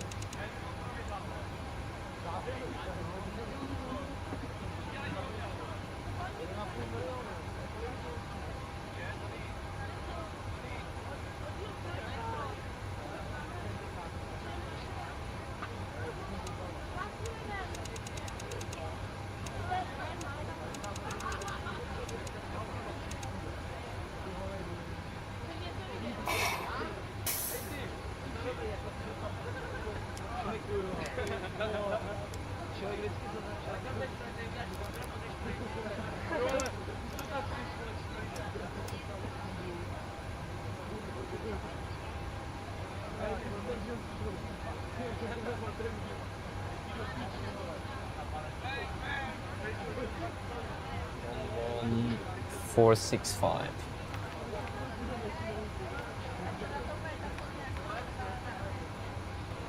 Yes.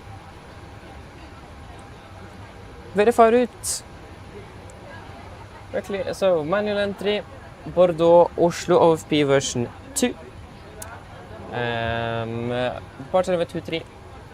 Continue towards Charlie November. Yeah, Charlie November Alpha 6. Correction 6 Papa. And then after that, direct towards Adabi. Direct towards Bordeaux. Uniform November 858 to Vanad. Uniform November 874 to Bames. Gentlemen, welcome aboard. While you're being seated, Uniform Tango 101 to Pudem. electronic devices such as CD players and laptops Uniform November 873 to must be turned off and stowed for Batsos. departure. Thank you.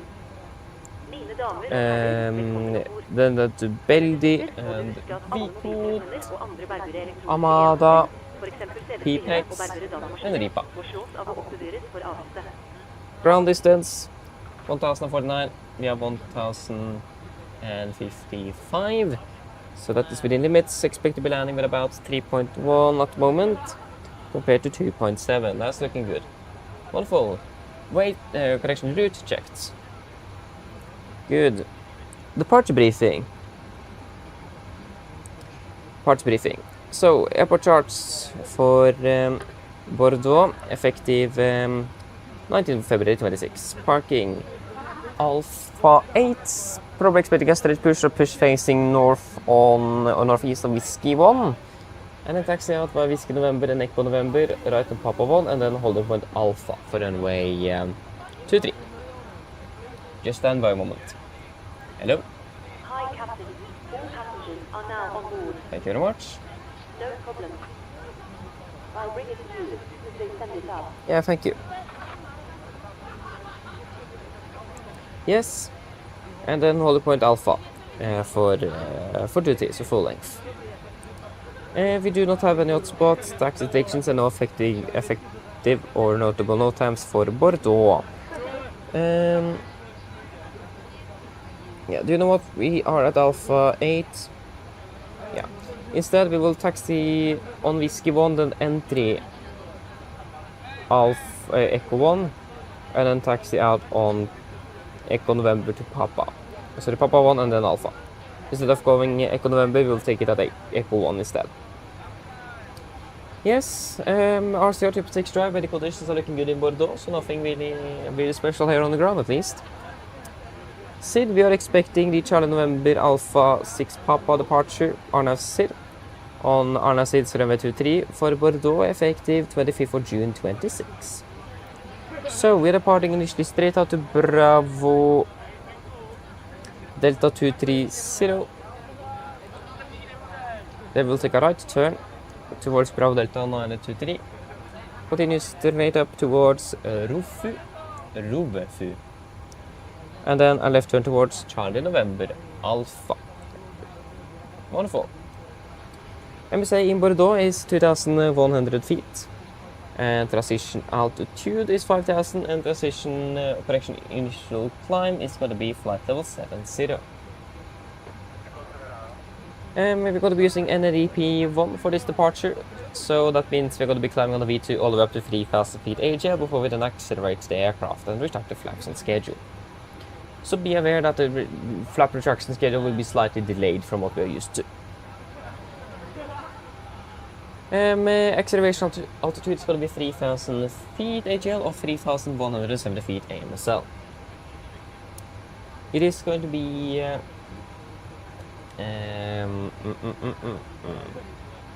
Elevatex for departure all the way, and we have got the ILS for 23 on active on both Navigraph 113.3. Bordeaux VR of 113.75 on standby nav 1, and then we have got Charlie November Alpha VR of 114.65 on standby on nav 2. Revetting 252. That's standard stuff. Engine outside at 1,700 feet. We will take a right turn towards Bordeaux, also to Bravo Delta, so the that will be the Bravo Delta, so that will be the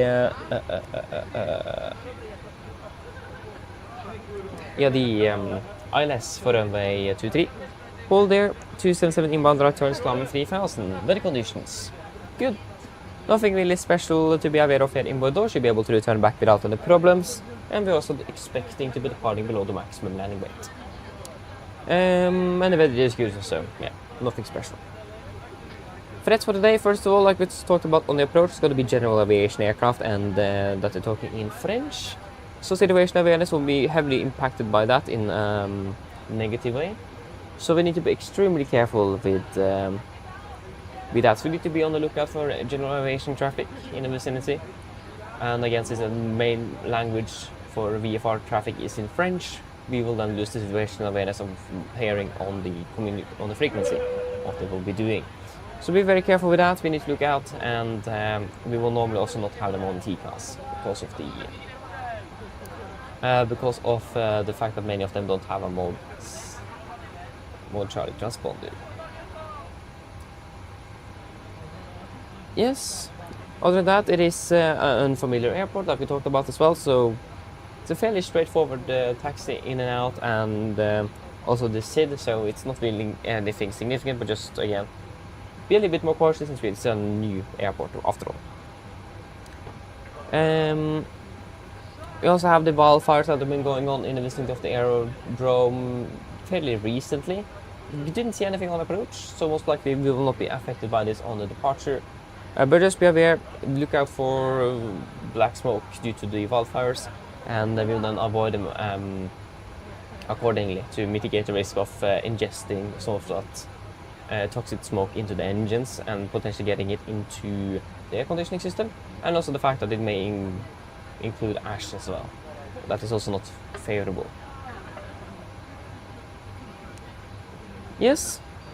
And also then reports from other traffic and ATC as well in regards to the fire. That should be it. Do you guys have any questions?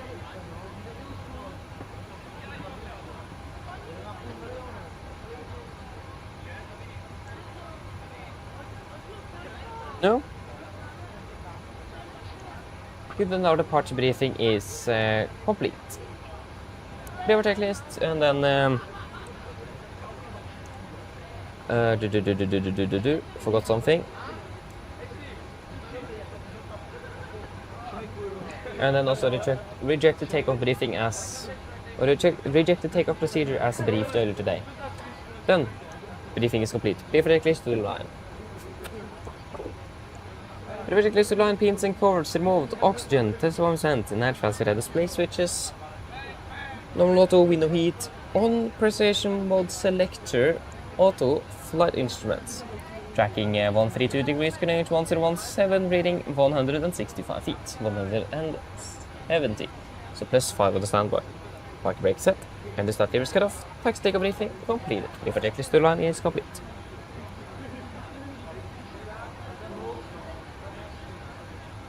Flight time back to Gardermoen is going to be approximately 2 hours and 35 minutes.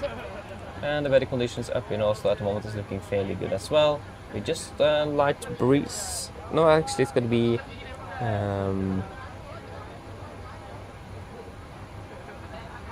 yeah, it's a light breeze, isn't it?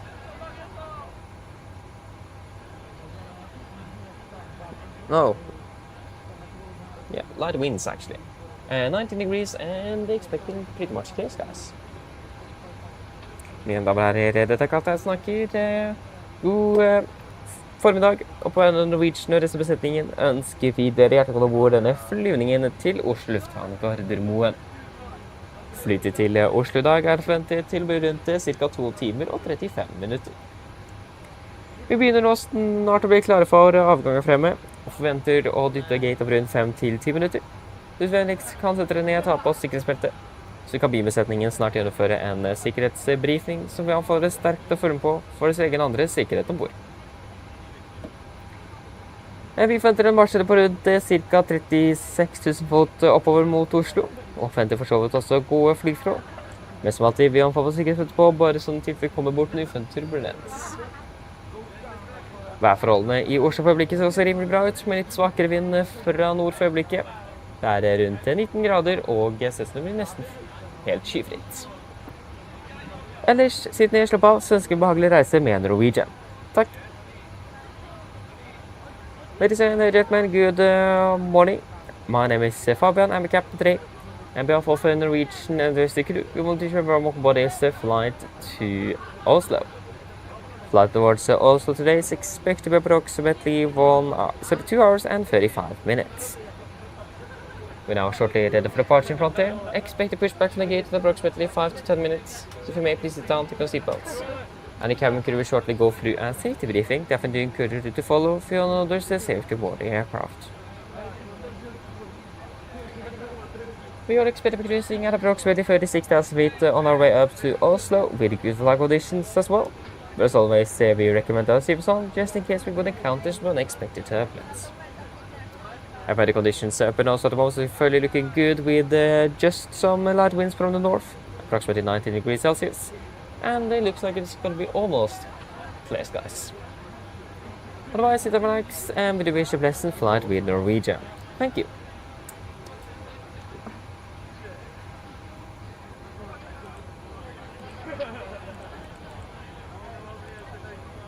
Yes, and then we can check the weight.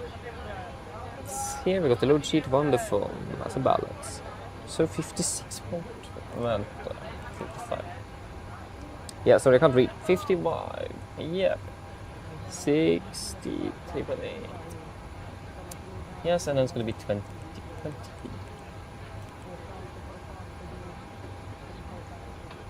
Yes, ready for weight. So, 55,161 on the city fuel mass. City fuel mass 55.2. Good. Takeoff mass 63,831. We got 64,001, and we got 8.9 on the fuel and 8.8 in the tanks. That's about 64 tons then on the takeoff mass. That's good. And 20.3 and 24.3 on the CG. Wonderful. Weight checked.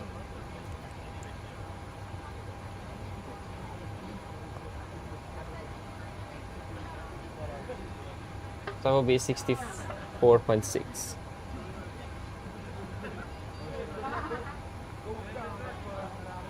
And we can start APU.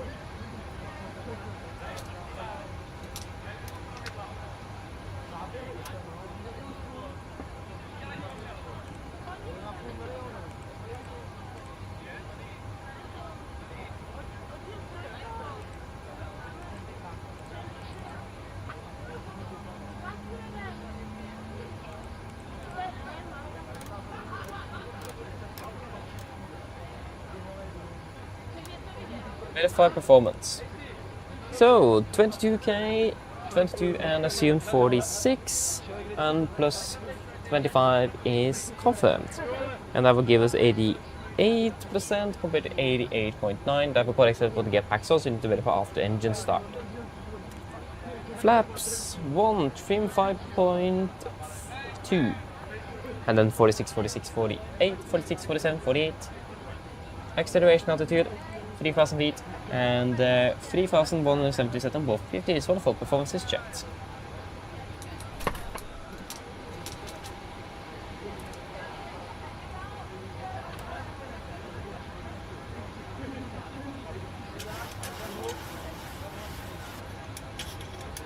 River checklist below the line. River checklist below the line. Fuel 8,800 kilograms on board. Pumps on. Positive signs set. Auto brake RTO. Seal equipment across completed. Takeoff speeds V1 146, VR 147, V2 148. MSP V2 148, heading 225, altitude flight level 70. River checklist complete. Yes, we're ready to go then.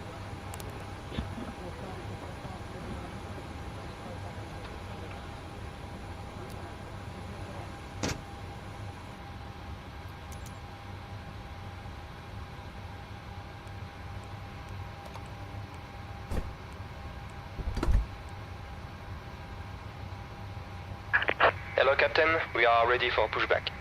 Yeah, hello, good morning, thank you very much.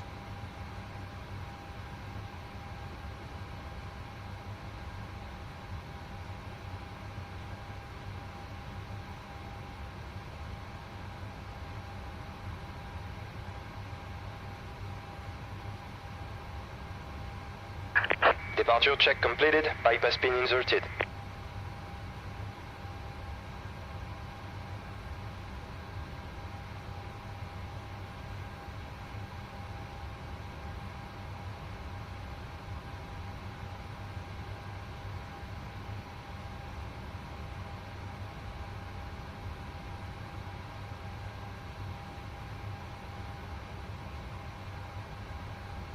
Let's see here then. Locking gear.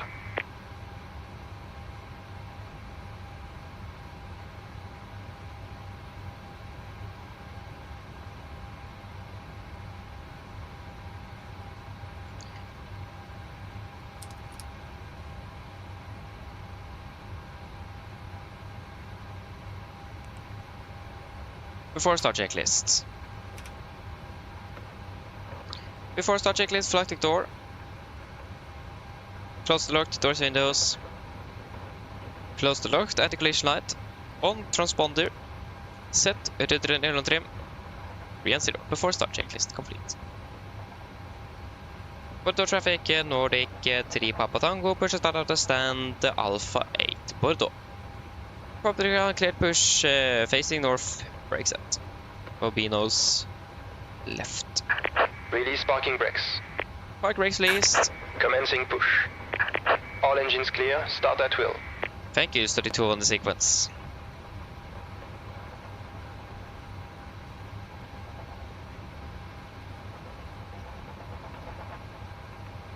Starting in number 2.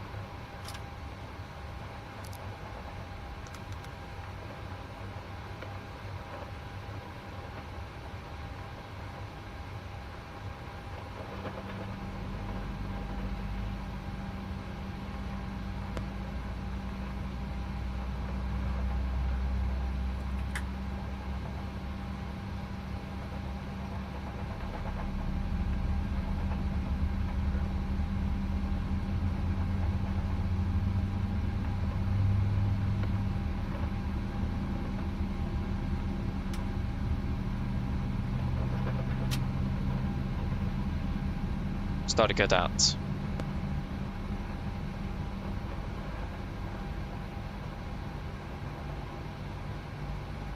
Starting engine number 1. Set parking brakes. Park brake set. Waiting your confirmation for a good engine start. Roger, stand by.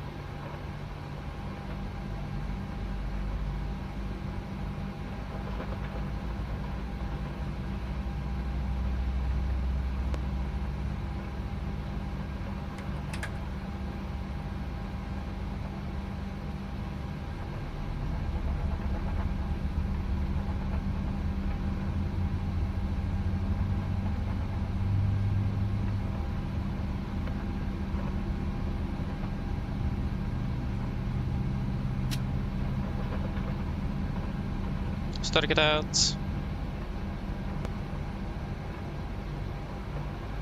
Prop is grounded to good engine start, so you can disconnect. I'm locking gear.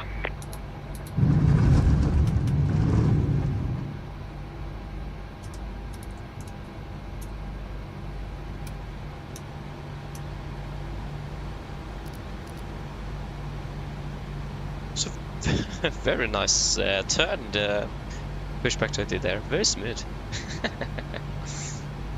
Guess we have an Alpine on short final for, or not final for runway 23, to be aware of that. Tow track disconnected, bypass pin removed. Left is clear, right is clear. Thanks for the help, look for the pain, have a wonderful day, see you next time, bye bye.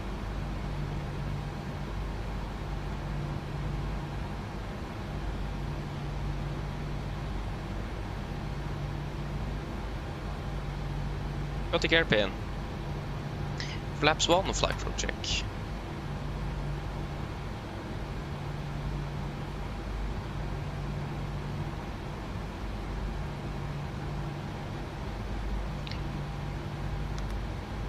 Before taxi checklist. Before taxi checklist. Generators. On. Probe heat. On. Anti-ice. Off. Echo depress. Pax auto, isolation valve, auto, engine start switches, continuous, recall, checked, engine start levers, RD10, flight controls, checked, ground equipment, clear, flaps, wait, one plan, one green, APU off, before tax checklist complete. Bordeaux traffic, Nordic, 3 Papa Tango, taxi by Whiskey 1, entry Echo 1, and Papa 1 ton with Alpha for runway 23 Bordeaux. Right clear, left clear.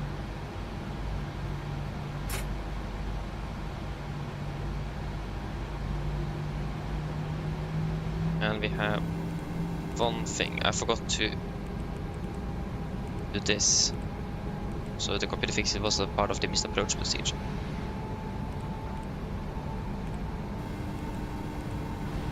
Here we go. Hello? Hello? Hi, Captain. Just to let you know that the cabin is secure for takeoff. Thank you.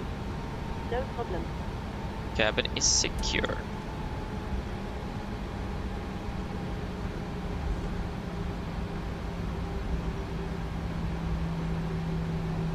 And left clear.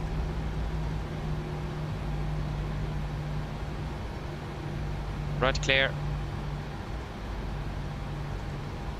Left clear. Okay, so the Alpine is not on final, it's taxiing out. I thought he said it was on established 2-3.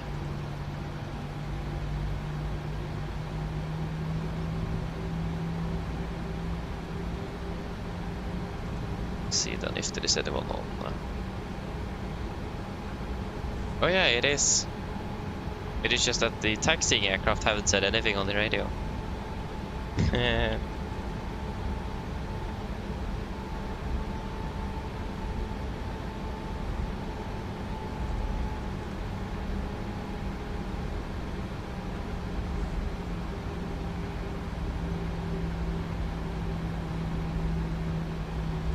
I'm not sure how far away he is though. Right cleared, left clear.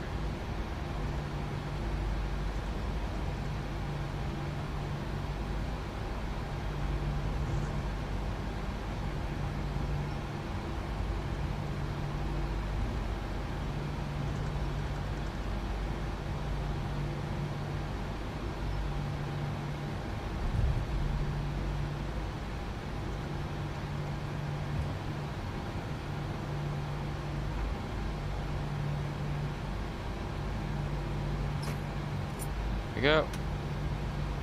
There he is. Bordeaux traffic, Nordic, 3 Papa Tango, laying up behind arriving EasyJet on 2-3 Bordeaux. Before takeoff checklist.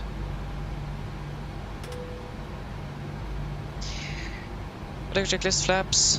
1 plan, 1 green, stabilizer 3 and 5.2 units, cabin call given. Before takeoff checklist complete. And right is clear. There you go. And he's landing.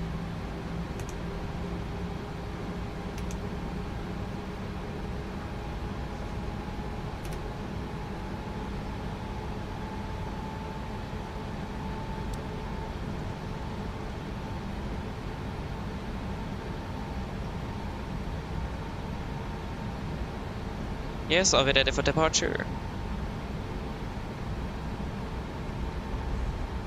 And there you go, he's vacated the roadway.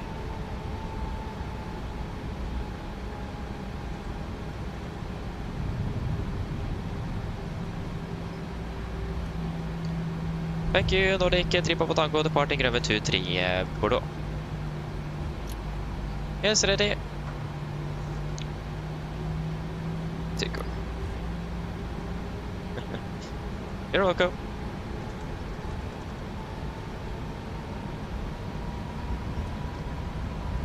Setting thrust.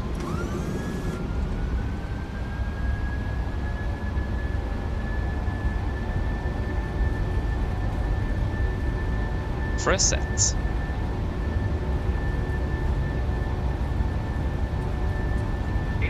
Checked.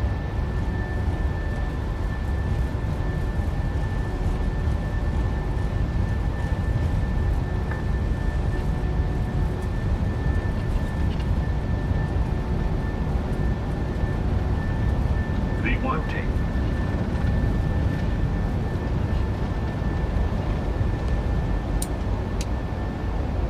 Positive rate of climb. You're up.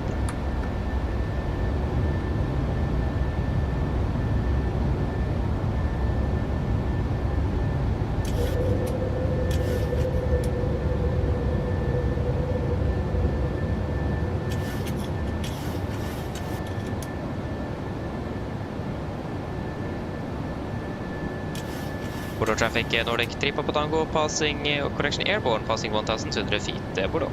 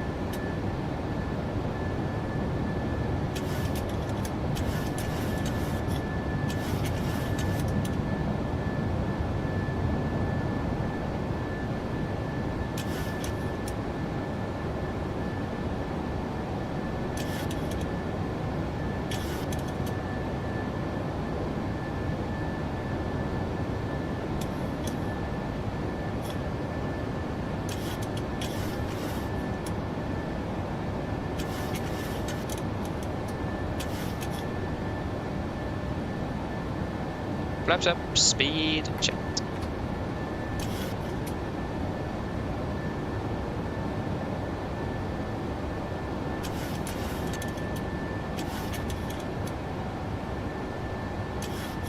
Flaps up, no lights.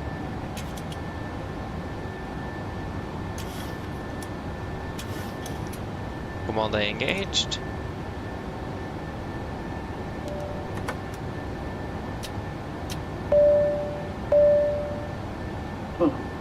You suppose they won. Oh, that's right. Take on one point. Hey there. A little early for you guys to be calling us, isn't it? Yeah, sorry. We heard a strange noise. Oh, Yeah, like a loud scraping noise. okay.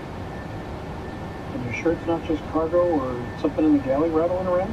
Yeah, we haven't heard this sound before. It was something else All right. from the back. Okay, thanks. I'll let Skipper know. Okay, bye. Hey, Skipper. Crew in back thinks that we might have hit the tail on rotation. I asked them if they thought it might have been cargo shifting around or something in the galley, but they don't seem to think so. I think we probably need to run a tail strike QRH. My days. That was nowhere, 1000 level, that was nowhere near a tail strike, was it? I mean, the FDM will verify that. Lift off pitch.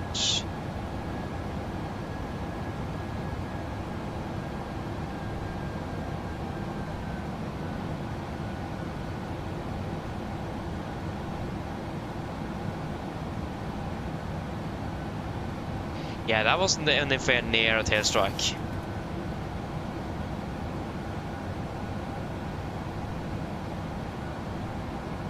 I mean, can you guys I mean, that didn't look like a tail strike at all.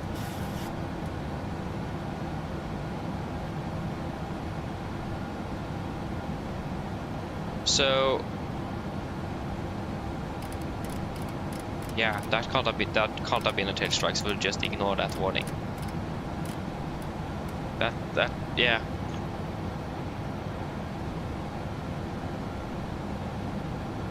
Yeah, then we'll just ignore that again. No data on the aircraft shows that we tail striked.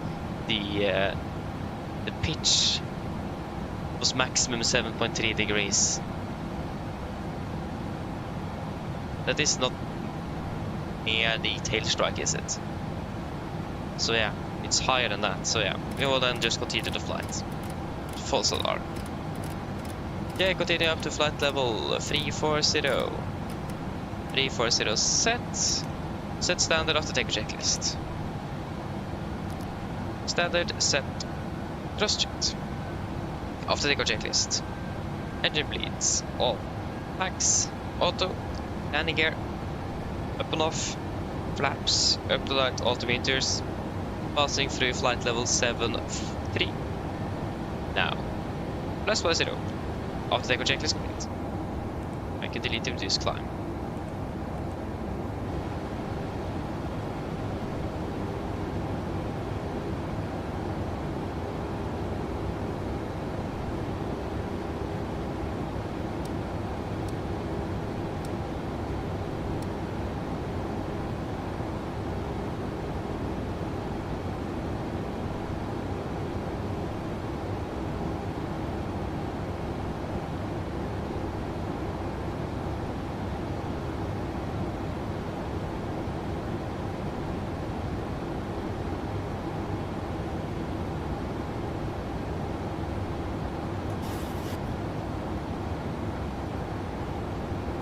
Flight level 100.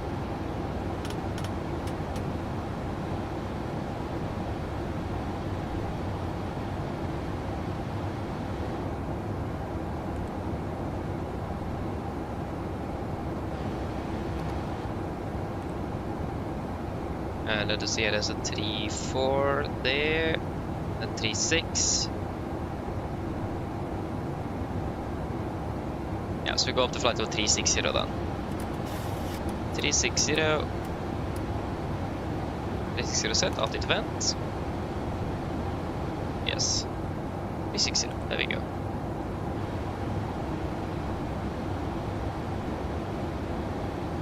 I can turn on the seatbelts. I have low pressure on the left center. Traffic. Traffic. We got traffic. He's way far away from us, so that's a false alarm. He's not very close to us even. Let's disregard that, yeah. Clear complete.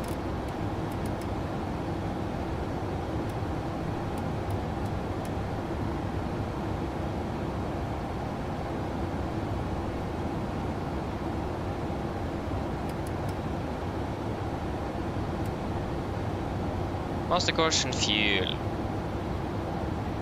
Yes, there's indications there's nothing in the tank, so you can turn off both. Good. Yes, so what have I missed then? Boy, hello, welcome, opening well. Good day.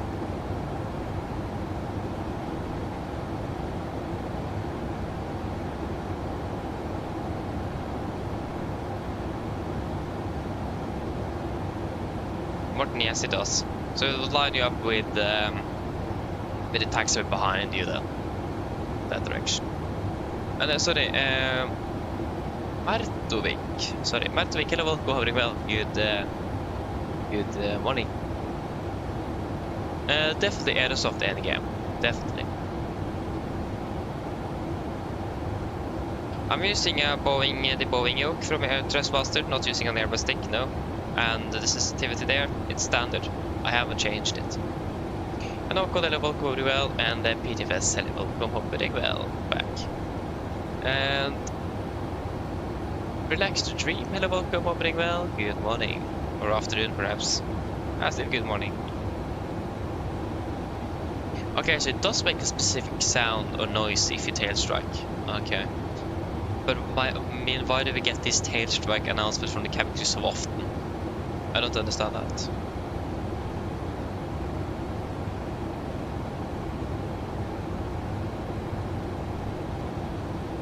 Okay, we'll hear pretty well then. Tail strike. Okay, nice though.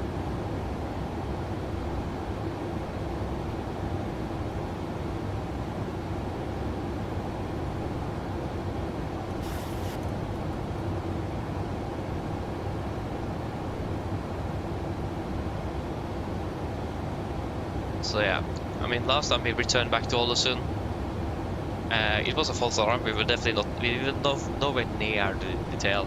And this is like the third time after Ålesund we got the same announcement or call from the cabin. Again, it's always false alarms because yeah, we haven't hit the tail at all. So yeah. I don't have this body sound pack. This is the default PMDG. I don't think the body sound pack will have this. Or maybe as long as they don't replace it, it's probably there still. But yeah, I don't use the bodies. I use actually default PMDG sound pack. It's actually very good.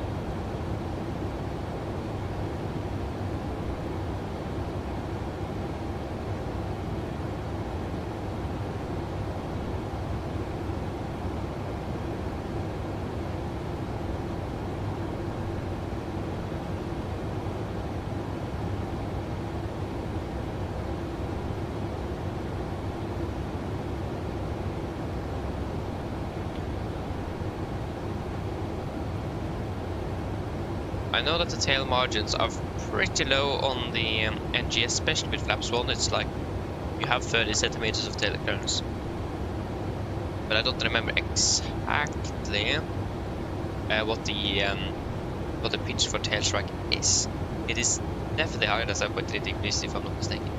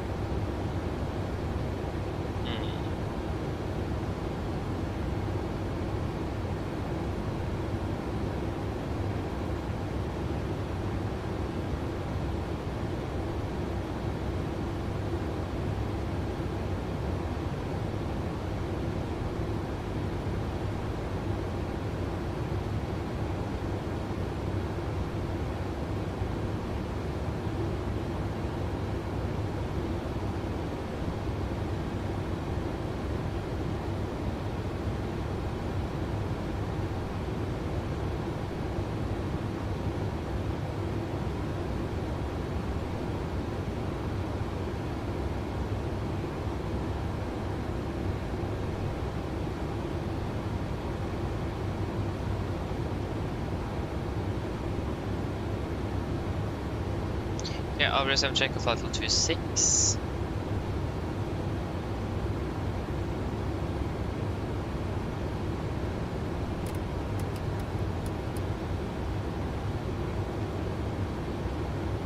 I'll resume check flight level 260 now. Yes, plus by the studio. Beautiful. Same here with standby. Good, good, good.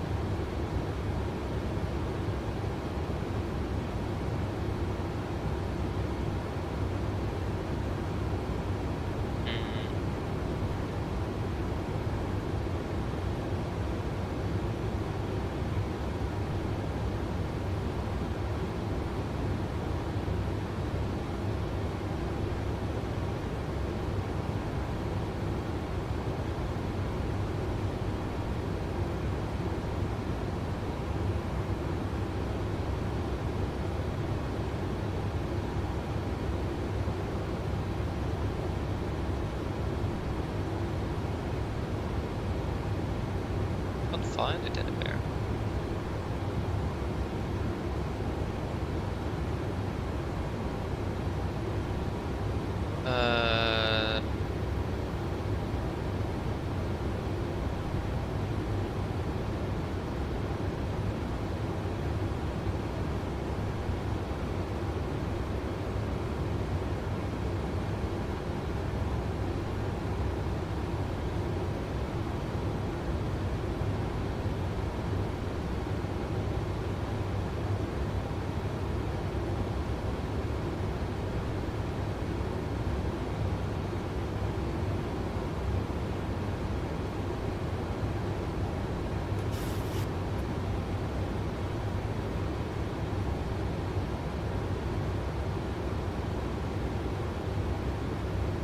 Maybe it is here. I know there is somewhere here where it says the tail strike attitude, pitch.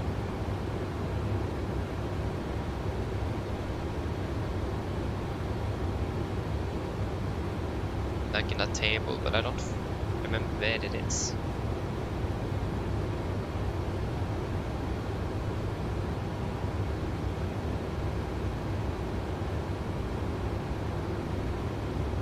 Here it is.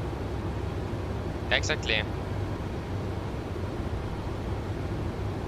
Yeah, the tail strike pitch attitude for all flap settings is 11 degrees, and we were at 7.3 according to flight data monitoring, FMDT flight monitoring data, something like FMD, FDM, I don't remember exactly what's called. At least they will monitor the flight data and send it down to the operations and technical department. And yeah, we were not exceeding that at least, so yeah, that was not a tail strike. So we are good. Wonderful.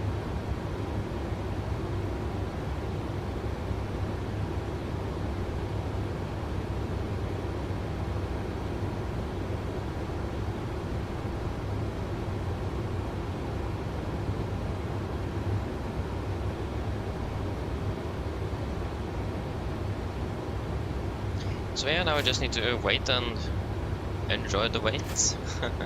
Enjoy this day. That's how we look at it.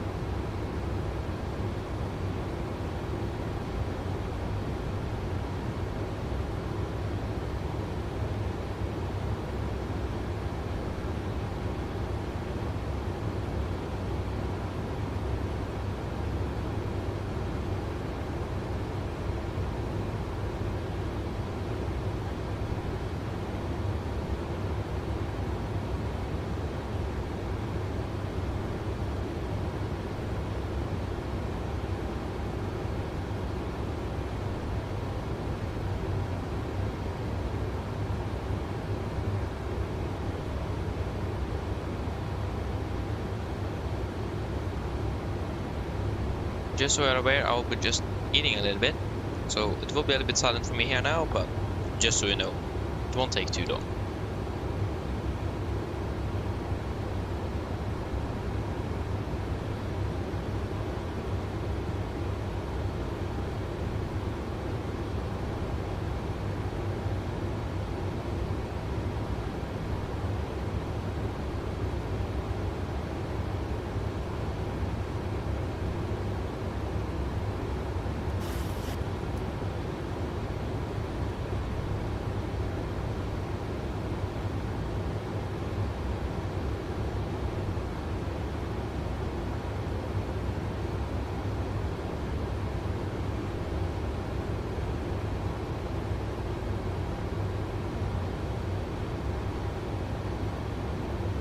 $1,000 level.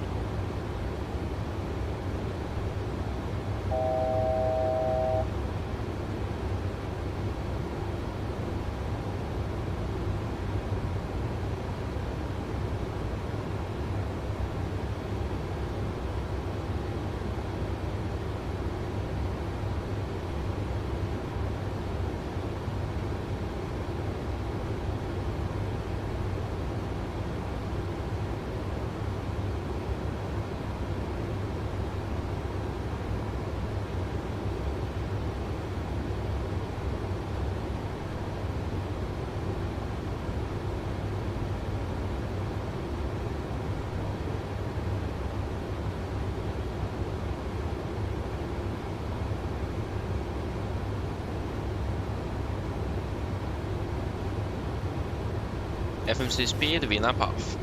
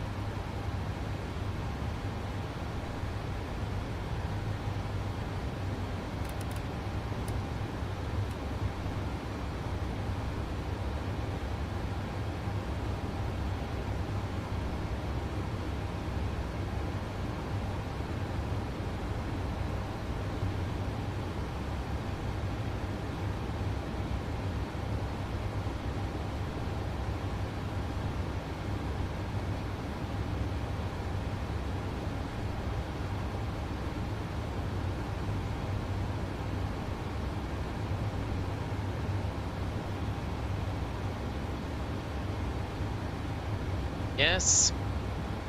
I'm landing in Bergen now. I'll be landing.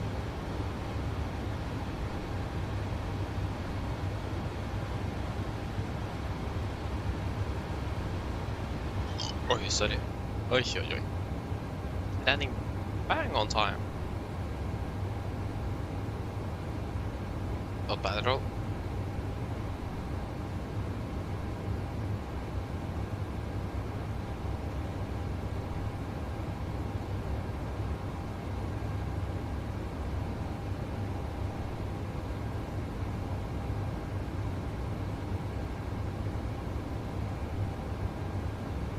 Stand 7-6.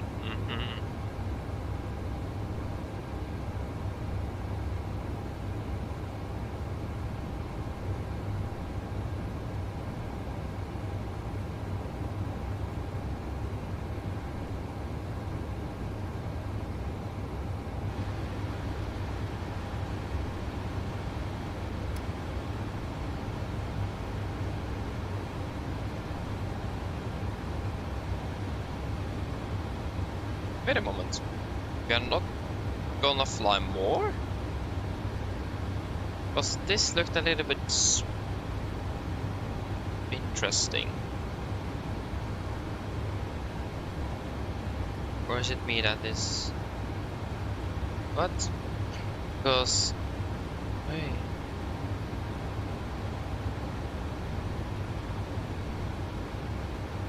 Yeah, but I got 14-15.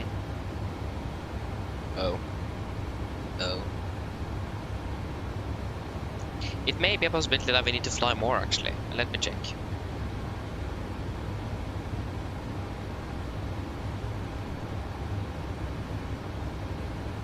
Yeah, we could fly all the way to 7 this evening. We're allowed to fly 12 hours. That means it may be a possibility that we need to fly around trip to Bordeaux after this.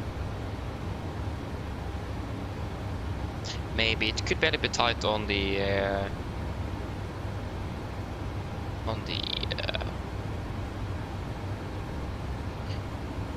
flight duty period limitations.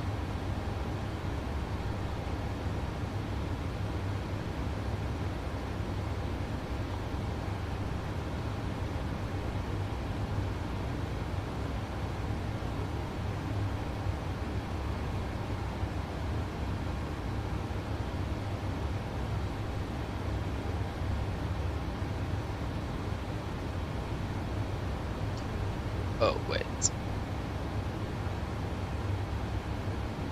that's the wrong one.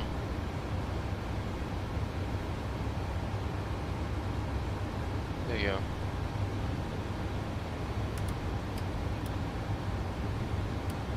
You forget the next waypoint. Just check here. So E32 arrivals. Oh, why did I check here? But it was much easier. It was, yeah, that was Boris.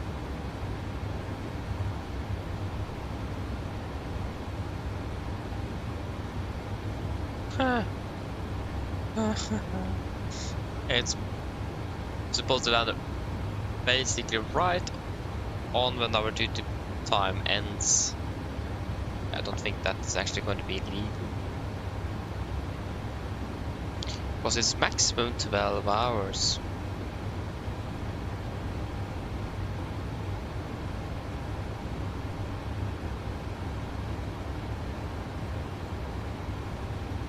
And the aircraft is going to be moved to another gate as well, I think. Yeah, so then it's not us, it's another crew then, perhaps.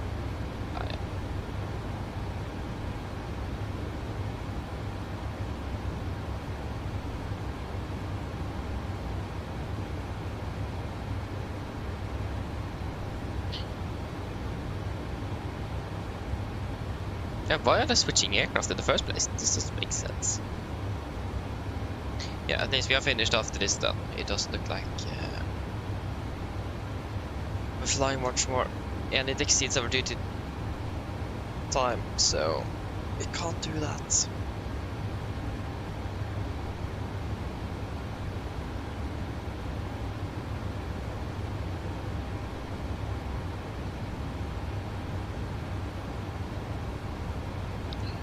Yeah, so we will do a fuel check at the next waypoint, and that's going to be at Bordeaux.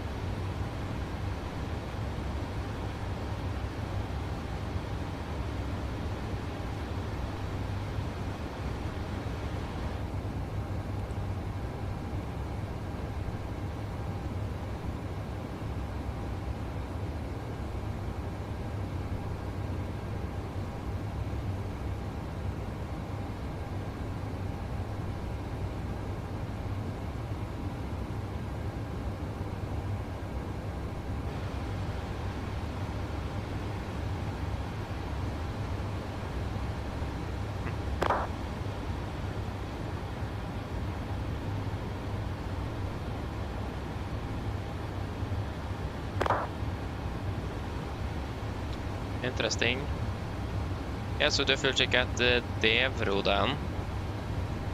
6,000. 5,000. 6.6 black.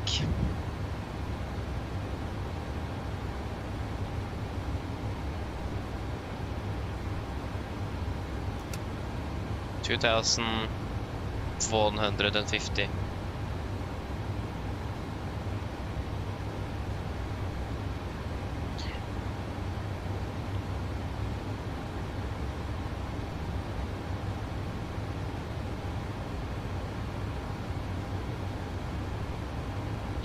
What in the world?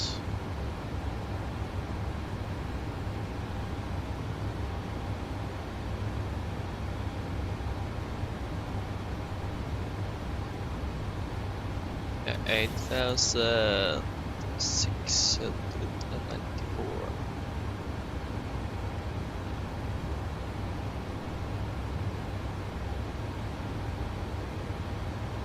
We departed even with above the takeoff fuel, and we are still below on fuel.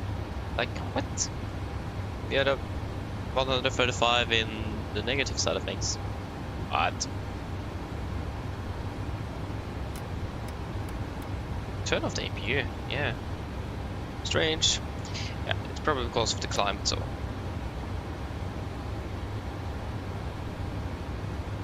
We're pretty much landing right on the final reserves into Oslo. Oh no, actually 200 kilos above. Yeah, of course the we haven't done this. That's why. So 326.29. 326.29.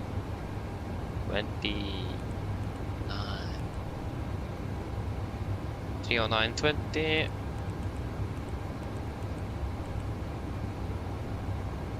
308.25.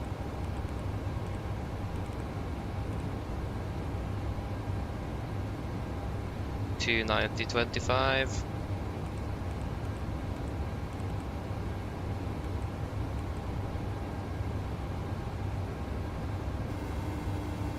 $286.30.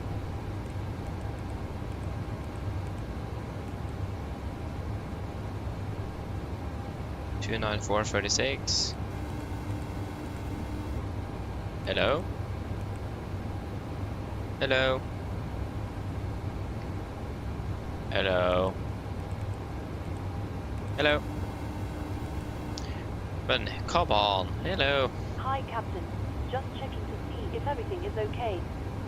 Yes, everything is fine, thank you. Great. If you need anything more, just give me a call. Of course.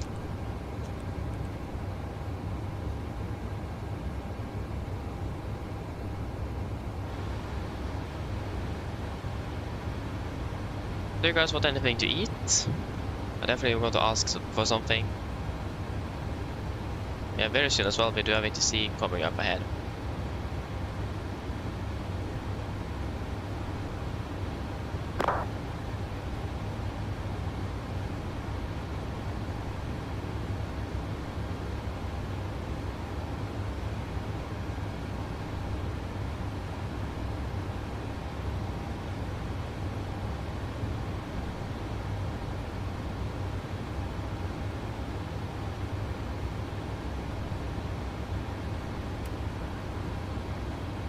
No?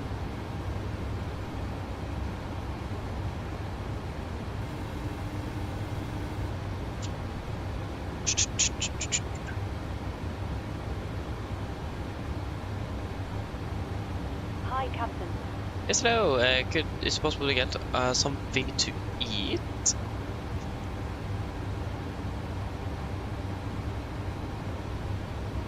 Maybe not.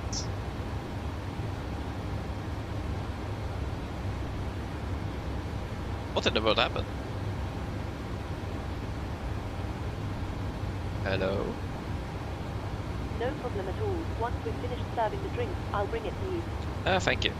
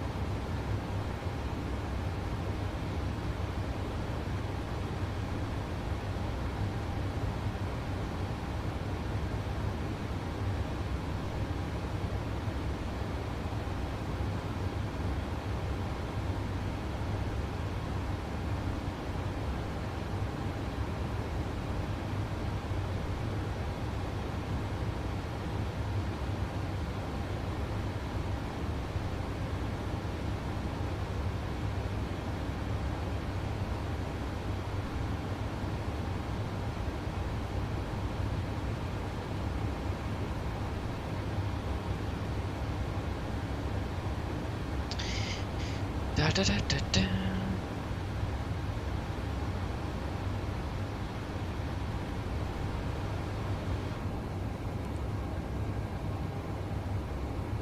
At 11:43. Yeah, it's still a little bit, but yeah, not too long.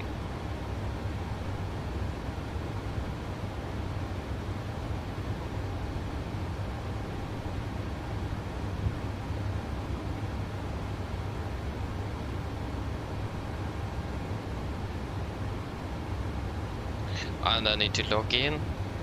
Wait.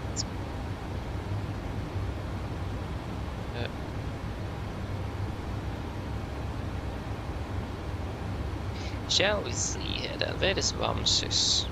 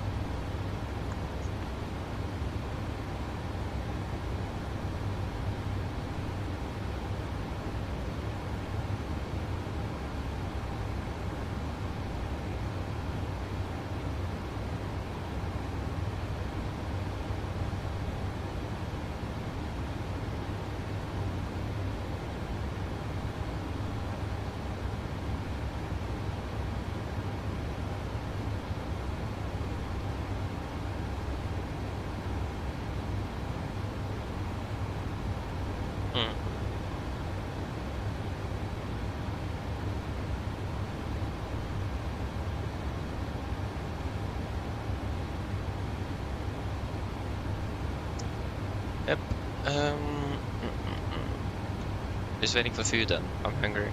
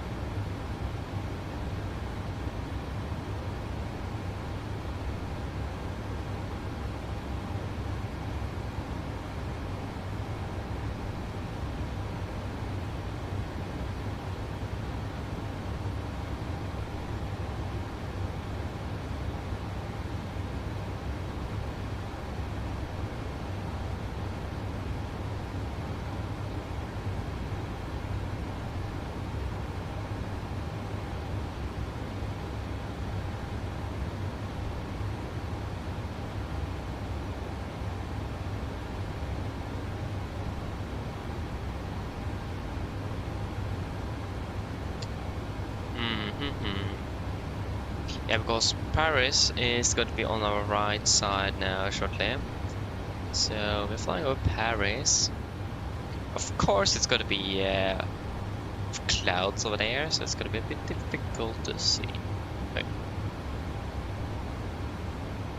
Yeah, Charles de Gaulle is there. In the turn there approximately. So it's going to be a bit further ahead, and yeah, it's going to be cloudy over there. Unfortunately.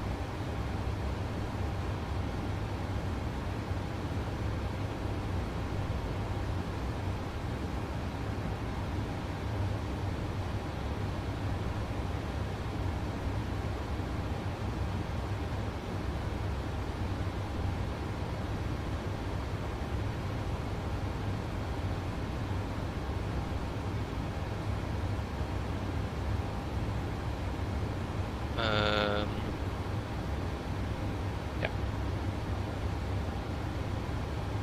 The cabin crew was taking very long. It's taking the time they need, definitely. Come on, come on, come on. Hi, Hello, how is it going? we're busy serving drinks at the moment. I'll come back once we're finished. Okay, thank you. No problem.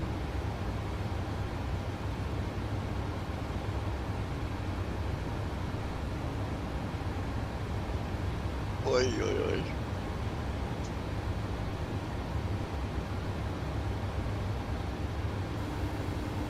Well, that was quick. Hello? Hello? Hello? Hi, Captain. Your food is ready for you in the galley whenever you want it. Thank you. No problem. Okay, I'll just grab some food and I'll be back shortly.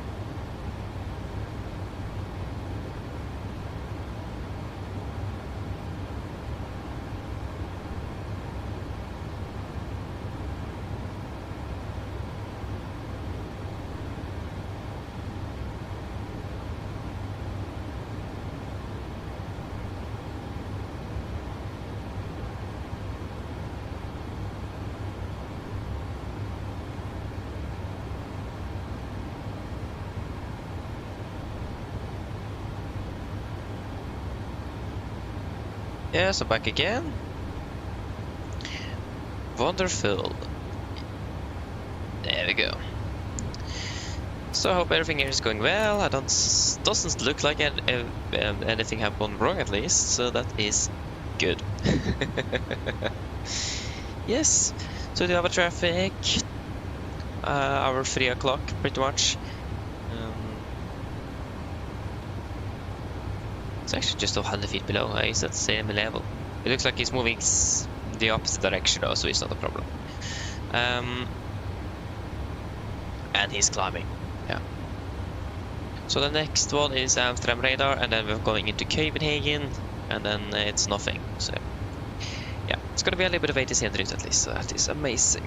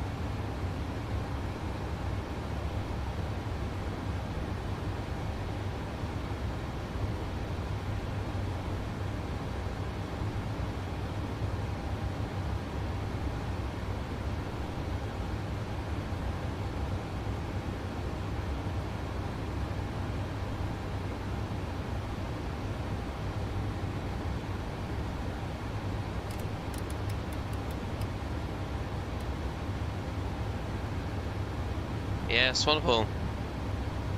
Whew.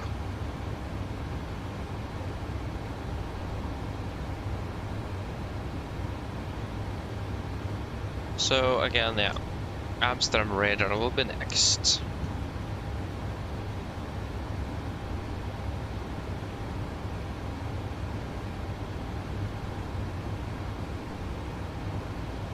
Don't they have a CPLC logo code that's over here?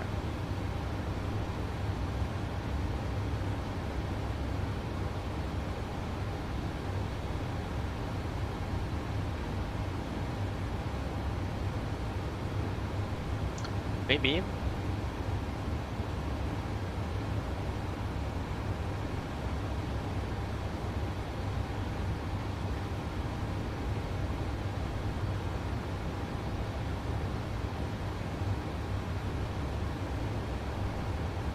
A track scenery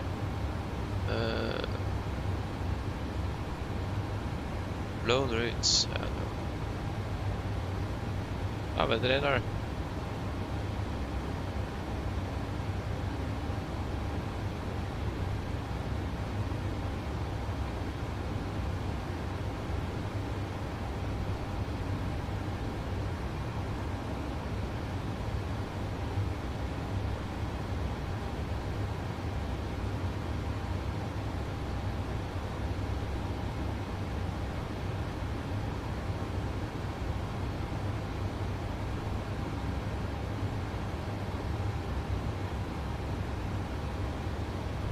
Yeah, I do not find it. Oh! I didn't know that this one existed. Welcome to disk. Thank you. Yeah. So I can't check the description from Elevatex from HC. And we need to use Google. What's the radar?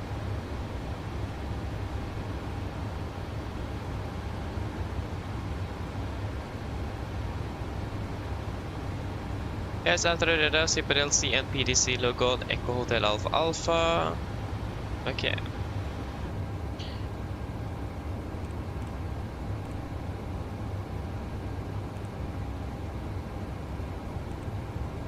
Echo Hotel Alpha Alpha.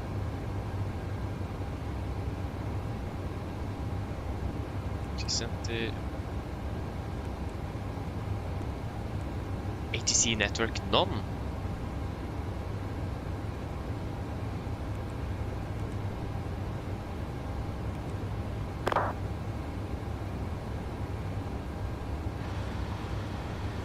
What? Idag. On. Save. Copy. A.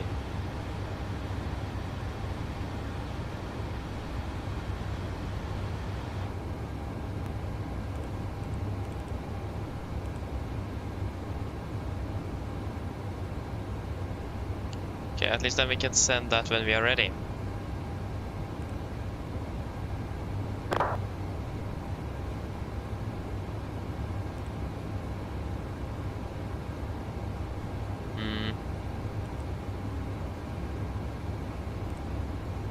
Technical.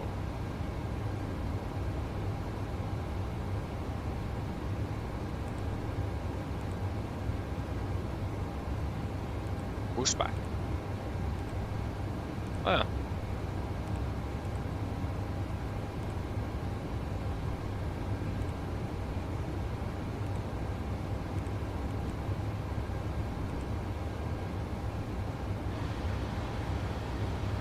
Yeah.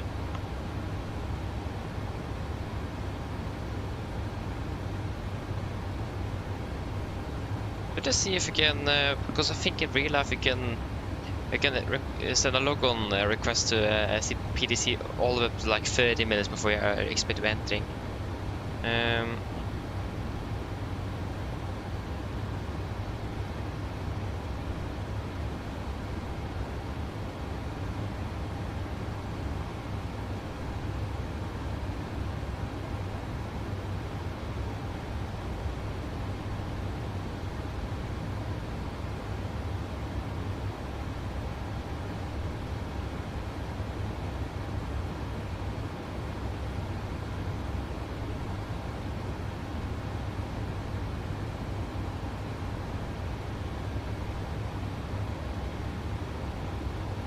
Yeah, again, you can send it between 10 to 30 minutes before entering. But I'm sure this applies to VATSIM though.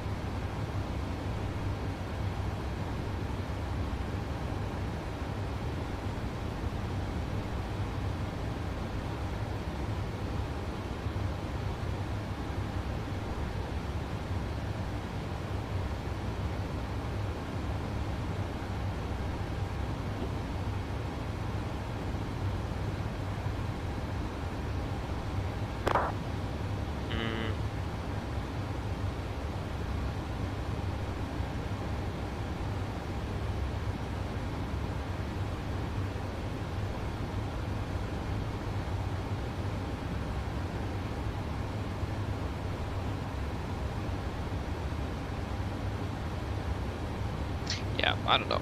Again, I imagine it's typical VATSIM to have other restrictions on this, because again, in real life you can set a login code like 10 to 30 minutes before you're entering, but I have absolutely no clue about VATSIM. Because I have a feeling that they have a completely different system on that.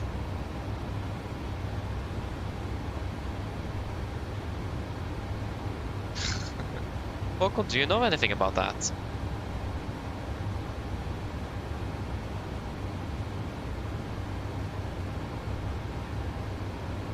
In regards to how early you can send a CPDLC logon request to ATC on VATSIM, if they have any restrictions on that. Because again, in real life you can send it like 10-30 minutes before entering their airspace, but I'm not sure if you can do that on VATSIM. It's so typical that they have other restrictions on this, like very common VATSIM thing, isn't it?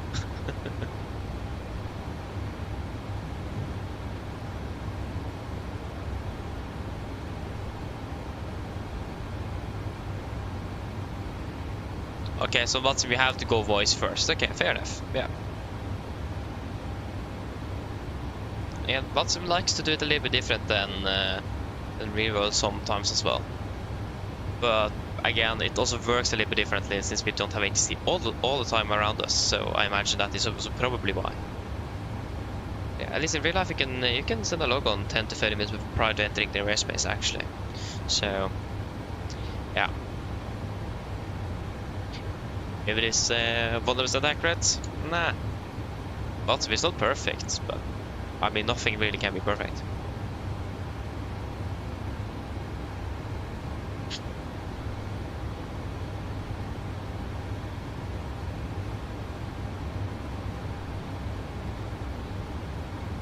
So yeah.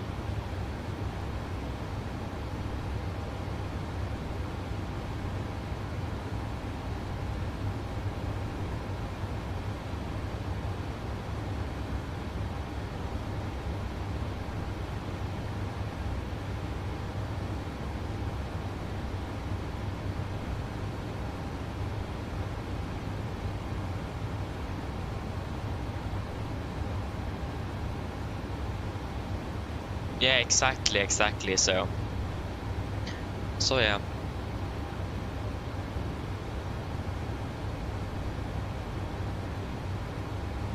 Yeah, but one thing. ATC network, is this none here? Is that supposed to be? Last time I tried this, it didn't work. I couldn't log on to the ATC network via CPDLC. And yeah, it says ATC network none, and I have absolutely no clue how I can change it. Either it could potentially go via the it's in data, so it's correct. Could potentially go via the com, but that doesn't make sense. But yeah, at least I don't find a way to change it. So I'm not sure if it's supposed to say that. Oh yeah, okay, so it's changed it when they have accepted it. Ah, okay, that's how it is. Okay. I think I've only tried to use the logo on status page once in my entire lifetime of VATSIM, and that's pretty much it. So yeah, okay, yeah. So VATSIM and then online when they have accepted. Yeah, fair enough. Yeah, makes sense. So yeah. I can't remember that I ever used actually CPDLC. I only used PDC, I think. Because I always forget I have CPDLC now, so I fly for the airspace and then once I left, I just, oh yeah, wait, I have CPDLC.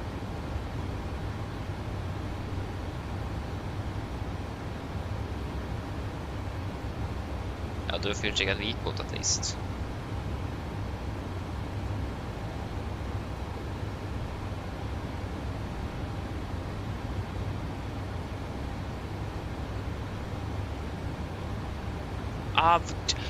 What? You just went offline. Thank you for that. Why? What? It just disconnected right before entering his airspace. Oh my days. Oh, this is what I hate with VATSIM. It's so unpredictable.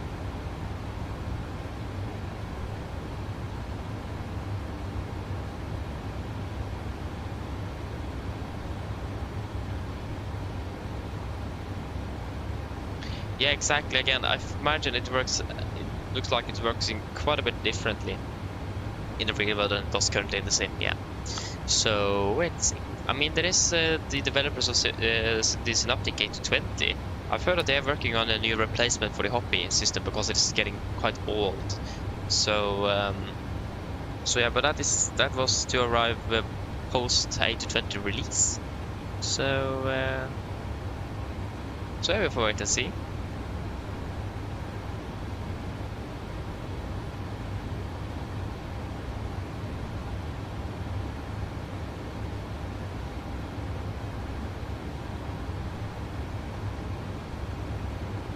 But I really want to try out Say Intentions, if I must be honest. I mean, the fact that we can now talk to the ground crew via GSA, talk to GSX via Say Intentions, and it even finally I've got the slots, finally.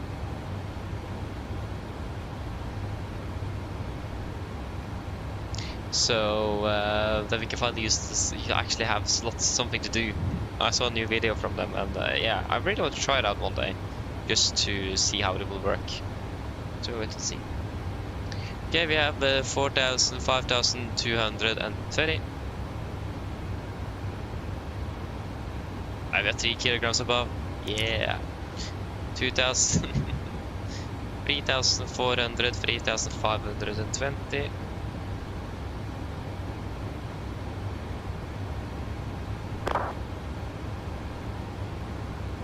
So yeah,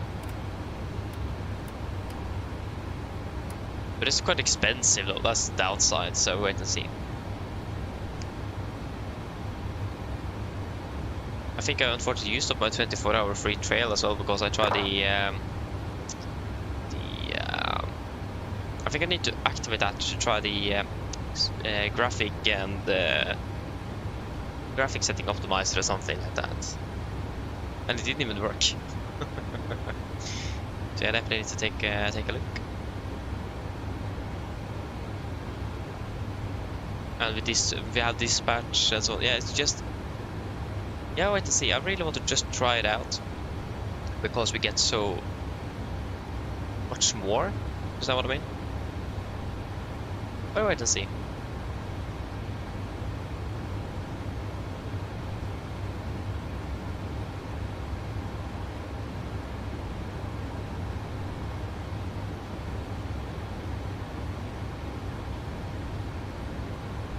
Yeah, exactly. Yeah, the direct exactly. But yeah, you tried it out. But that's nice though.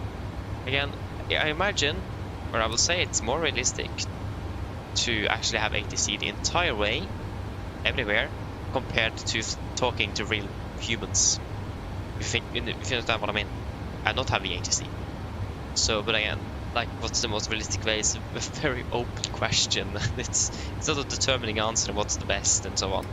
So yeah, but again, the fact that we can talk to ground crew, dispatch, AI cabin crew, so that won't be scripted, and so on. So we can have cabin emergencies. That's something we're missing. We don't have a medical emergency, example. So yeah, it will be really cool to have. So I really want to try it out. So wait and see. I hope I maybe can try it out tomorrow since we can't fly. Nevertheless. But also, it's the price. It is fairly expensive, and that's the downside.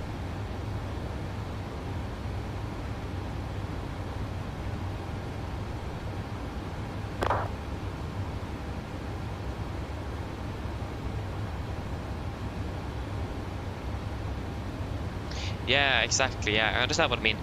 That's also the one thing I'm a bit more skeptical to, is the local SOPs for the airports, if it actually have got that correct.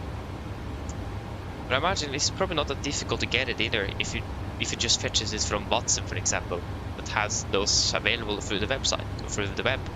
So I don't know, but definitely local SOPs is a big thing that really would be really a determining factor, really. Yeah, exactly.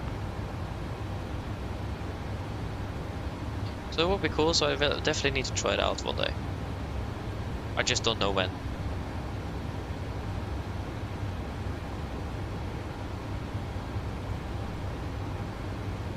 The thing is that I need to have time to actually check it out. That's the problem. I know that school starts tomorrow. Oof.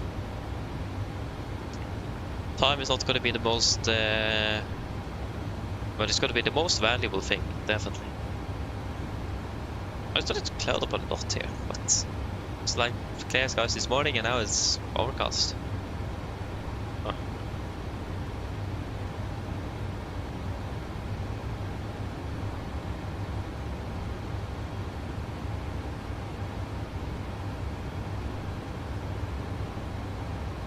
But I always imagine that those directs and so on and local SOPs will probably be better in the near future, I imagine. I mean, I've heard that it is much better now than it was when they first released, so it's getting better and better every update. So yeah, we'll wait and see how it will be. Yeah, very good question actually, Håkon. So I have already got the roster for September on the 15th, but I haven't made it into the Discord yet because I wasn't told about the 15th, so it was a bit hard to do that. But yeah, it looks like, or at least it's going to be now standard days. I think that will be the easiest for me to actually accomplish, instead of taking 5 days, 4 days like we normally, and like I definitely would love to do, but it just doesn't really work, unfortunately. Mondays, for example, I have corps and it's from 18 to 20 in the evening. It's very late, so I don't get home in time to even fly anything, and so on and so on. So it's going to be thing then in September. It will be either, so this will be every other week. First week, for example, is going to be then Wednesday and Thursday. The next week it's going to be Wednesday, Thursday, Friday, Saturday, Sunday. Next week Wednesday, Thursday. Week after that Wednesday, Thursday, Friday, Saturday, Sunday. It's going to be every other week with either 2 days of flying or 5 days of flying, and I think that will be the best solution, really. So it will be actually fairly a lot of flying if you think about it, and it's going to be really consistent for you guys as well. I imagine that will be nice. And it's easier for me as well in regards to school, so I know I have a few days permanently every week to actually do other stuff as well if I need to. So yeah, but of course it can change and most likely will. So be aware of that, because it's not a light study to go, to say it that way. It's at least one test every week or something, so yeah. Just so we are aware. But at least next week we're going to be flying Tuesday to Thursday. We were supposed to fly Monday, but Corps starts. I thought it was going to start next week, but it starts tomorrow. So I don't get home. I'm actually home in time to fly, but I'm going to Corps 2 hours after starting, so that doesn't work. So yeah, it doesn't really fit, but yeah. Oh, we have a traffic 12 o'clock at our sim. Yeah, it's flying right to left. Traffic. Okay, we have traffic inside 12 o'clock, same level, flying right to left. They say it was turbulent as well. Only reason I see him is because of the wind, the sun visor. Is it? Days is close.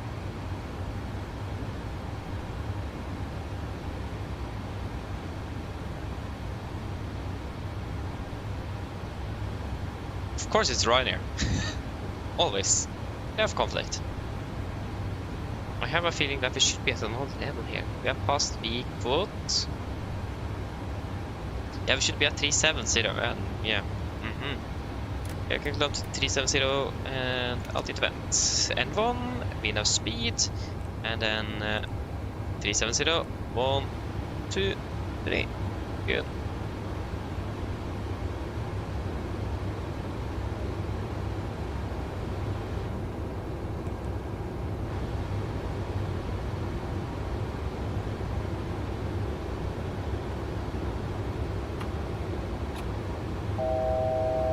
Level.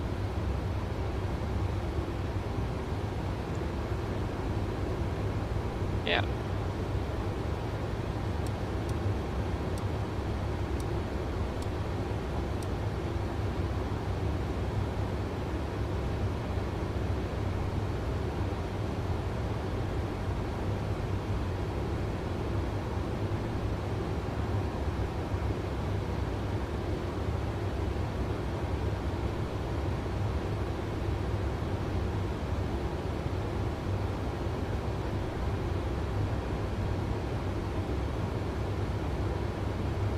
I have had it in mind, but I also have tried it out, and it isn't working that well. No.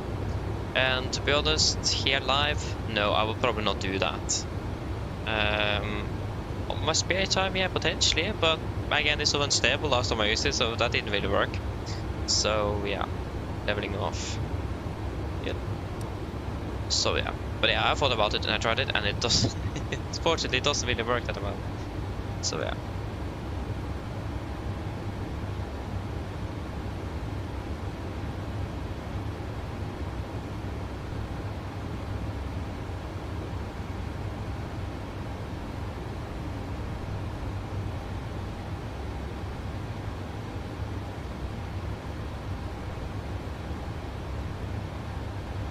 So yeah.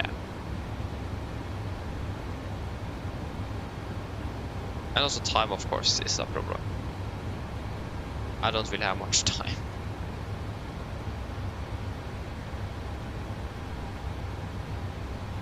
Yeah, I mean, maybe one day indeed, but again, time is definitely a problem on my side at least. So yeah. I mean, it would be cool to do. I'm not sure if your controls have become any better since I used it last time. Last time, I've had a lot of problems where my aircraft freezes up and it doesn't work. And another thing as well was that we got teleported to the North Sea. I'm not sure why. But it happened. So, yeah. Finished pre-packing in Stockholm. Hand over the controls. Boom. There's an oil rig on our left side. What? Then we came back and the controller just, what happened with you guys? We just, we got teleported to the North Sea. Amazing.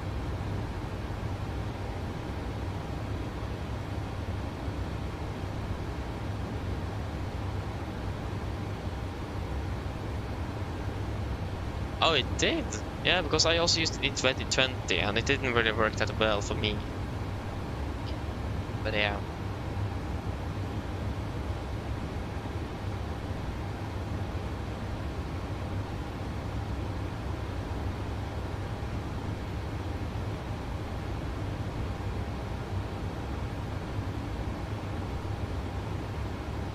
So I don't know.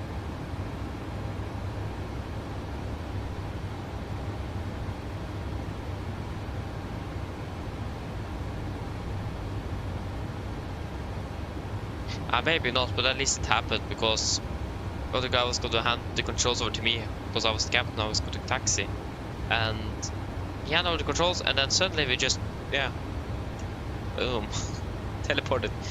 I just, what?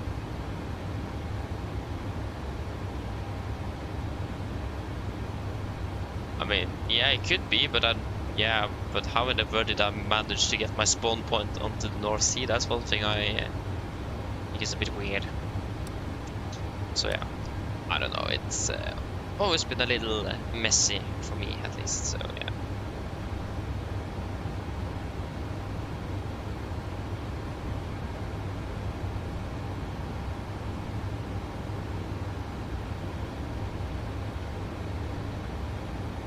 Yeah, right. There. I don't remember if I had that. I guess such like 3 years, maybe even more. So, yeah, it is. It's starting to get a while.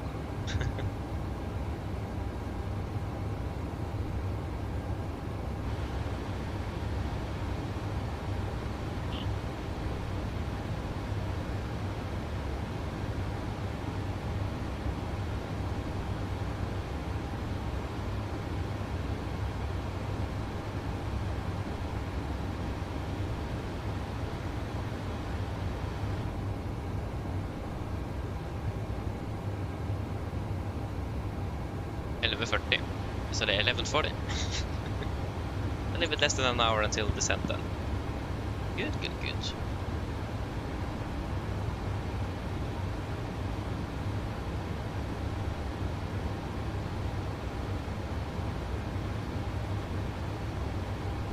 Yeah, maybe it does. Yeah, because sometimes it worked perfectly well. It was no problem at all, and sometimes it just didn't work at all.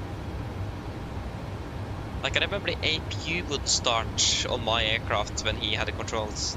So we need to do a cross bleed engine startup. I mean, yeah, that was interesting. I mean, at least you could practice that.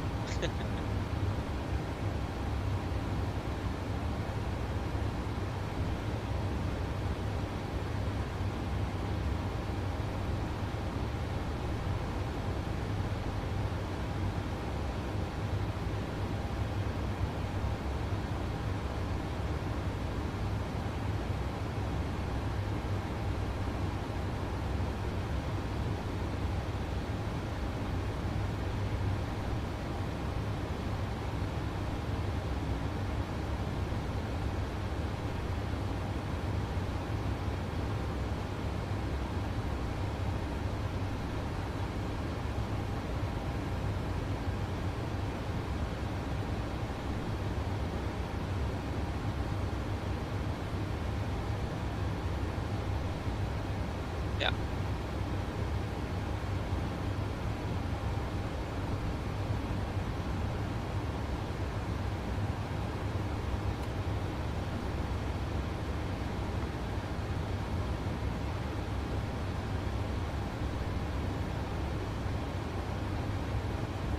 Yeah, let us put in what we did on the way down Amsterdam and Billund. So we have some airports that we know of in the vicinity since we're flying over water after all. You know, water is not really always a good friend. It can be a bit unpredictable.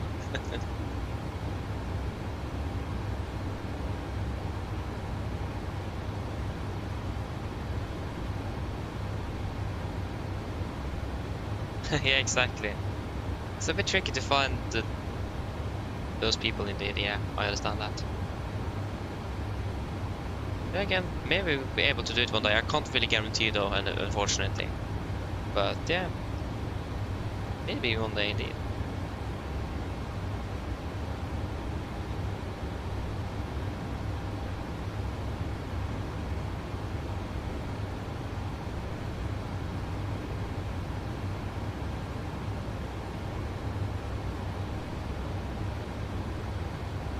PFS, hello, we'll go back again. Go back. We're doing well. No, we haven't really missed anything. No, it haven't really happened much here. Just cruising along over now the North Sea, soon entering a Danish airspace. We actually do have ATC online as well. So yeah.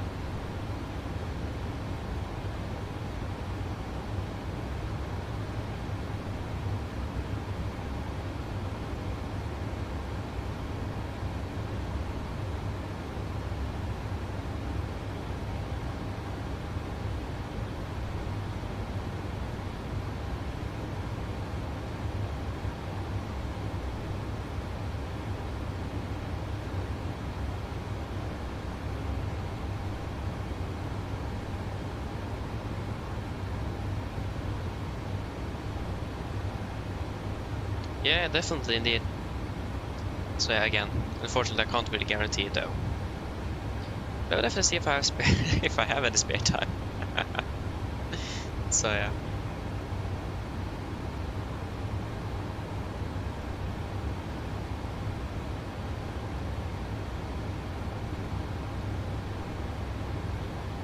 Yeah, you're absolutely right. We are descending in less than an hour. We're landing in approximately an hour and 10 minutes.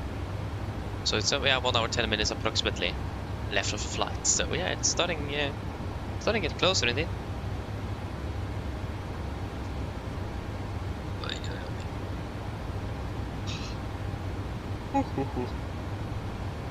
It's gonna be school tomorrow, thankfully though. I'm starting a bit later. I'm starting at 10 instead of 8:20, so just sleep a little bit longer. That's nice. The train is not that nice, unfortunately. So yeah.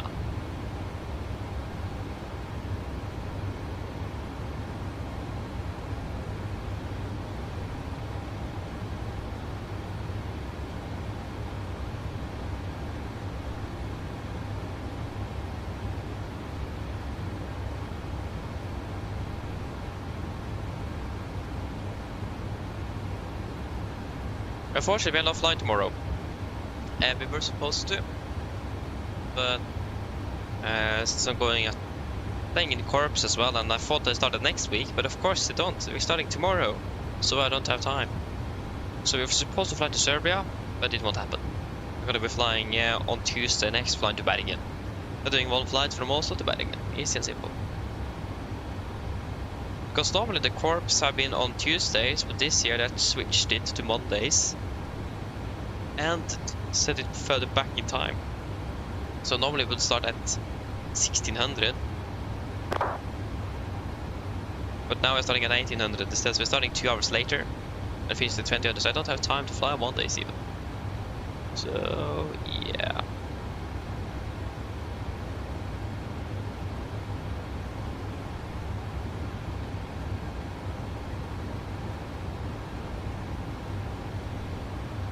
No, yeah, I mean, it's next week, it's it's Monday tomorrow, and on Tuesday it's in 2 days.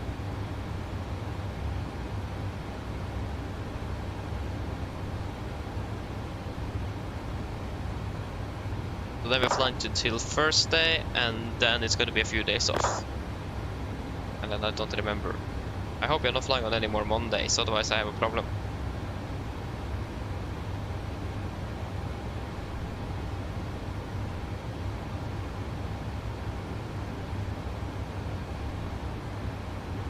No, we're not. Gossipasa and Haugesund. Yeah, we have a Friday here as well. In 2 weeks, the 28th of August. I don't think I will make that one. That's because I'm got some new glasses, and they are ready on the 28th to get picked up. So, unless I'm very lucky to get home in time, it won't be any Edinburgh flight that Friday, so that will probably be day off as well. But I'll see what I can do. If I'm lucky, I may be able to get home in time. It does depend a little bit.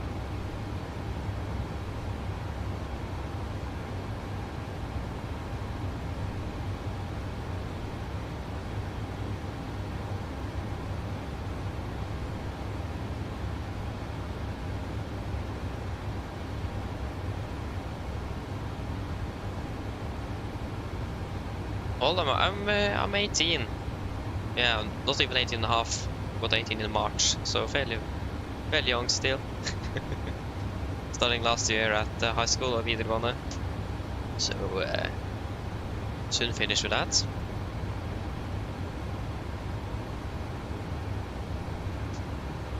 So yeah, there's a lot of school this year.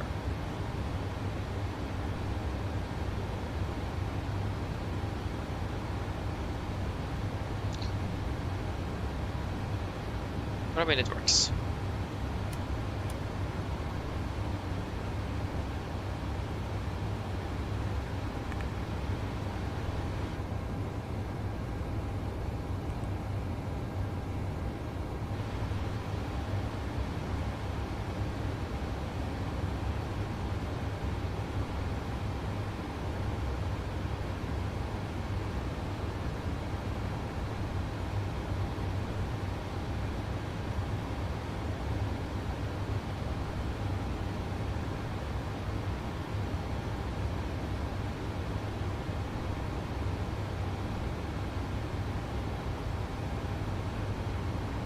Yeah, I actually just had a job, or a server job, but I will work there part-time, it looks like, as an instructor in a 77 simulator.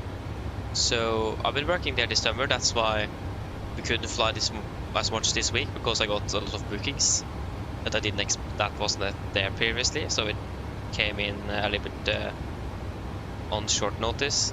So yeah, they asked me if I wanted to work there in weekends after the summer job was finished. So it looks like I'll be working there as well, part-time.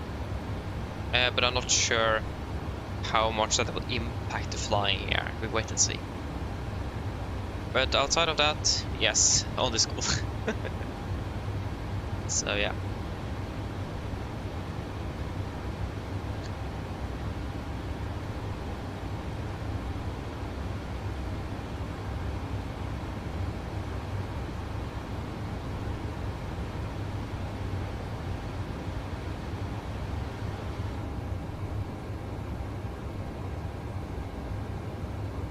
Men jag ska vi old göra den PDFS.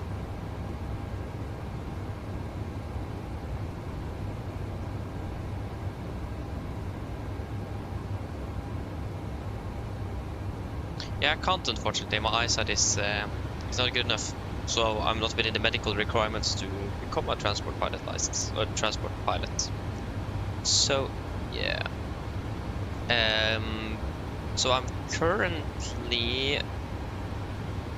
This is my last year with theory to become a mechanic or a maintenance engineer, though. So it's a bit higher status than a mechanic.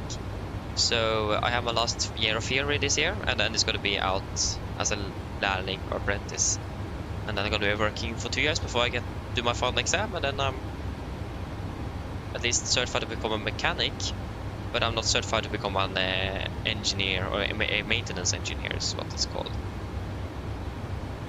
So yeah, it's different requirements from the Norwegian school system and the European Aviation Authority. So it's a mix in between those two. So I'm going something that's very relevant to what we're doing here at least. So, but since the European Aviation Safety Agency, the EASA, has some requirements of how many theory hours we need, we have quite some long school days, and we are still missing like a month of that. So we don't get the hours required. So they have made a deal with the rest of the branch in Norway, so that we will take up those last, I think it is 400 hours we're missing. We'll take up them for the first 1 or 2 months of our apprenticeship, and then yeah, and it's just some practical work, and then yeah, in theory we are then certified as a maintenance engineer, but we need a specific course on heavy commercial aircraft like this one before we can write that they are airworthy to fly. Well, that's what a maintenance engineer does compared to a mechanic. The mechanic just work on the airplane. Maintenance engineer will then also certify the airplane to fly again with passengers. So it has an extra role. So it's a lot of responsibility that. So yeah, it's pretty much a part of the education we're going, if you think about it. So yeah. Oh yeah, you're 11. Ah, men then you have plenty of time to grow your hobby then. Amazing. Really, really cool. It's about the same, yeah, I think I was about the same age when I started to get my interest here as well. Very cool though. Good to hear. Yeah, exactly, it is due to safety, yeah. So a pilot said as well once, I heard, is that safety even has a higher priority than your right to fly. So, because we're talking about transponders like the box that we have down here, that so HC can see where we are and everything, and also like Flight Radar 24 can work with that transponder. Talking about that with the smaller single engine aircraft. A guy that said something about, yeah, if that will be matter for a smaller aircraft, we will not have the money to actually pay for the extra equipment, and that means we cannot fly anymore. And yes, it's unfortunate, but like I said, safety has a higher priority than the right for you to fly. So it's just how it is for many people. So yeah, it is always safety first in aviation for a good reason. So yeah, can't really do much with that. That's just how it is. Maybe one day, I hope, but it'll be fairly far down into the future, I imagine. Hello? Hi, Captain. I just wanted to come by and ask if everything was going okay. Yes, everything is fine here, thank you. If you need anything more, just give me a call. Of course.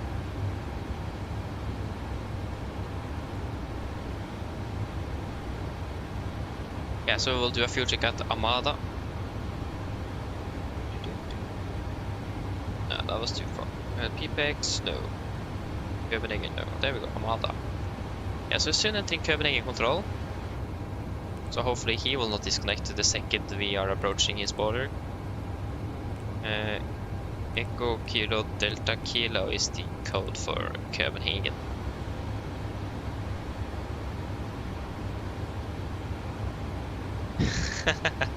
I wish.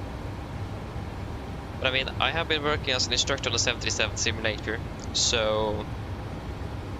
And the owner there is a certified instructor and pilot, so he definitely trusts me to... I mean, I don't really work with pilots, though I work with everyone else that does have an interest in aviation or nothing and just want to try to fly a full-scale 737 sim, so...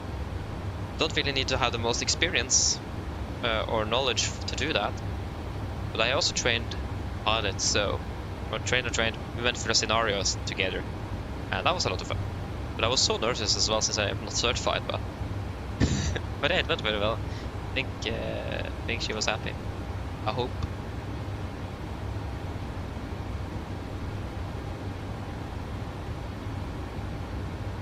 Yeah, but I mean, we have still not been able to contact him with voice though, Håkon.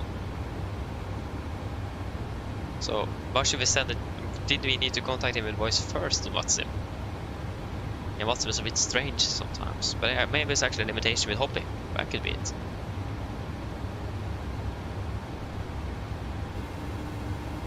Hello? Hello? Okay, we have 4,120.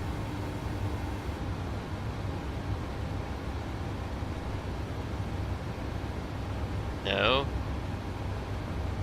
50.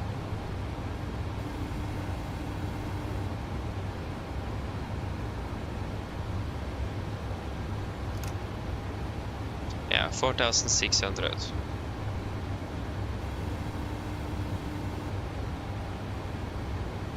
Okay, she just dropped it. But we still not got to contact me from the controller room.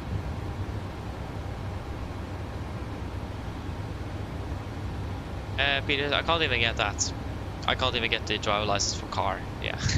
So, I'm definitely grounded. No doubt about that.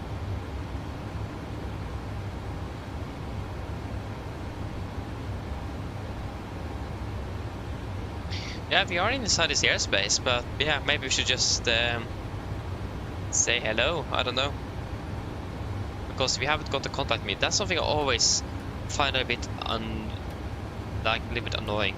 Is that I remember once we were flying over France, and center control was online there, but he did not ever send us a contact me. So we were half through his airspace when he first did, and then he was so furious at us because we didn't contact him. And I just always heard that they need to send a contact me before we contact them. But yeah, maybe I don't know anymore. Thank you. Of course, this one doesn't work. Wait a minute. Again, Papa Whiskey, contact the Bremen radar 120.5. No, I can hear. Happy landing. 120.5 again, Papa Whiskey. Have a great day. See you. Nordic 74 Whiskey, further climb on advisory. We have three Papa down.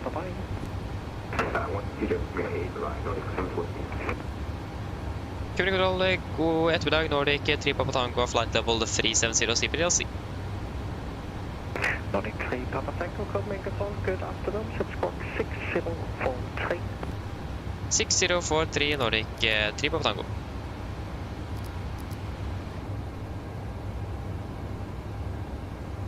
Is it now that we jig sand? RX 702, contact pilot approach 127.587, Bordeaux, hard landing. Official Red Hot, hello, welcome up well. Good afternoon. Thank you. I'll do my best work for my RX 702. Ooh, Sun Express. Sun Express. Yeah, isn't that for the check-in airline, isn't it? Sun Express. Cool though. Great that you have started it. Unfortunately though, I fly for Norwegian, so yeah, it doesn't really match up. But thank you for the offer though. I mean, very cool that you started it though. You and your friend. That's actually very cool. Sun Express. Or am I wrong? No, that's Smart Wings. Oh, it actually worked. Yeah, it worked. This is the first time it actually worked. So yeah. We could still got another ATC message. What? Ja, Ryanair kommer fram en gang igen. Log on accepted. Cool. But yes, Sun Express. Sun Express? And now I need to think. I don't remember. I heard of them before, but I don't remember even how the livery looks. Sun Express images. Oh yeah, that's Sun Express. Ah yeah, right. Which country are they based out of again? Isn't that a European country? I think it is. Oh, are they so old? Wait, what? Founded in 1989. Commenced operations in 1990. Oh yeah, I thought it said ceased operations. Yeah, it's Turkish, of course. In Antalya. 5,000 employees. God damn, that's a lot. 72 Charlie, Copenhagen Control. Good afternoon. Let's squawk 4552. But okay, that's really cool though. 4552 Nordic 72 Charlie.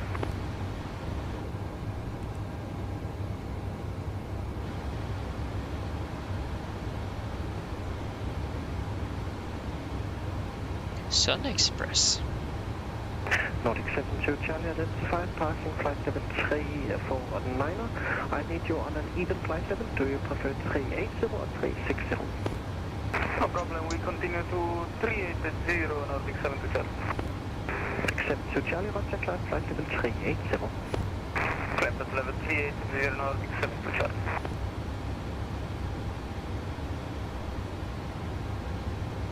Okay, so again, what are we expecting? I think we're expecting stand 76, so probably 01 left into Cardamom then. 1453. Lufthansa 12 Delta, turn left heading 300 degrees, do traffic. Stand 68. Okay. 0 left. Det här landning var helt schedule.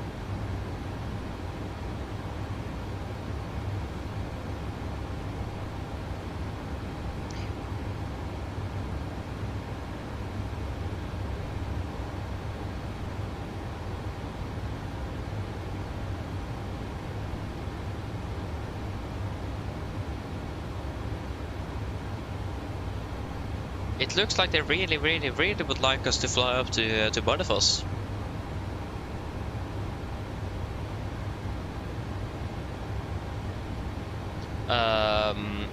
Because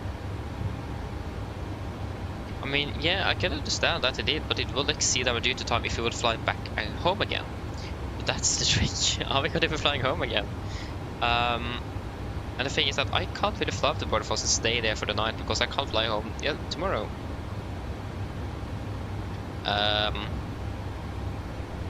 So we have a slight problem.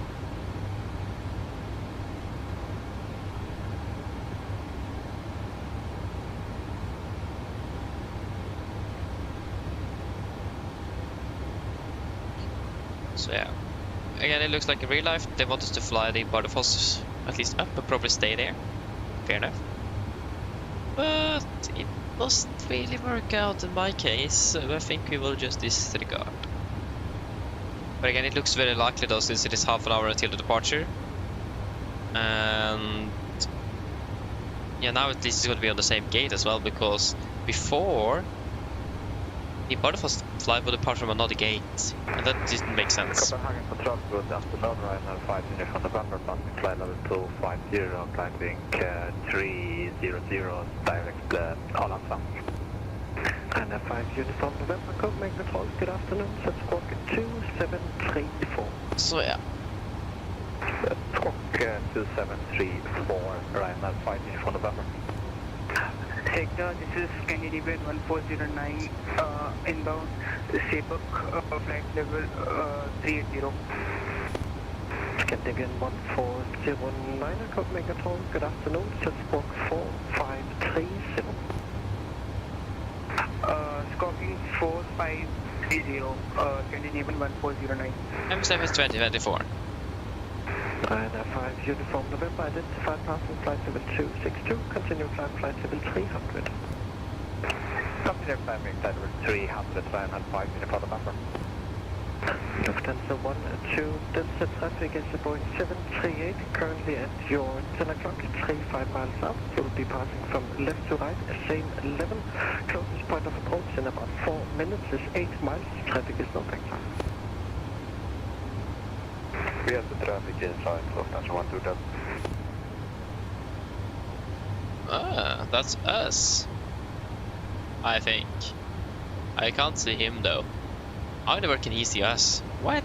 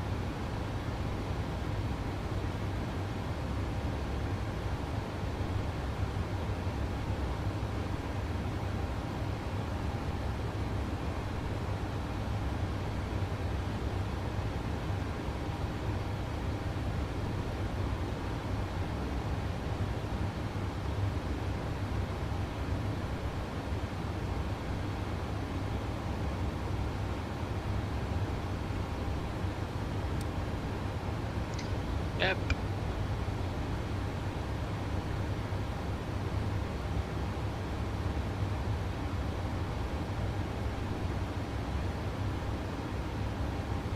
Yeah, we should start thinking about our preparations into Oslo then. So, we can start off with charts, arrivals, silhouette left. We are coming from the west. With the west stars. And approach. ILS Yankee, 0 left. Airport is already in there. Wonderful. Yep, amazing. And we have that. Let's just verify. Scandinavian 936, Copenhagen Control, good afternoon. Set block 6344.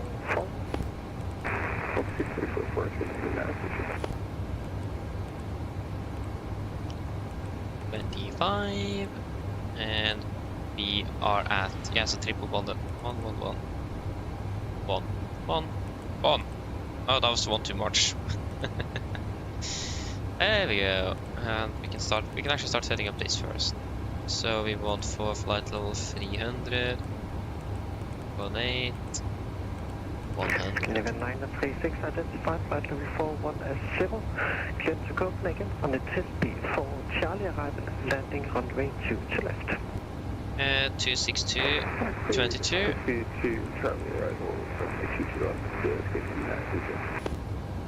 275, 18.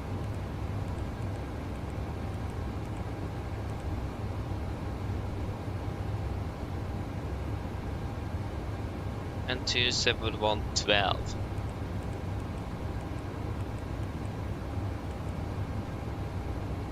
Oh, there we go. Shelton on control, 456, climbing 1,400, 4,500 feet. Scandinavian 456, come on, go estimate identified. For next time, initial climb on the radar departure is flight level 70 as marked in the charts. Climb now flight level 190 and proceed direct to radar. Copy, and climb to flight level 110 and direct radar Scandinavian 456. Hello, Copenhagen Control, Finnair 8, Tango Echo. 8 and 407. Finnair 8, Tango Echo, Copenhagen Control, good afternoon, identified. Expect landing runway 27 in Billund. When ready, descend flight level 250. Expecting 27 and when ready, descend flight level 250, Finnair 8, Tango Echo. Finnair 8, Tango Echo, squawk 1000. Yep. Amazing. Lufthansa 1-2 Delta, thank you for your cooperation. Resume on navigation direct Eriksund. Resume all navigation and direct to the shore Lufthansa 120. Lufthansa 549, short leaving mass, base plan is self-line, advisory 122 decimal 8, bye-bye. 128, thanks for your service, bye, Lufthansa 549. Welcome. It's not that often that we don't need to change the first numbers in the MMR.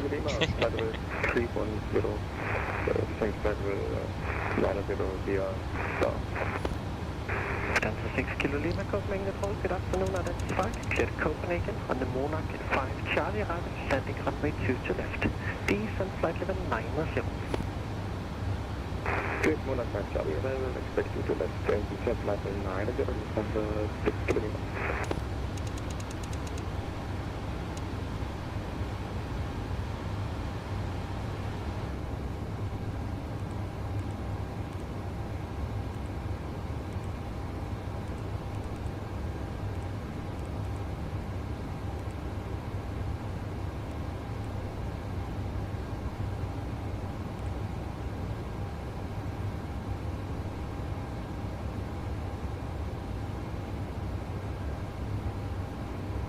Yes, they're left.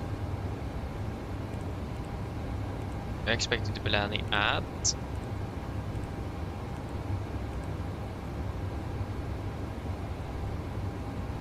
12:08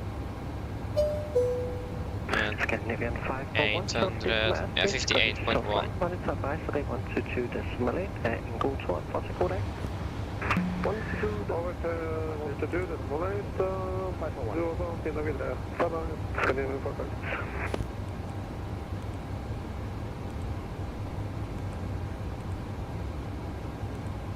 Let's just check it. Let's go.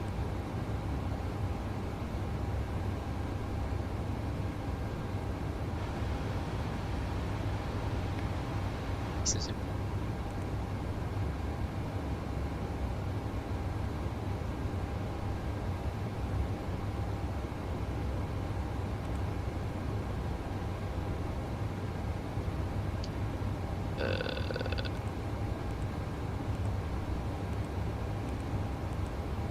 Zero 03 at 6.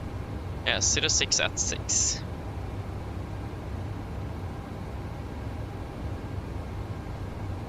And the temperature is 20 in QNH 8.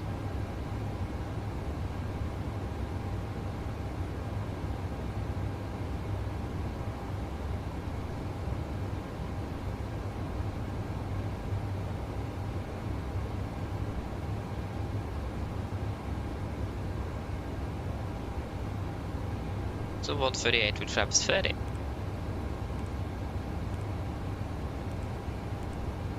Yes, and 1008.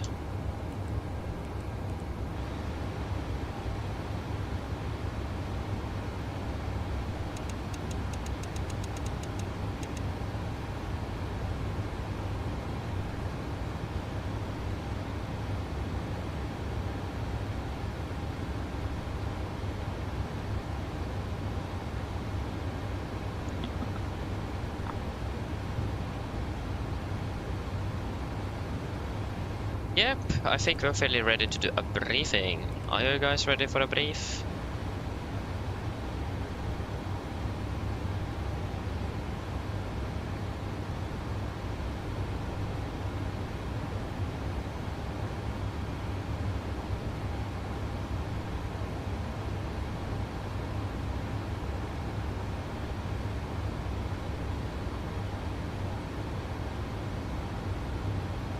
Yes, wonderful. Again, unfortunately, I can't get the iPad onto the screen. I'm not sure what's working, so follow along on your own charge then, if you have the light up charge at least, if you want to. So yeah, first of all, fuel. We are expected to be landing in Oslo with about 2.8 to 2.9 tons. That's about 300-400 kilos above the final reserves plus alternate. So we do have a little bit extra time available if needed.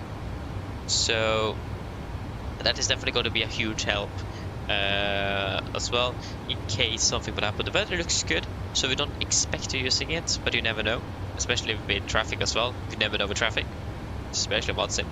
So At least we have time available, and our alternate is Sandefjord, Torp, and the weather there is good.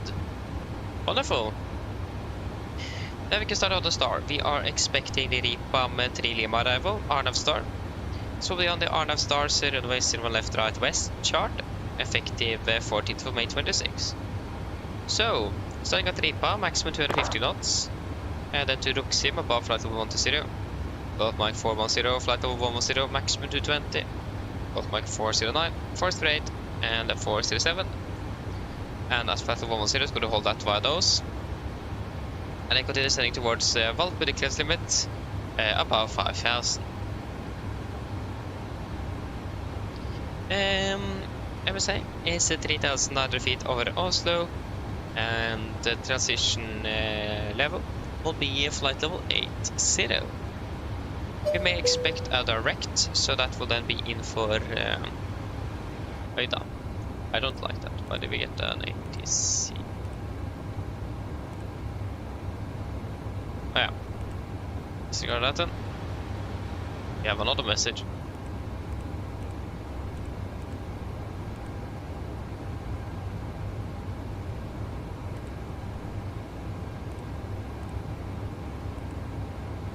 Yeah, I should probably have, yeah. No, yeah. So again, we could expect the direct or vectors in for the ILS, so be aware of that. We may then be a little bit high on profile if we didn't get a direct late enough, but early enough we will be able to maintain profile fairly well. So just be aware of that. And then we're flying it into an ILS for 01 left, a Yankee. So ILS Yankee or localizer Yankee 01 left chart, effective 19th of March 26. Coming in Valpø, again initial approach fix above 5,000 at 220, and then continue descending towards Ågras, the intermediate fix above 4,000, maximum 200, and then Exicla 3,500 above. That will be the final approach point. Yeah. So platform altitude will be 4,000 feet with a normal 3-degree glide, same with puppies. It will be a Cat 1 DME approach, so 860 feet on the minimums. And missed approach, straight ahead, 5,000 feet at 20 dmi from Oscar Bravo Whiskey, left turn, direct to Valpø, maintain 5,000. And of course the heading is 012, and IL estimates 110.3 Oscar Bravo Whiskey. 012 is set triple, and 110.3 Oscar Bravo Whiskey is set triple. Set Gardermoen VR on standby nav 1, and on 115.95, and then ILS 01 right to 111.95 standby nav 2.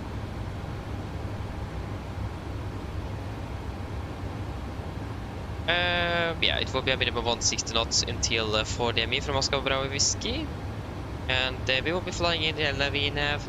If we are above the glide stop, we will go Warlock first until we are descended below the glide or at the glide to then engage approach. If we are turning in and we are below the glide stop, we can arm approach mode straight away. Wonderful. And we're landing with flaps 30. 139 of the VRF correction is going to be 5 knots.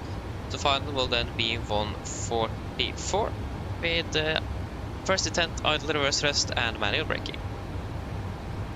Airport ground charge Oslo, effective 14th of May 26. Landing 0 left, vacating Alpha 5, and the taxi hotel data stands 68. If not possible, Alpha 6, then it will be via Victor. Delta stand 68. So yeah, either Alpha 5 or Alpha 6 are preferred. I don't think we'll make Alpha 4 without the reverse thrust. We have then potentially one hotspot at Alpha 6. So that is hotspot number 4, so risk of misidentification at the taxiway intersection between taxiway Mike November and Victor Papa. Pay attention to correct routing and signage, reduce speed and confirm position if necessary. We are so familiar with the airport, so that is not going to be a significant threat for us, but also be careful because of complacency. So even though we know this airport fairly well, it can be easy for us to still make a mistake since we are so used to the airport. So still be careful in that area if we then make it Alpha 6. Yes, other than that, RCR 666 dry. Weather conditions are looking good in Oslo. Nothing really outstanding. There may be a slight crosswind on the landing, but again, nothing really special. Yes. Shouldn't really be anything else interesting. Threats for today. First of all, birds. It's a lot of bird activity at the area, so we need to be a little bit careful in regards to that. So, when it comes to birds, it is going to be unavoidable in the air. We won't be able to avoid the birds. If we do have a bird strike on the approach, we will just land the aircraft as normal, unless anything else would happen that make it manage to go around. Land the aircraft. Remember to not retract the flaps before we're part of the gate and get the aircraft inspected. So do not retract the flaps if you do have a bird strike on approach. On the ground, it is a bit easy to avoid them. We can stop the aircraft, try to scare them, or get the airport to get them away. They have control over this. They have people working on this all the time, but it still can be birds fairly close by the airport. So we need to be very careful with that. And the main thing, again, we can't avoid them. Do not go around if you see them, otherwise we may ingest the birds and damage the engine more than if we just have it at a normal landing RPM or N1. And if we then have a bird strike, do not retract flaps after landing before we have got the aircraft inspected. Wonderful. Other than that, another threat is the complacency at the Victor Papa and Mike November taxiways at Alpha 6. In case we make it there, it's fairly straightforward to get into Victor, but again, we can make a mistake since we're so familiar with the airport with the good old complacency. So we need to still be a little bit careful in that area. So we'll use the speed, verify where we are before we taxi. So we will not just taxi on full speed out of the runway, and we'll rather slow down a little bit to verify that we taxi correctly. Yes, wonderful. Do you guys have any questions? Yeah, that should be all of the threats at least. Do you guys have any questions for the approach?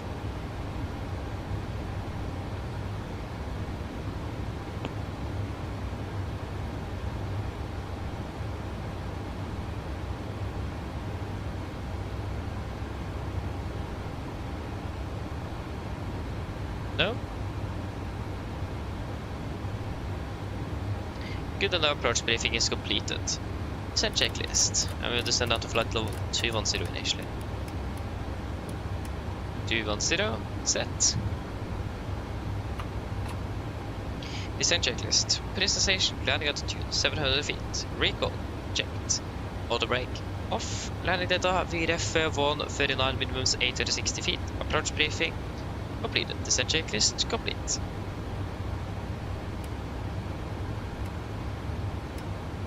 At least I need to see if I can find another way to get my iPad on the screen, because the fact that this thing doesn't work is just horrible. I even paid money for it. There you go, retard, we are descending.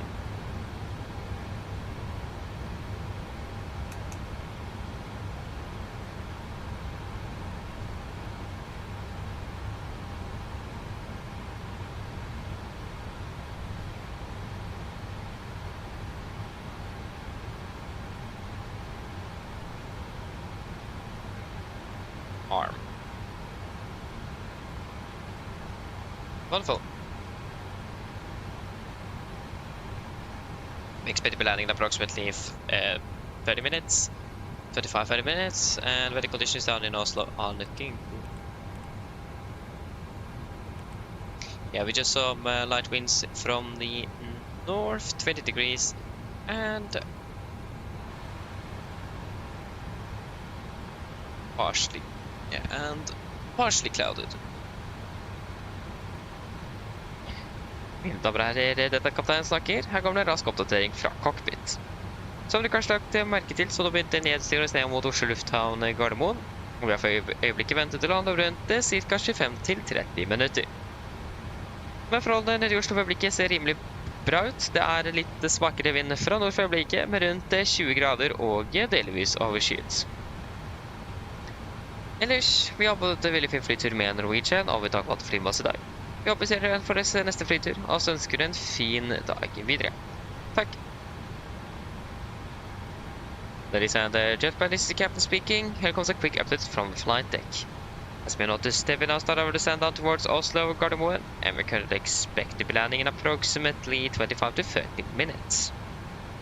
Weather conditions down in Oslo at the moment is looking good, with just some light winds from the north, approximately 20 degrees Celsius, and partially cloudy. Other than that, we hope you enjoyed this flight with Norwegian today, and we do thank you for choosing us. We'll see you again on the next flight, and we do wish you a pleasant day. Thank you.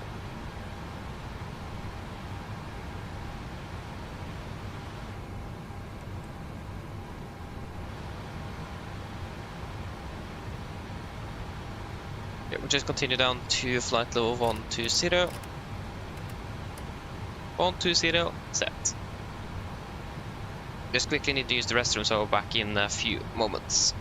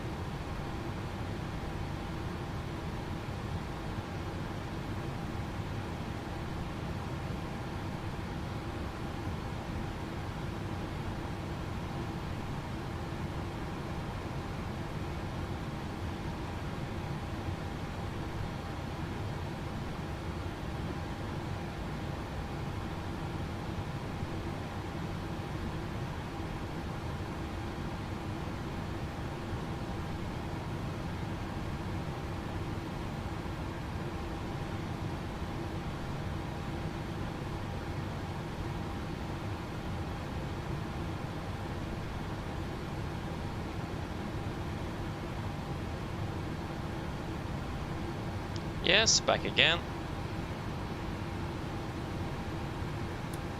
Let's do a fuel check here at PPEX then. Because our fuel doesn't really look that good. Okay, so we currently have 2,000, 3,190. And now it's looking good though.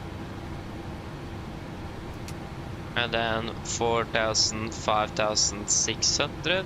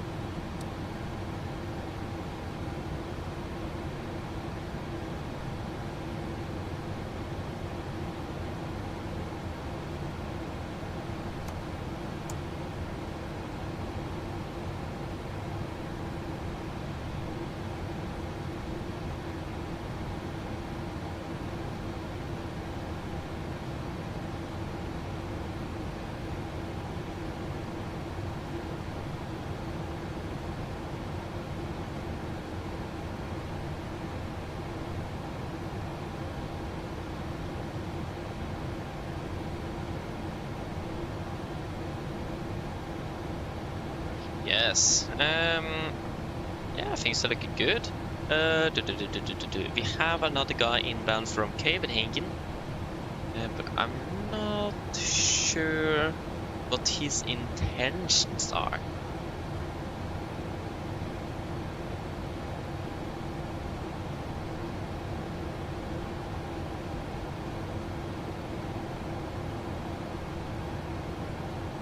Yeah, he's flying the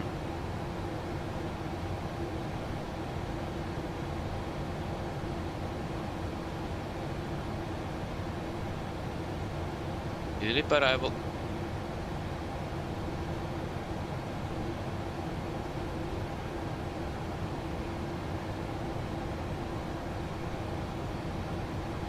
Wait. Is he going for one-liners? No way he does that.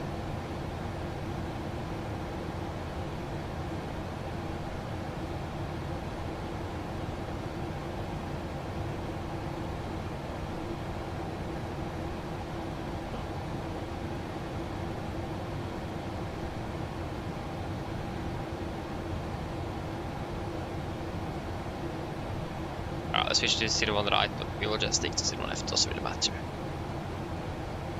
Yeah, he's flying for he's going for one-liners, but in the world.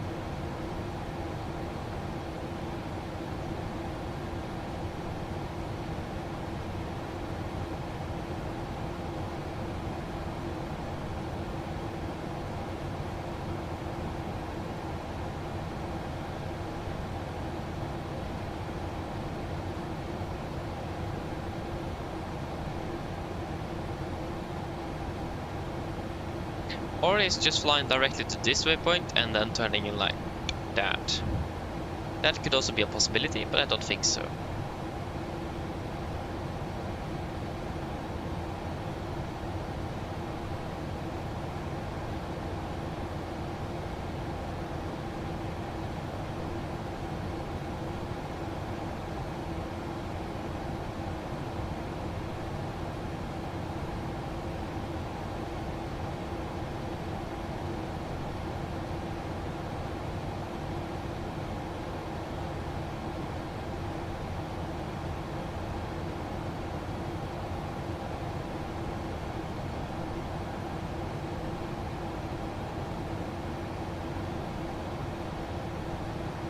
Yeah, he's going for 01 sort of one-liners.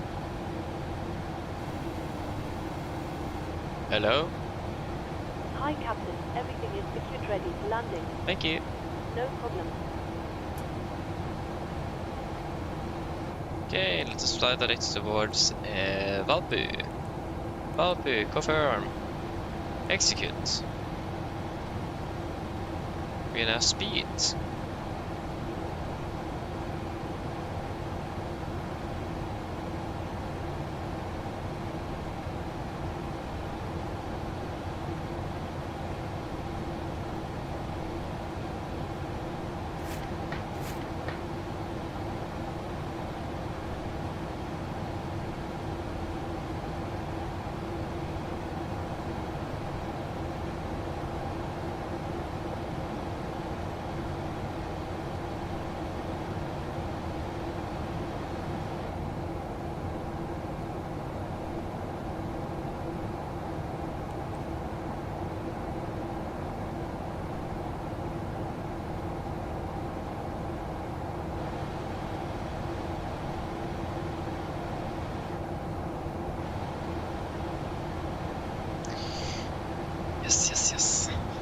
It's a little bit cloudy here, but that goes well.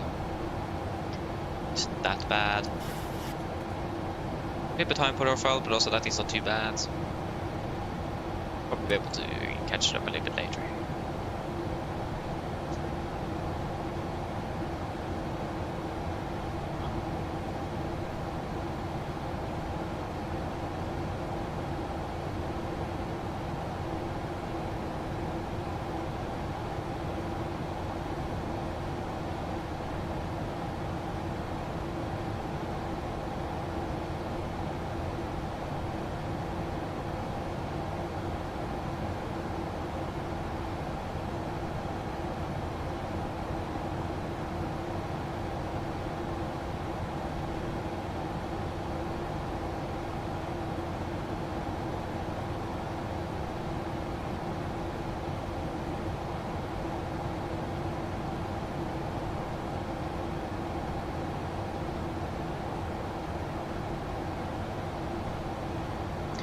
Yeah, wonderful, wonderful, wonderful. I have absolutely no clue what in the world he's going for. Everyone else is 601s and it's just this guy. Nah, I'm going to be using one either.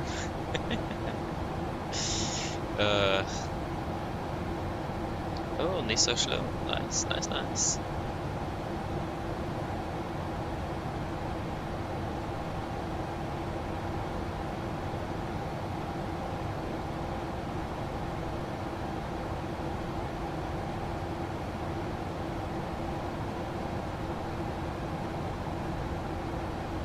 One thing I just remembered that we need to check out with citations. At airports where we only have AFIS control, do they actually simulate that? Or do they have normal ATC? Because Molde, for example, Svalbard, Longyearbyen, it is only AFIS. So I wonder if that is properly simulated with 7 touches. It's a good question actually.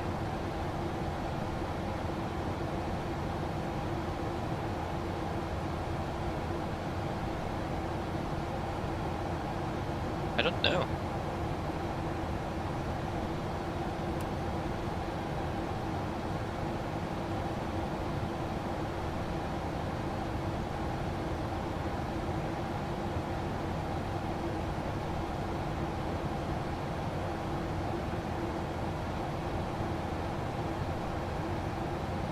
Another thing, if you guys know, Steam Update 6 got released not too long ago, engine at the ISO.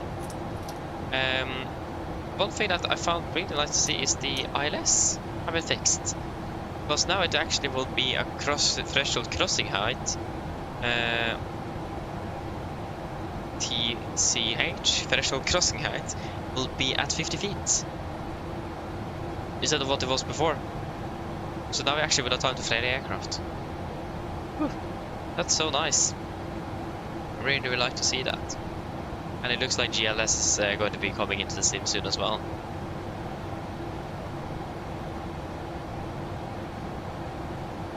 So that is also very cool. I think actually the region can fly GLS approaches. I'm actually not 100% sure. I think they can. At least, yeah, I think so. And I'm not 100% sure.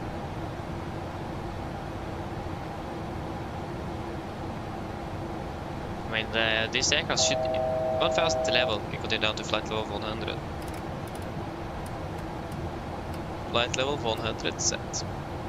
At least in the with the MMR you are able to fly GLS approaches. It doesn't work in the sim though, so we are stuck there, but it's only the inbuilt F50 that actually can fly GLS at the moment. Then you also need a Navigraph nav database.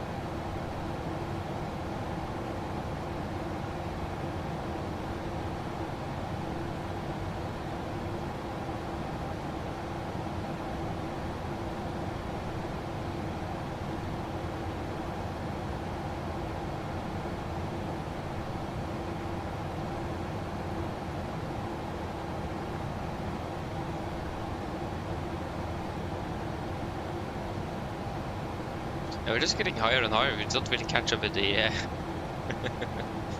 with the path.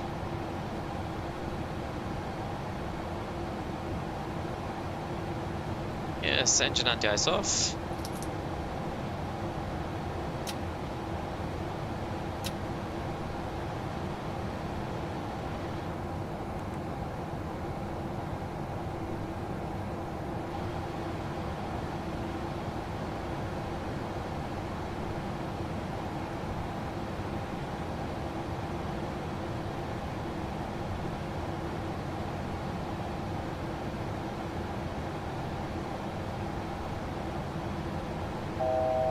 1000 level, continue descending down to 5000 feet, set QNH 1008, approach checklist. 1008. Set cross checks. Approach checklist, altimeters, passing flight level 104. Now, let's monitor the approach checklist complete.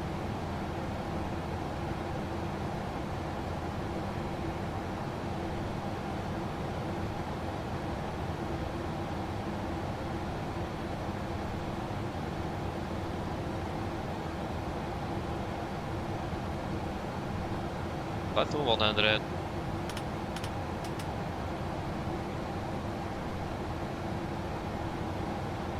Yes, wonderful. Where are we now? Yeah, that's Oslo, right in front of us. Amazing.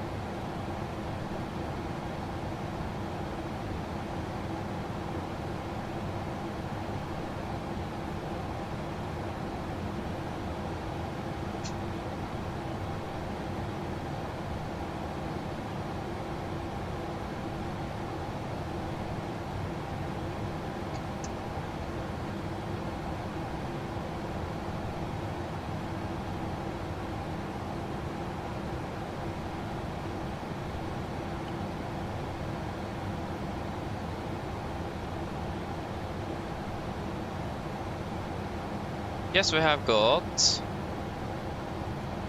Yeah, we just need to wait a little bit.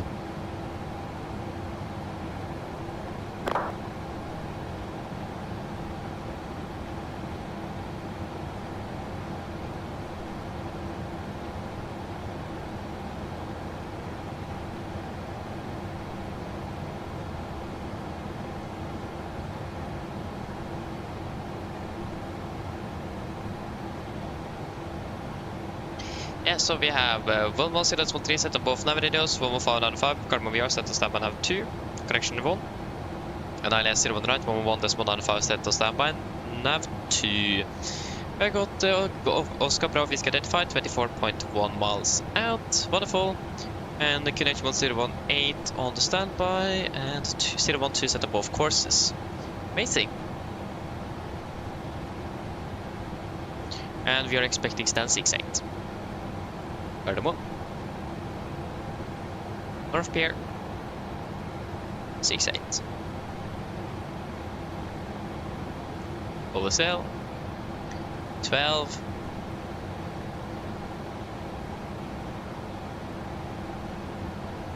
Oh, 6.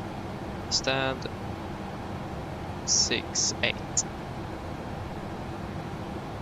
There we go. It's a bit too high, but we're looking good on the glide slope though. So I think we should be good.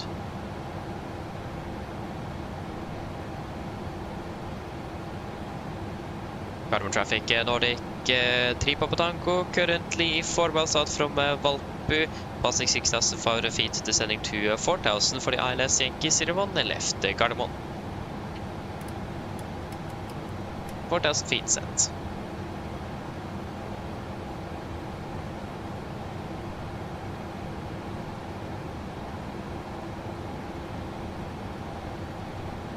Spin it vent, 220 knots, set.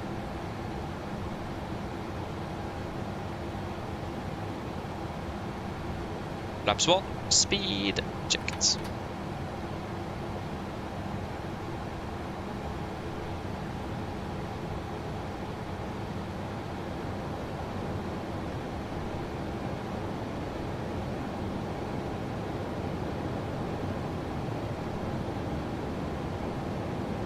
Flaps 1 set.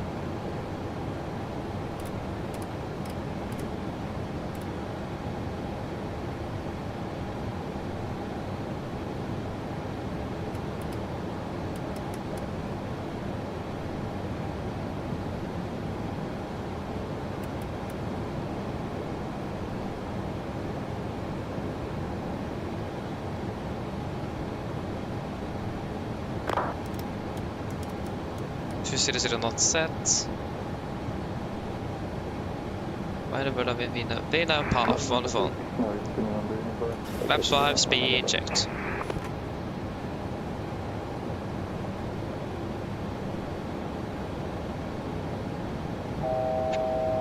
1,000 to level.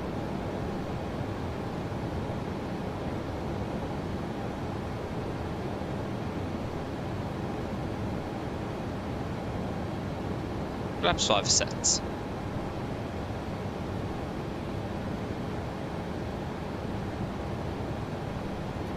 Approach arm. Follow capture. Glass look capture.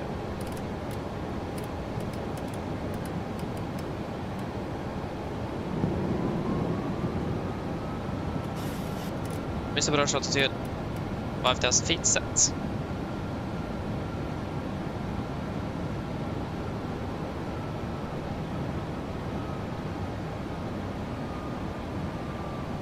Where in the world is this aircraft coming from?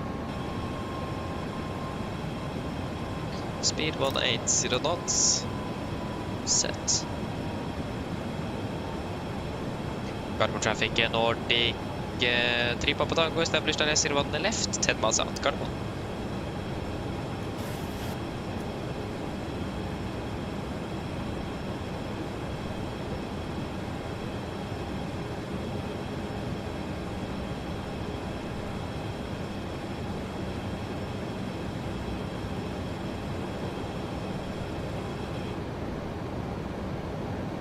Yeah, they're still using 01s in Oslo. 2,500. Arela, QNH1008.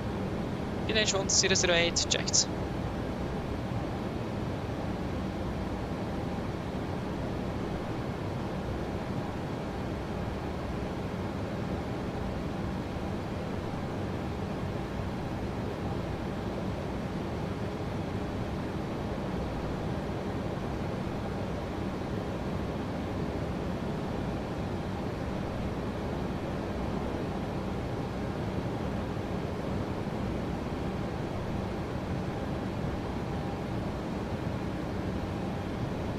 Get down, flaps 15, speed checked. Speed 160 knots set. Landing checklist to flaps. Cabin crew sits for landing, please. Landing checklist to flaps. Chemical given. Engine start switches. Continuous. Speed brakes. Arm. Landing gear. Down. Holding out flaps. Flaps 15 set.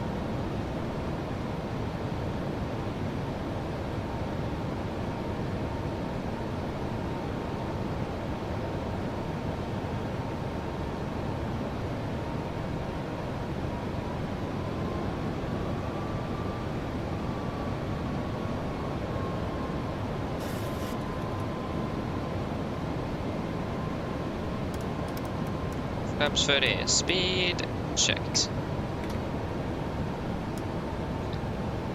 Complete landing checklist.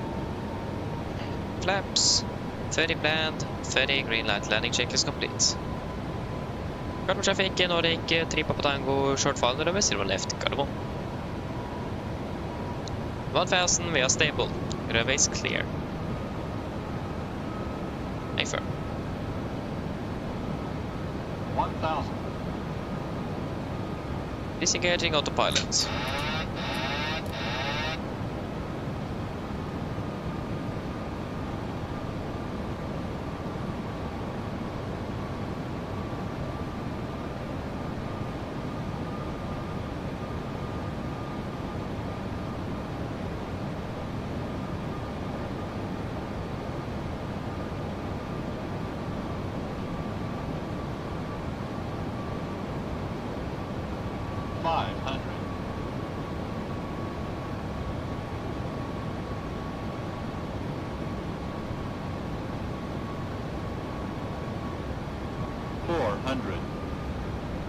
Approaching minimums.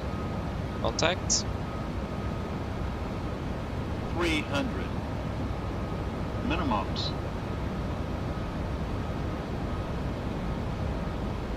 100. 50. 40. 30. Oslo 20. traffic, 10. Scandinavian 1409. 2 reversers. Idle.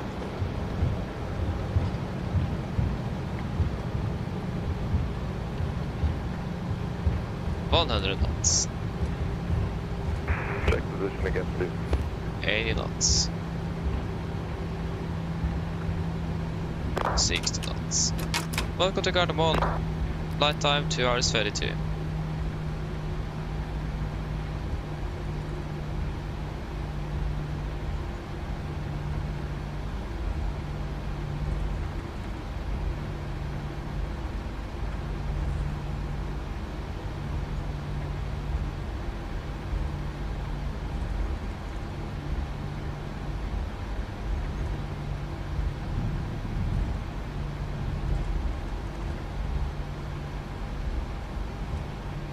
Gardermoen traffic, Nordic, 3 Papa Tango, runway 0 left, vacated, Gardermoen. Left clear, right clear.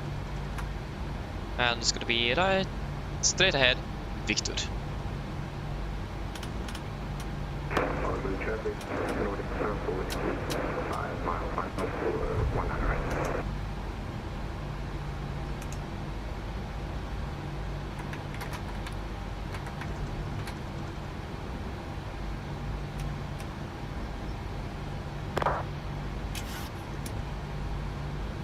Oslo traffic, Lufthansa 3 November Mike established, left Yankee 0 on the right.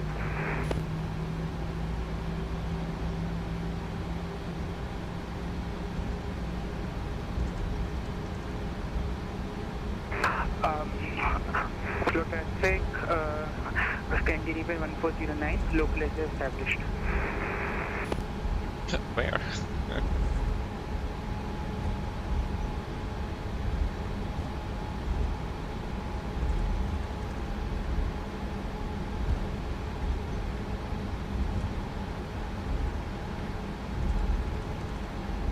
Yeah, left clear. Oslo traffic, Scandinavian 1409, glide slope and localizer established. Landing on runway 01 left, Oslo traffic. Nice. Left clear, right clear.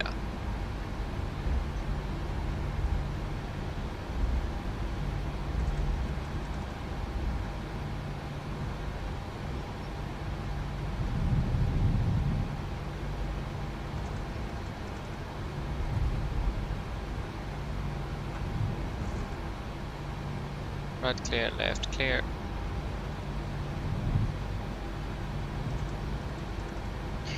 Let me touch down. 1209.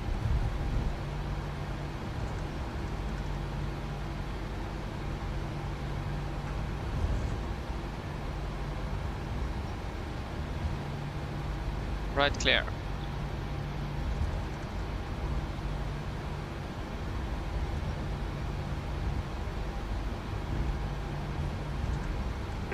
Oslo traffic, Scandinavian 456, established island 0 right, 10 miles out, 8 miles out.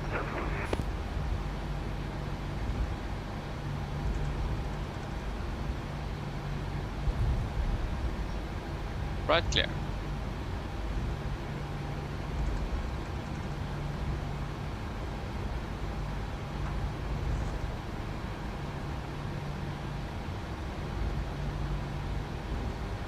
There you go, 68. Looks like 68 is occupied. We'll take 64 then. We can shut on engine number 2. Change facility. Here. 64. Yeah. There we go. Oslo traffic, Lufthansa 3 November Mike is 3 miles final line at 0 on right.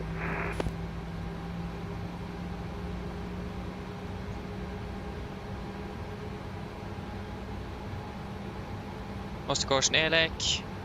That's expected.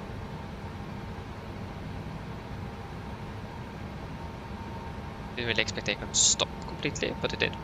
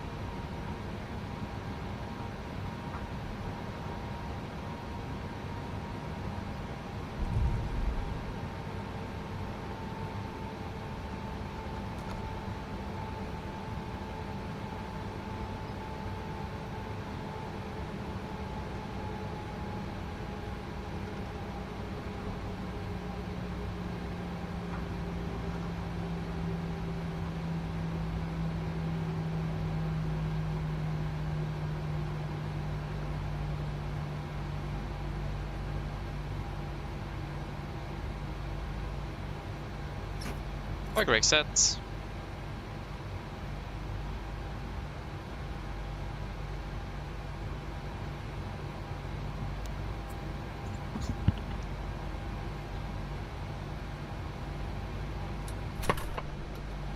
Number 1.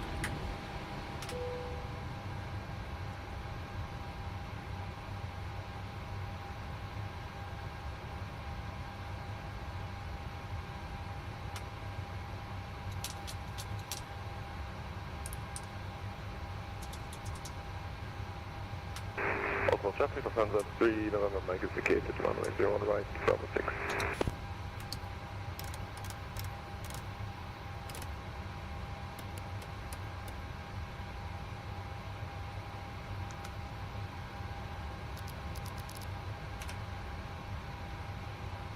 Shuttle checklist to the line.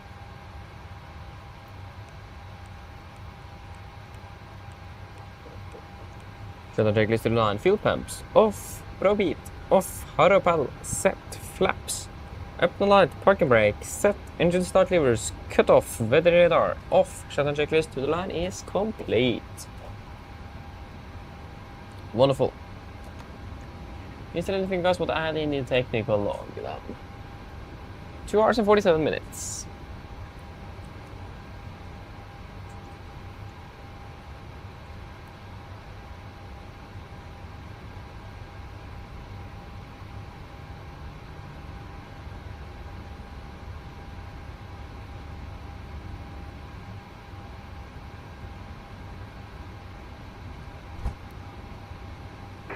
Basic. Scandinavia 1291, pushing and starting from stand 68 position 1, Gardaman. I also do not have anything to add. Good, then we can complete. I was a little bit later than anticipated our touchdown. Should have been a little bit earlier. Slid a little bit too much.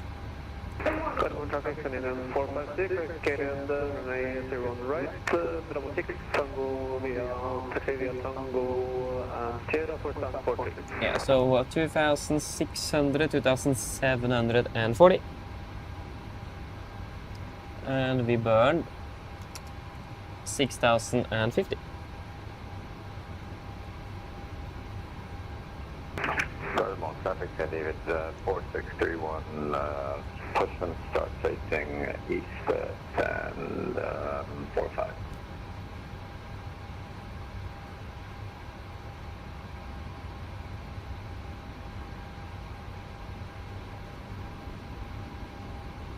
I need to this. There we go.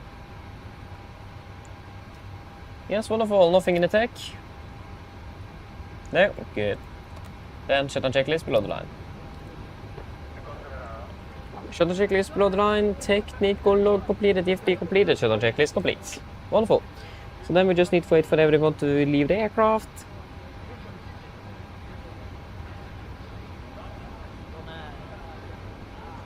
Yes. Håkon, yeah.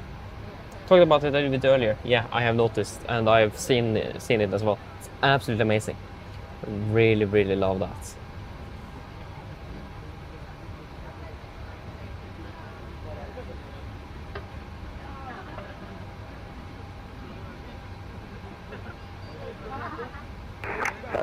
Yeah, exactly. So it's absolutely amazing that I finally got that to fix. So it's very, very nice. It's been a thing I've waited for a long time. Scandinavian 460 on holding for company traffic. Thank you. Scandinavian 456. So yeah, it is very, very nice indeed. Gardaman traffic, Scandinavian 1291, with taxi holding point 01, left by Golf and November, Gardaman.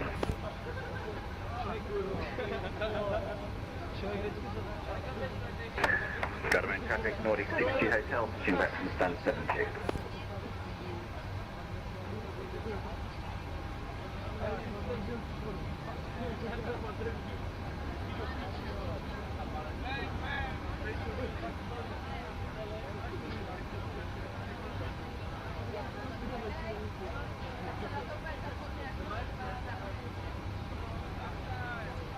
Yes.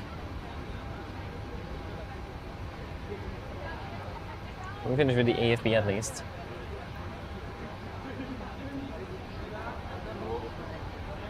Just waiting for everyone to leave the aircraft. Yes! It's been a nice day though. Not gonna lie. Good to be back. I mean, it haven't been that long since I last time flew, but it also have. So it should be nice to be flying a little bit to the week coming up. And hopefully we're going to be flying a bit more for the next weeks.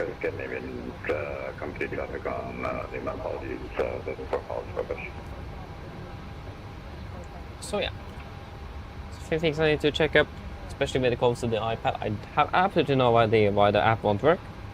So yeah, I'm not sure what I should do with that.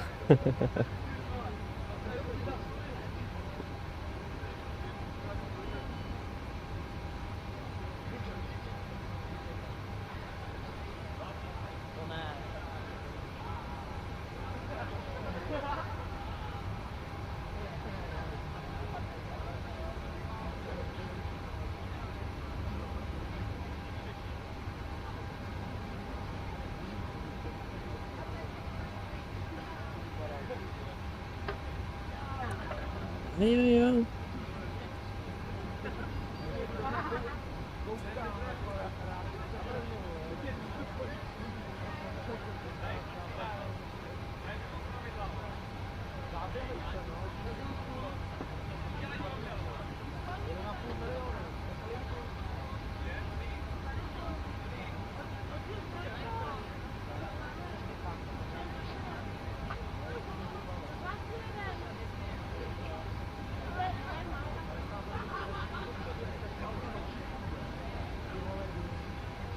Anything new from PMDG today?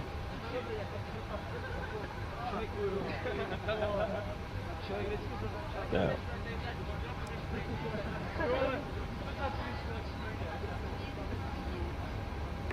Southbound traffic, Canadian 462 contacting Lima Orange Sierra, holding point 015.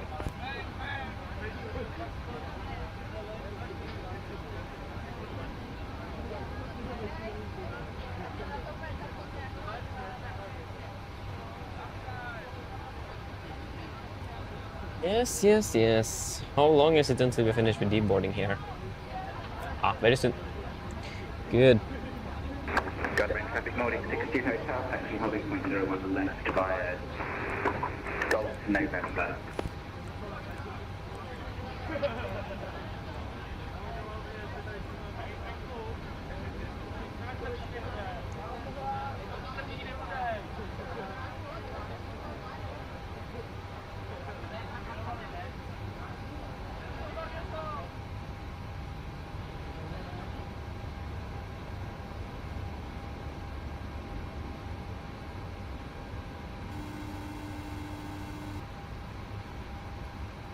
Hello. Hi. All passengers have left the aircraft. Fantastic landing, by the way. Much appreciated. Yeah, thank you very much. Call me if you need anything. Of course. Wonderful. Shall we leave the aircraft then? I do not have anything else noteworthy that we need to take with us. So I have everything I need. Hope you guys have everything you need, and then we will let the next crew take over here. Imagine they will be fairly happy with that. Let us see here. Where is the controller? There it is.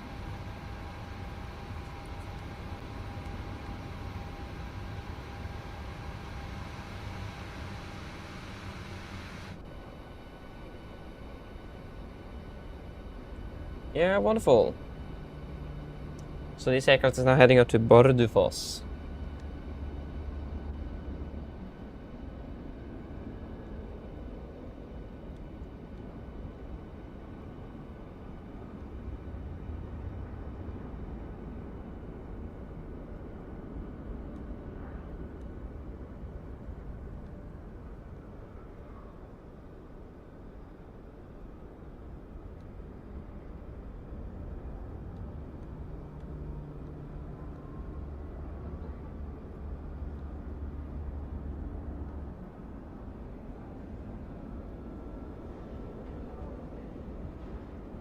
Yeah, amazing.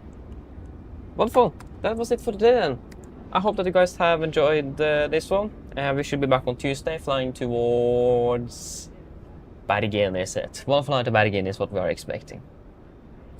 So again, that was it for today. Hope that you guys have enjoyed, and hope to see you all again on the next one. So have an absolutely amazing Sunday and start off next week. And yeah, see you all again soon. Bye bye.